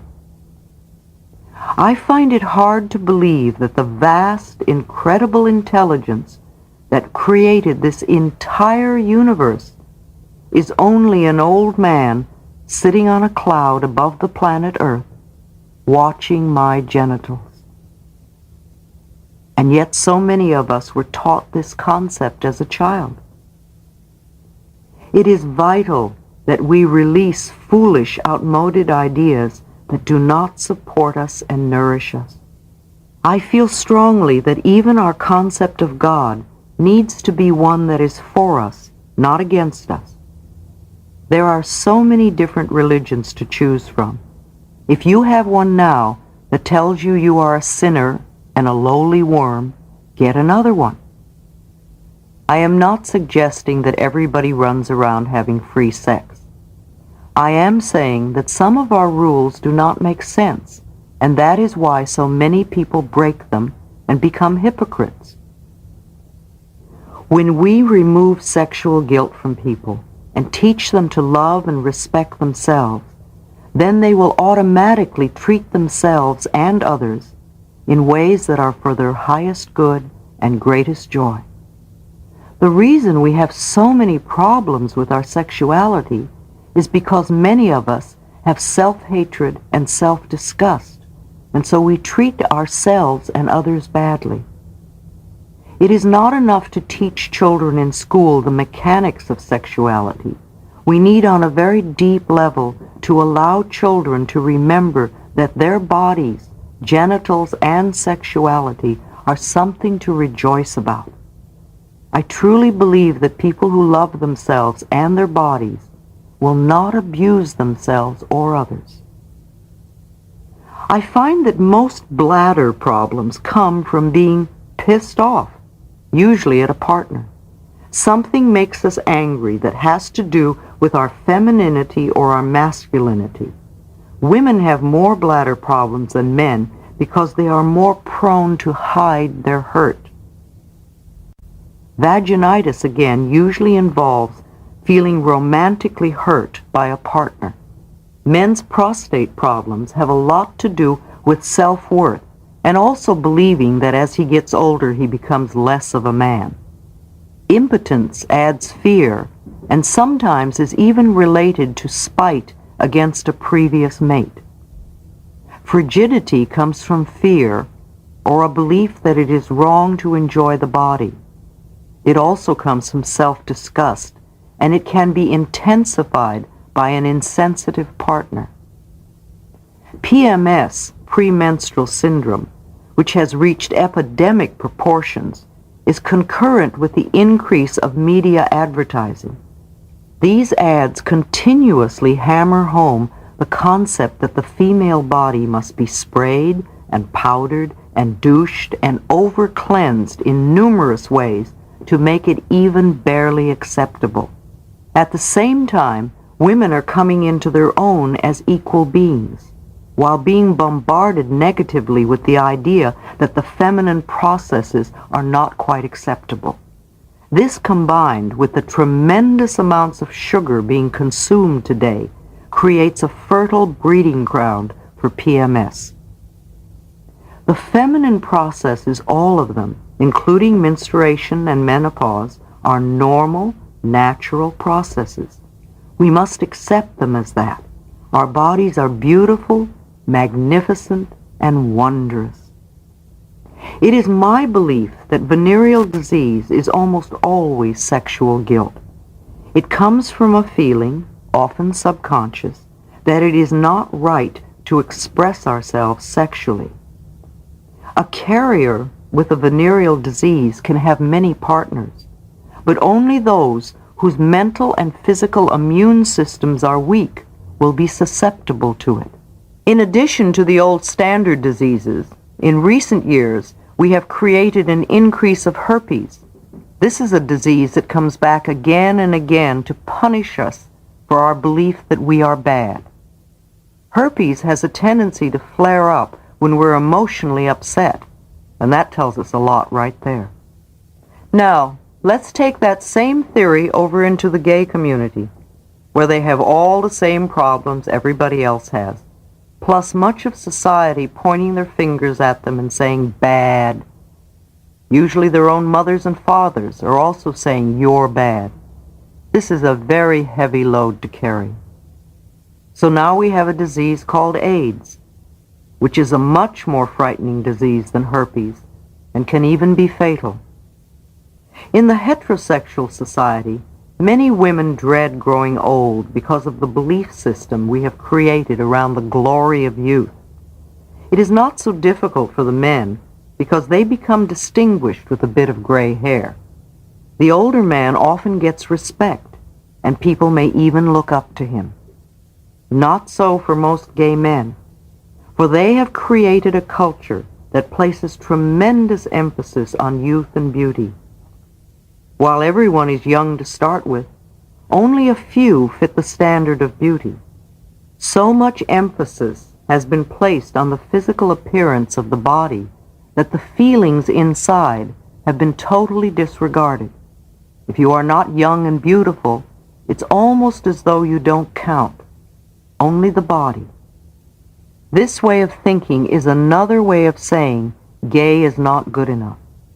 Because of the ways gay people often treat other gays, the experience of getting old can be something to dread. It is almost better to die than to get old. And AIDS is a disease that often kills. Too often gay men feel that when they get older, they will be useless and unwanted. It is almost better to destroy themselves first, and many have created a destructive lifestyle. Some of the concepts and attitudes that are so much a part of the gay lifestyle, the meat rack, the constant judging, the refusal to get close to another, etc., are monstrous, and AIDS is a monstrous disease. These sorts of attitudes and behavior patterns can only create guilt on a very deep level, no matter how much we may camp. Camping, which can be such fun, can also be extremely destructive, both to the givers and the recipients. It's another way of avoiding closeness and intimacy. In no way am I trying to create guilt for anyone. However, we need to look at the things that need to be changed in order for all of our lives to function with love and joy and respect. 50 years ago, almost all gay men were closeted, and now they have been able to create pockets in society where they can at least be relatively open. I feel it is unfortunate that much of what they have created gives so much pain to their gay brothers. While it is often deplorable the way straights treat gays, it is tragic the way many gays treat other gays. Men traditionally have always had more sexual partners than women, and when men get together, of course there will be a great deal more sex. That's all fine and good. However, some men like having lots of partners to satisfy their deep need for self-esteem rather than for the joy of it. I do not believe there is anything wrong with having several partners when safe sex is practiced. However, if we need several partners in a day just to prove our self-worth, then we are not coming from a nourishing space, and we need to make some mental changes. This is a time for healing, for making whole, not for condemnation. We must rise out of the limitations of the past. We are all divine, magnificent expressions of life, and let us claim that now. The colon represents our ability to let go, to release that which we no longer need. The body, being in the perfect rhythm and flow of life, needs a balance of intake, assimilation, and elimination. It is only our fears that block the releasing of the old. Even if constipated people are not actually stingy, they usually do not trust that there will ever be enough. They hold on to an old relationship that gives them pain. They are afraid to throw out clothes that have been in the closet for years because they might need them someday. They stay in a stifling job or never give themselves pleasure because they must save for that rainy day. We do not rummage in last night's garbage to find today's meal. Learn to trust the process of life always to bring you what you need. Our legs carry us forward in life. Leg problems often indicate a fear of moving forward or a reluctance to move forward in a certain direction. We run with our legs, we drag our legs, we pussyfoot, we are knock-kneed, pigeon-toed, and we have big, fat, angry thighs filled with childhood resentments. Not wanting to do things will often produce minor leg problems. Varicose veins represent standing in a job or a place we hate. The veins lose their ability to carry joy. Knees, like the neck, have to do with flexibility, only they express bending and pride and ego and stubbornness. Often when moving forward, we are fearful of bending and we become inflexible. This stiffens the joints. We want to move forward, but we do not want to change our ways. This is why knees take so long to heal. Our ego is involved and we get our pride and our self-righteousness involved. The next time you have a knee problem, ask yourself where you are being self-righteous, where you are refusing to bend. Drop the stubbornness and let it go. Life is flow, life is movement, and to be comfortable, we must be flexible and move with it. A willow tree bends and sways and flows with the wind, and is always graceful and at ease with life. Our feet have to do with our understanding of ourselves and of life, past, present, and future. Many old people have a difficult time walking. Their understanding has been warped, and they often feel there is no place to go. Little children move on happy dancing feet. Elderly people often shuffle as if they were reluctant to move. Our skin represents our individuality. Skin problems usually mean we feel our individuality is being threatened somehow. We feel that others have power over us. We are thin-skinned. Things get under our skin. We feel skinned alive. Our nerves are right under our skin. One of the quickest ways to heal skin problems is to nurture yourself by saying in your mind, "I approve of myself," several hundred times a day. Take back your own power. Accidents are no accident. Like everything else in our lives, we create them. It is not that we necessarily say, "I want to have an accident," but we do have the mental thought patterns that can attract an accident to us. Some people seem to be accident-prone, and others go for a lifetime without ever getting a scratch. Accidents are expressions of anger. They indicate built-up frustrations at not feeling the freedom to speak up for oneself. Accidents also indicate rebellion against authority. We get so mad we want to hit people, and instead we get hit. When we are angry at ourselves, when we feel guilty, when we feel the need for punishment, an accident is a marvelous way of taking care of that. An accident is not our fault. An accident allows us to turn to others for sympathy and attention.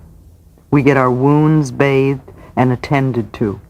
We often get bed rest, sometimes for an extended period of time. And we get pain. Where this pain occurs in the body gives us a clue to which area of life we feel guilty about. The degree of physical damage lets us know how severely we felt we needed to be punished and how long the sentence should be. Anorexia bulimia is denying the self-life, an extreme form of self-hatred. Food is nourishment on the most basic level. Why would you deny yourself nourishment? Why do you want to die? What is going on in your life that is so awful that you want to get out completely? Self-hatred is only hating a thought you have about yourself, and thoughts can be changed. What is so terrible about you? Were you reared in a critical family? Did you have critical teachers? Did your early religious training tell you you were not good enough as you are? So often we try to find reasons that make sense to us for why we are not loved and accepted just as we are. Because of the fashion industry's obsession with slenderness, many women who believe I'm not good enough, what's the use, will use their bodies as a focal point for self-hatred. On one level they are saying, if I were only thin enough, then they would love me. But it doesn't work. Nothing works from the outside. Self-approval and self-acceptance are the key. Arthritis is a disease that comes from a constant pattern of criticism. First of all, criticism of the self, and then criticism of other people. Arthritic people often attract a lot of criticism because it is their pattern to criticize. They are cursed with perfectionism, the need to be perfect at all times in every situation. Do you know of anyone on this planet who is perfect? I do not. Why do we set up standards that say we have to be super person in order to be barely acceptable? It's such a strong expression of not being good enough, and such a heavy burden to carry. Asthma we call smother love. There is a feeling that you do not have the right to breathe for yourself. Asthmatic children often have overdeveloped consciences. They take on guilt feelings for whatever seems wrong in their environment. They feel unworthy, therefore guilty, and in the need of self-punishment. Geographic cures sometimes work with asthma, especially if the family does not go along. Usually, asthmatic children will outgrow their disease. This really means they go away to school, get married, or leave home somehow, and the disease dissolves. Later in life, an experience may happen that pushes an old button within them, and they have another attack. When that happens, they are not really responding to the current circumstances, but rather to what used to go on in their childhood. Boils and burns, cuts, fevers, sores, itis, and inflammations all are indications of anger expressing in the body. Anger will find its way to express, no matter how much we try to suppress it. Steam that is built up must be released. We fear our anger lest we destroy our world, yet anger can be released as simply as saying, I'm angry about this. True, we can't always say this to our bosses. We can, however, beat the bed or scream in the car or play tennis or run. These are harmless ways of physically releasing anger. Spiritual people often believe they shouldn't get angry. True, we are all working towards the time when we no longer blame others for our feelings. But until we arrive there, it is healthier to acknowledge what we do feel in the moment. Cancer is a disease caused by deep resentment held for a long time till it literally eats away at the body. Something happens in childhood that destroys the sense of trust. This experience is never forgotten, and the individual lives with a sense of self-pity, finding it hard to develop and maintain long-term, meaningful relationships. Because of that belief system, life seems to be a series of disappointments. A feeling of hopelessness and helplessness and loss permeates the thinking, and it becomes easy to blame others for all our problems. People with cancer are also very self-critical. To me, learning to love and accept the self is the key to healing cancers. Overweight represents a need for protection. We seek protection from hurts, slights, criticism, abuse, sexuality, and sexual advances, from a fear of life in general and also specifically. Take your choice. I am not a heavy person, yet I have learned over the years that when I am feeling insecure and not at ease, I will put on a few pounds. When the threat is gone, the excess weight goes away by itself. Fighting fat is a waste of time and energy. Diets don't work. The minute you stop, the weight goes back up. Loving and approving of yourself, trusting in the process of life, and feeling safe because you know the power of your own mind make up the best diet I know of. Go on a diet from negative thoughts, and your weight will take care of itself. Too many parents stuff food in the baby's mouth, no matter what the problem is. These babies grow up to stand in front of an open refrigerator saying, "I don't know what I want," whenever there's a problem. Pain of any sort, to me, is an indication of guilt. Guilt always seeks punishment, and punishment creates pain. Chronic pain comes from chronic guilt, often so deeply buried that we're not even aware of what it is. Guilt is a totally useless emotion. It never makes anyone feel better, nor does it change a situation. Your sentence is now over, so let yourself out of prison. Forgiving is only letting go. Strokes are blood clots, congestion in the bloodstream in the area of the brain, cutting off the blood supply to the brain. The brain is the computer of the body. Blood is joy. The veins and arteries are channels of joy. Everything works under the law and the action of love. There is love in every bit of intelligence in the universe. It is impossible to work and function well without love and joy being experienced. Negative thinking clogs up the brain, and there is no room for love and joy to flow in its free and open way. Laughter cannot flow if it is not allowed to be free and foolish. It is the same with love and joy.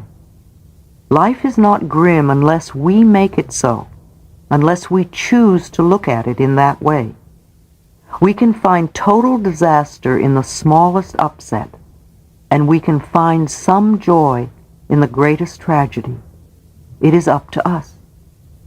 Sometimes we try to force our life to go in a certain way when it's not for our highest good. Sometimes we create strokes to force us to go in a totally different direction, to reevaluate our lifestyle. Stiffness in the body represents stiffness in the mind. Fear makes us cling to old ways, and we find it difficult to be flexible.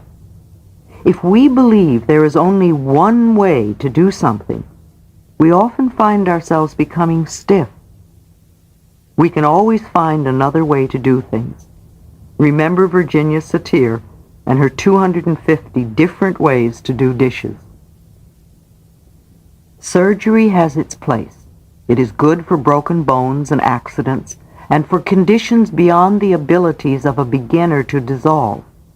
It may be easier under these conditions to have the operation and concentrate all the mental healing work on seeing that the condition is not recreated.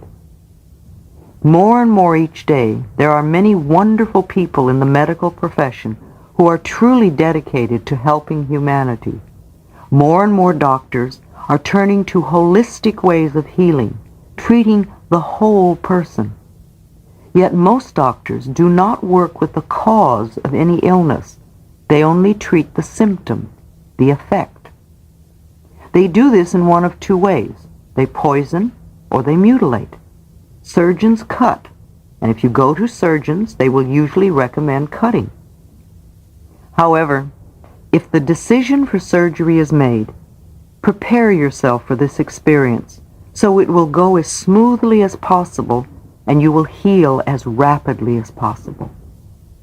Ask the surgeon and staff to cooperate with you in this. Surgeons and their staffs in the operating rooms are often unaware that even though the patient is unconscious, they are still hearing and picking up everything said on a subconscious level. With my own clients, I always suggest they affirm that every hand that touches me in the hospital is a healing hand and expresses only love. And the operation goes quickly and easily and perfectly. Another is, I am totally comfortable at all times. After the surgery, have some soft and pleasant music playing as much as possible and affirm to yourself, I am healing rapidly, comfortably, and peacefully. Tell yourself, every day I feel better and better. If you can, make yourself a tape of a series of positive affirmations. Take your tape recorder to the hospital and let these play over and over while you rest and recuperate. Notice sensations, not pain. Imagine love flowing from your own heart down through your arms and into your hands, and place your hands over the part that is healing and say to this place, I love you and I'm helping you to get well. Swelling of the body represents clogging and stagnation in the emotional thinking. We create situations where we get hurt and we cling to these memories. Swelling often represents bottled up tears, feeling stuck and trapped, or blaming others for our own limitations. Release the past. Let it wash away. Take back your own power. Stop dwelling on what you don't want. Use your mind to create what you do want. Let yourself flow with the tide of life. Tumors are false growths. An oyster takes a tiny grain of sand and to protect itself, grows a hard and shiny shell around it. We call it a pearl and think it is beautiful. We can take an old hurt and nurse it and keep pulling the scab off it, and in time we have a tumor. I call this running the old movie. I believe the reason women have so many tumors in the uterus area is that they take an emotional hurt, a blow to their femininity, and nurse it. I call this the he done me wrong syndrome. Just because a relationship ends does not mean there is something wrong with us, nor does it lessen our self-worth. It is not what happens. It is how we react to it. We are each 100% responsible for all our experiences.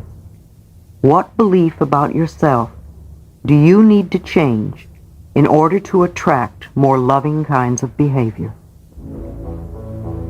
In the infinity of life where I am, all is perfect, whole, and complete. I recognize my body as a good friend. Each cell in my body has divine intelligence. I listen to what it tells me and know that its advice is valid. I am always safe and divinely protected and guided. I choose to be healthy and free. All is well in my world. Chapter 15. I am healthy, whole, and complete. Chapter 15 of the book is a list which correlates diseases you may have had or are having and the probable causes. That list can be found on the tape from my book entitled Heal Your Body. Chapter 16. My Story. Will you tell me a little about your childhood, briefly? This is a question I've asked so many clients. It is not that I need to hear all the details. If they have problems now, the patterns that created them began a long time ago. When I was a little girl of 18 months, I experienced my parents divorcing. I don't remember that as being so bad. What I do remember is when my mother went to work as a live-in domestic and boarded me out. The story goes that I cried nonstop for 3 weeks. The people taking care of me couldn't handle that, and my mother had to make other arrangements. How she managed as a single parent brings my admiration today. Then, however, all I knew and cared about was that I was not getting all the loving attention I once had. I have never been able to determine if my mother loved my stepfather or whether she married him in order to provide a home for us. This man had been brought up in Europe in a heavy Germanic home with much brutality, and he had never learned any other way to manage a family. My mother became pregnant with my sister, and then the 1930s depression descended upon us, and we found ourselves stuck in a home of violence. I was 5 years old. To add to the scenario, it was just about this time that a neighbor, an old wino as I remember, raped me. The doctor's examination is still vivid in my mind, as was the court case in which I was the star witness. The man was sentenced to 15 years in prison. I was told repeatedly it was your fault, and I spent many years fearing that when he was released, he would come and get me for being so terrible as to put him in jail. Most of my childhood was spent enduring both physical and sexual abuse, with a lot of hard labor thrown in.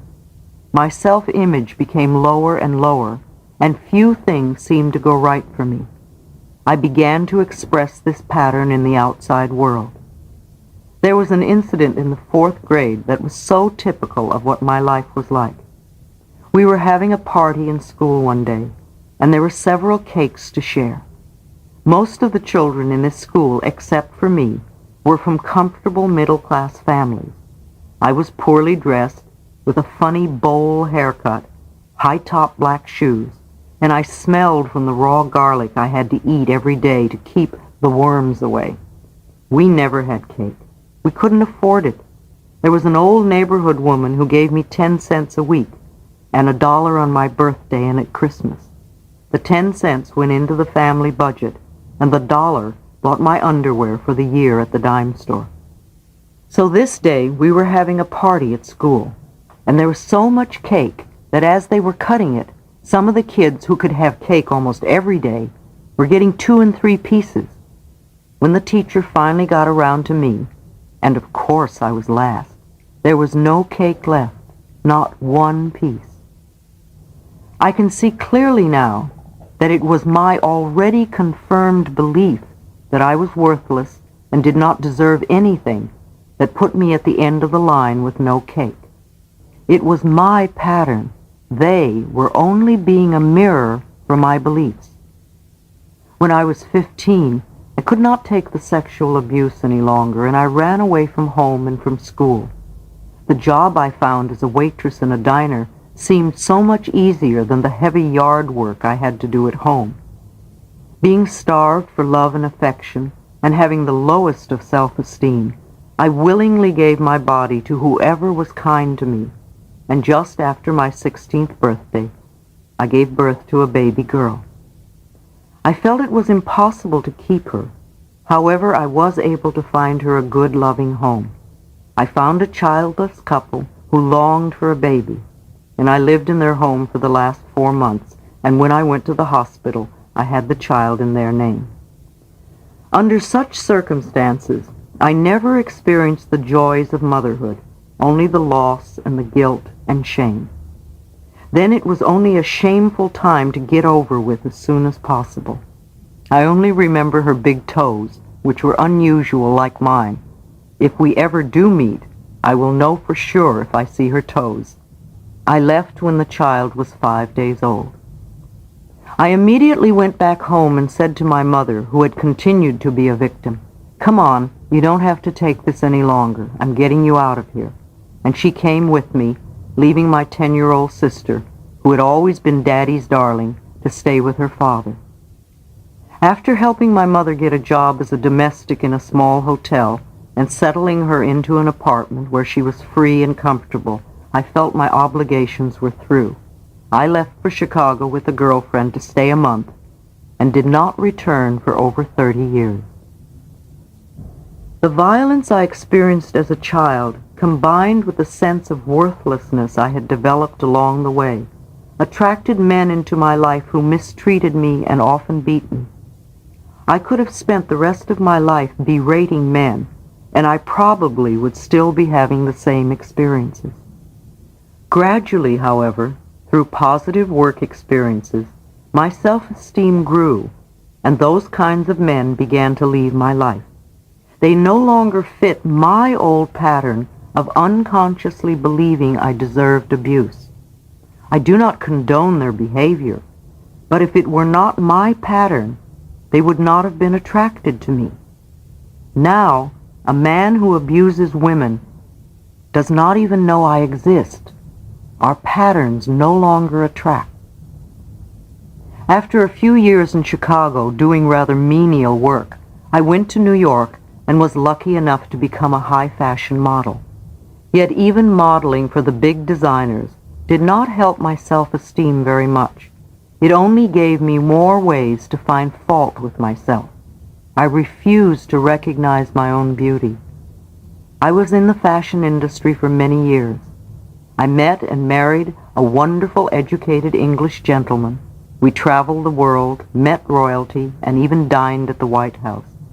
Though I was a model and had a wonderful man, still my self-esteem remained low until years later when I began the inner work. One day, after 14 years of marriage, he announced his desire to marry another, just when I was beginning to believe that good things can last. Yes, I was crushed, but time passes, and I lived on. I could feel my life changing, and a numerologist one spring confirmed it by telling me that in the fall a small event would occur that would change my life. It was so small that I didn't notice it till several months later. Quite by chance, I had gone to a meeting at the Church of Religious Science in New York City. While their message was new to me, something within me said, "Pay attention," and so I did. I not only went to the Sunday services, but I began to take their weekly classes. The beauty and fashion world was losing its interest for me. How many years could I remain concerned with my waist measurement or the shape of my eyebrows? From a high school dropout who never studied anything, I now became an avaricious student devouring everything I could lay my hands on that pertained to metaphysics and healing. The Church of Religious Science became a new home for me. Even though most of my life was going on as usual, this new course of study began to take up more and more of my time. And the next thing I knew, it was 3 years later, and I was eligible to apply to become one of the church's licensed practitioners. And that's where I began, as a church counselor many years ago. It was a small beginning. During this time, I became a transcendental meditator. My church was not giving the ministerial training program for another year, so I decided to do something special for myself. I went to college, MIU, Maharishi's International University in Fairfield, Iowa. It was the perfect place for me at that time. In the freshman year, every Monday morning we began a new subject, things I had only heard of, such as biology and chemistry, even the theory of relativity. And every Saturday morning there was a test, Sunday was free, and Monday morning we began anew. There were none of the distractions so typical of my life in New York City. After dinner, we all went to our rooms to study. I was the oldest kid on campus and loved every moment of it. No smoking, drinking, or drugs were allowed, and we meditated 4 times a day. The day I left, I thought I would collapse from the cigarette smoke in the airport. Back in New York, I resumed my life. I took the ministerial training program. I became very active in the church and in its social activities. I began speaking at their noon meetings and seeing clients, and this quickly blossomed into a full-time career. Out of the work I was doing, I was inspired to put together the little book, Heal Your Body, which began as a simple list of metaphysical causations for physical illnesses in the body. I began to lecture and travel and hold small classes. Then one day, I was diagnosed as having cancer. With my background of being raped at 5 and having been a battered child, it was no wonder I manifested cancer in the vaginal area. Like anyone else who has just been told they have cancer, I went into total panic. Yet because of all my work with clients, I knew that mental healing worked, and here I was being given a chance to prove it to myself.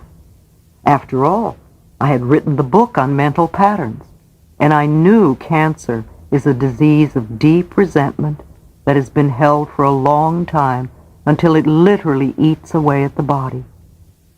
I had been refusing to be willing to dissolve all the anger and resentment at them over my childhood. There was no time to waste. I had a lot of work to do. The word incurable, which is so frightening to so many people, means to me that this particular condition cannot be cured by any outer means, and that we must go within to find the cure. If I had an operation to get rid of the cancer and did not clear the mental pattern that created it, then the doctors would just keep cutting Louise until there was no more Louise to cut. And I didn't like that idea. If I had the operation to remove the cancerous growth and also cleared the mental pattern that was causing the cancer, then it would not return. If cancer or any other illness returns, I do not believe it is because the doctors did not get it all out, but rather that the patient has made no mental changes. They just recreate the same illness, perhaps in a different part of the body. I also believe that if I could clear the mental pattern that created this cancer, then I would not even need the operation. So I bargained for time, and the doctors grudgingly gave me 3 months when I said I did not have the money. I immediately took responsibility for my own healing. I read and investigated everything I could find on alternative ways to assist my healing process. I went to several health food stores and bought every book they had on the subject of cancer. I went to the library and did more reading. I checked out foot reflexology and colon therapy and thought they would both be beneficial to me. I seemed to be led to exactly the right people. After reading about foot reflexology, I wanted to find a practitioner. I attended a lecture, and while I usually sit in the front row, this night I was compelled to sit in the back. Within a minute, a man came and sat beside me, and guess what? He was a foot reflexologist. We met 3 times a week for 2 months, and it was a great help. I also knew I had to love myself a great deal more. There was little love expressed in my childhood, and no one had made it okay for me to feel good about myself. I had adopted their attitudes of continually picking on and criticizing me, which became second nature. I came to the realization through my work with the church that it was okay and even essential for me to love and approve of myself. Yet I kept putting it off, rather like the diet you will always start tomorrow. But I could no longer put it off. At first, it was very difficult for me to do things like stand in front of the mirror and say, "Louise, I love you. I really love you." However, as I persisted, I found that several situations came up in my life where in the past I would have berated myself, and now, because of the mirror exercise and other work, I was not doing so. I was making some progress. I knew I had to clear the patterns of resentment I'd been holding since childhood. It was imperative for me to let go of the blame. Yes, I had had a very difficult childhood with lots of abuse, mental, physical, and sexual. But that was many years ago, and it was no excuse for the way I was treating myself now. I was literally eating my body with cancerous growth because I had not forgiven. It was time for me to go beyond the incidents themselves and to begin to understand what types of experiences could have created people who would treat a child that way. With the help of a good therapist, I expressed all the old bottled-up anger by beating pillows and howling with rage. This made me feel cleaner. Then I began to piece together the scraps of stories my parents had told me of their own childhood. I started to see a larger picture of their lives. With my growing understanding, and from an adult viewpoint, I began to have compassion for their pain, and the blame slowly began to dissolve. In addition, I hunted for a good nutritionist to help me cleanse and detoxify my body from all the junky foods I had eaten over the years. I learned that junky foods accumulate and create a toxic body. Junky thoughts accumulate and create toxic conditions in the mind. I was given a very strict diet with lots of green vegetables and not much else. I even had colonics 3 times a week for the first month. I did not have an operation, nor did I have radiation or chemotherapy. However, as a result of all the thorough mental and physical cleansing, 6 months after my diagnosis, I was able to get the medical profession to agree with what I already knew, that I no longer had even a trace of cancer. Now, I knew from personal experience that disease can be healed if we are willing to change the way we think and believe and act. Sometimes, what seems to be a big tragedy turns out to become the greatest good in our lives. I learned so much from that experience, and I came to value life in a new way. I began to look at what was really important to me, and I made a decision finally to leave the treeless city of New York and its extreme weather. Some of my clients insisted they would die if I left them, and I assured them I would be back twice a year to check on their progress, and telephones can reach everywhere. So I closed my business and took a leisurely train trip to California, deciding to use Los Angeles as a starting point. Even though I had been born here many years before, I knew almost no one anymore except for my mother and sister, who both now lived on the outskirts about an hour away. We had never been a close family, nor an open one, but still I was unpleasantly surprised to learn that my mother had been blind for a few years, and no one had bothered to tell me. My sister was too busy-ish to see me, so I let her be and began to set up my new life. My little book, Heal Your Body, opened many doors for me. I began to go to every New Age type of meeting I could find. I would introduce myself and, when appropriate, give out a copy of the little blue book. For the first 6 months, I went to the beach a lot, knowing that when I became busy, there would be less time for such leisurely pursuits. Slowly, the clients appeared. I was asked to speak here and there, and things began to come together as Los Angeles welcomed me. Within a couple of years, I was able to move into a lovely home. My new lifestyle in Los Angeles was a large jump in consciousness from my early upbringing. Things were going smoothly indeed. How swiftly our lives can change completely. One night, I received a phone call from my sister, the first call in 2 years. She told me our mother, now 90, blind and almost deaf, had fallen and broken her back. In one moment, my mother went from being a strong, independent woman to being a helpless child in pain. She broke her back and also broke open the wall of secrecy around my sister. Finally, we were all beginning to communicate. I discovered that my sister also had a severe back problem that impaired her sitting and walking, and which was very painful. She suffered in silence, and though she looked anorexic, her husband did not know she was ill. After spending a month in the hospital, my mother was ready to go home, but in no way could she take care of herself, so she came to live with me. Though trusting in the process of life, I did not know how I could handle it all, so I said to God, "Okay, I will take care of her, but you have to give me help, and you have to provide the money." It was quite an adjustment for both of us.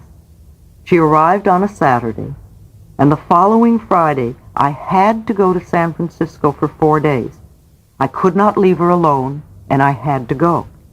And so I said, "God, you handle this. I have to have the right person to help us before I leave." And on the following Thursday, the perfect woman appeared and moved in to organize my home for me and my mother. It was another confirmation of one of my basic beliefs. Whatever I need to know is revealed to me, and whatever I need comes to me in divine right order. I realized it was lesson time for me once again. Here was an opportunity to clean up a lot of that garbage from childhood. My mother had not been able to protect me when I was a child. However, I could and would take care of her now. Between my mother and sister, a whole new adventure began. To give my sister the help she asked for presented another challenge. I learned that when I had rescued my mother so many years ago, my stepfather had then turned his rage and pain against my sister, and it was her turn to be brutalized. I realized that what started out to be a physical problem was then greatly exaggerated by fear and tension, plus the belief that no one could help her. So here was Louise, not wanting to be a rescuer, and yet wanting to give her sister an opportunity to choose wellness at this point in her life. Slowly the unraveling began. We progressed step by step as I strove to provide an atmosphere of safety while we explored various alternative avenues of healing. My mother responded very well. She exercised as best she could 4 times a day. Her body got stronger and more flexible. I took her to get a hearing aid, and she became more interested in life. In spite of her Christian Science beliefs, I persuaded her to have a cataract removed from one eye. What a joy for her when she began to see again, and for us to see the world through her eyes. She was so pleased to read again. My mother and I began to find time to sit and talk to each other in ways we had never done before. A new understanding developed between us. We both became freer as we cried and laughed and hugged together.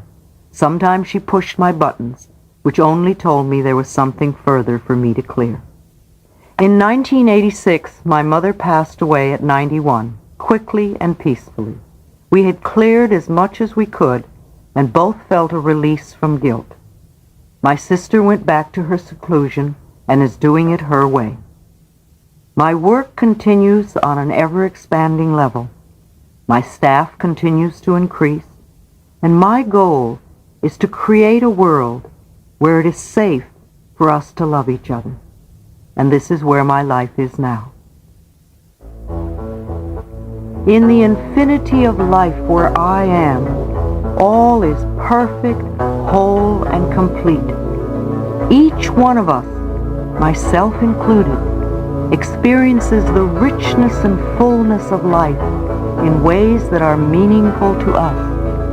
I now look at the past with love and choose to learn from my old experiences. There is no right or wrong, nor good or bad. The past is over and done. There is only the experience of the moment. I love myself for bringing myself through this past into this present moment. I share what and who I am, for I know we are all one in spirit.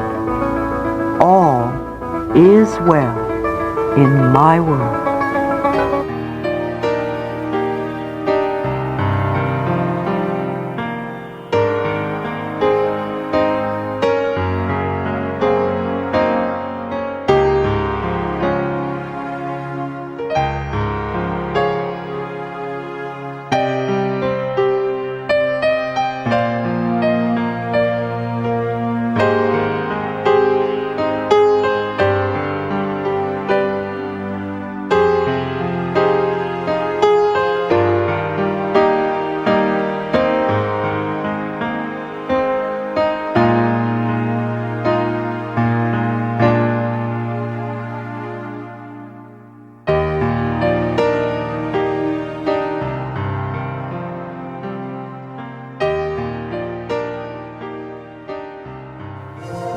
This program is made possible by Hay House, an international publisher helping people transform their lives through books, audios, and gifts that inform, enlighten, and inspire. On the web at www.hayhouse.com.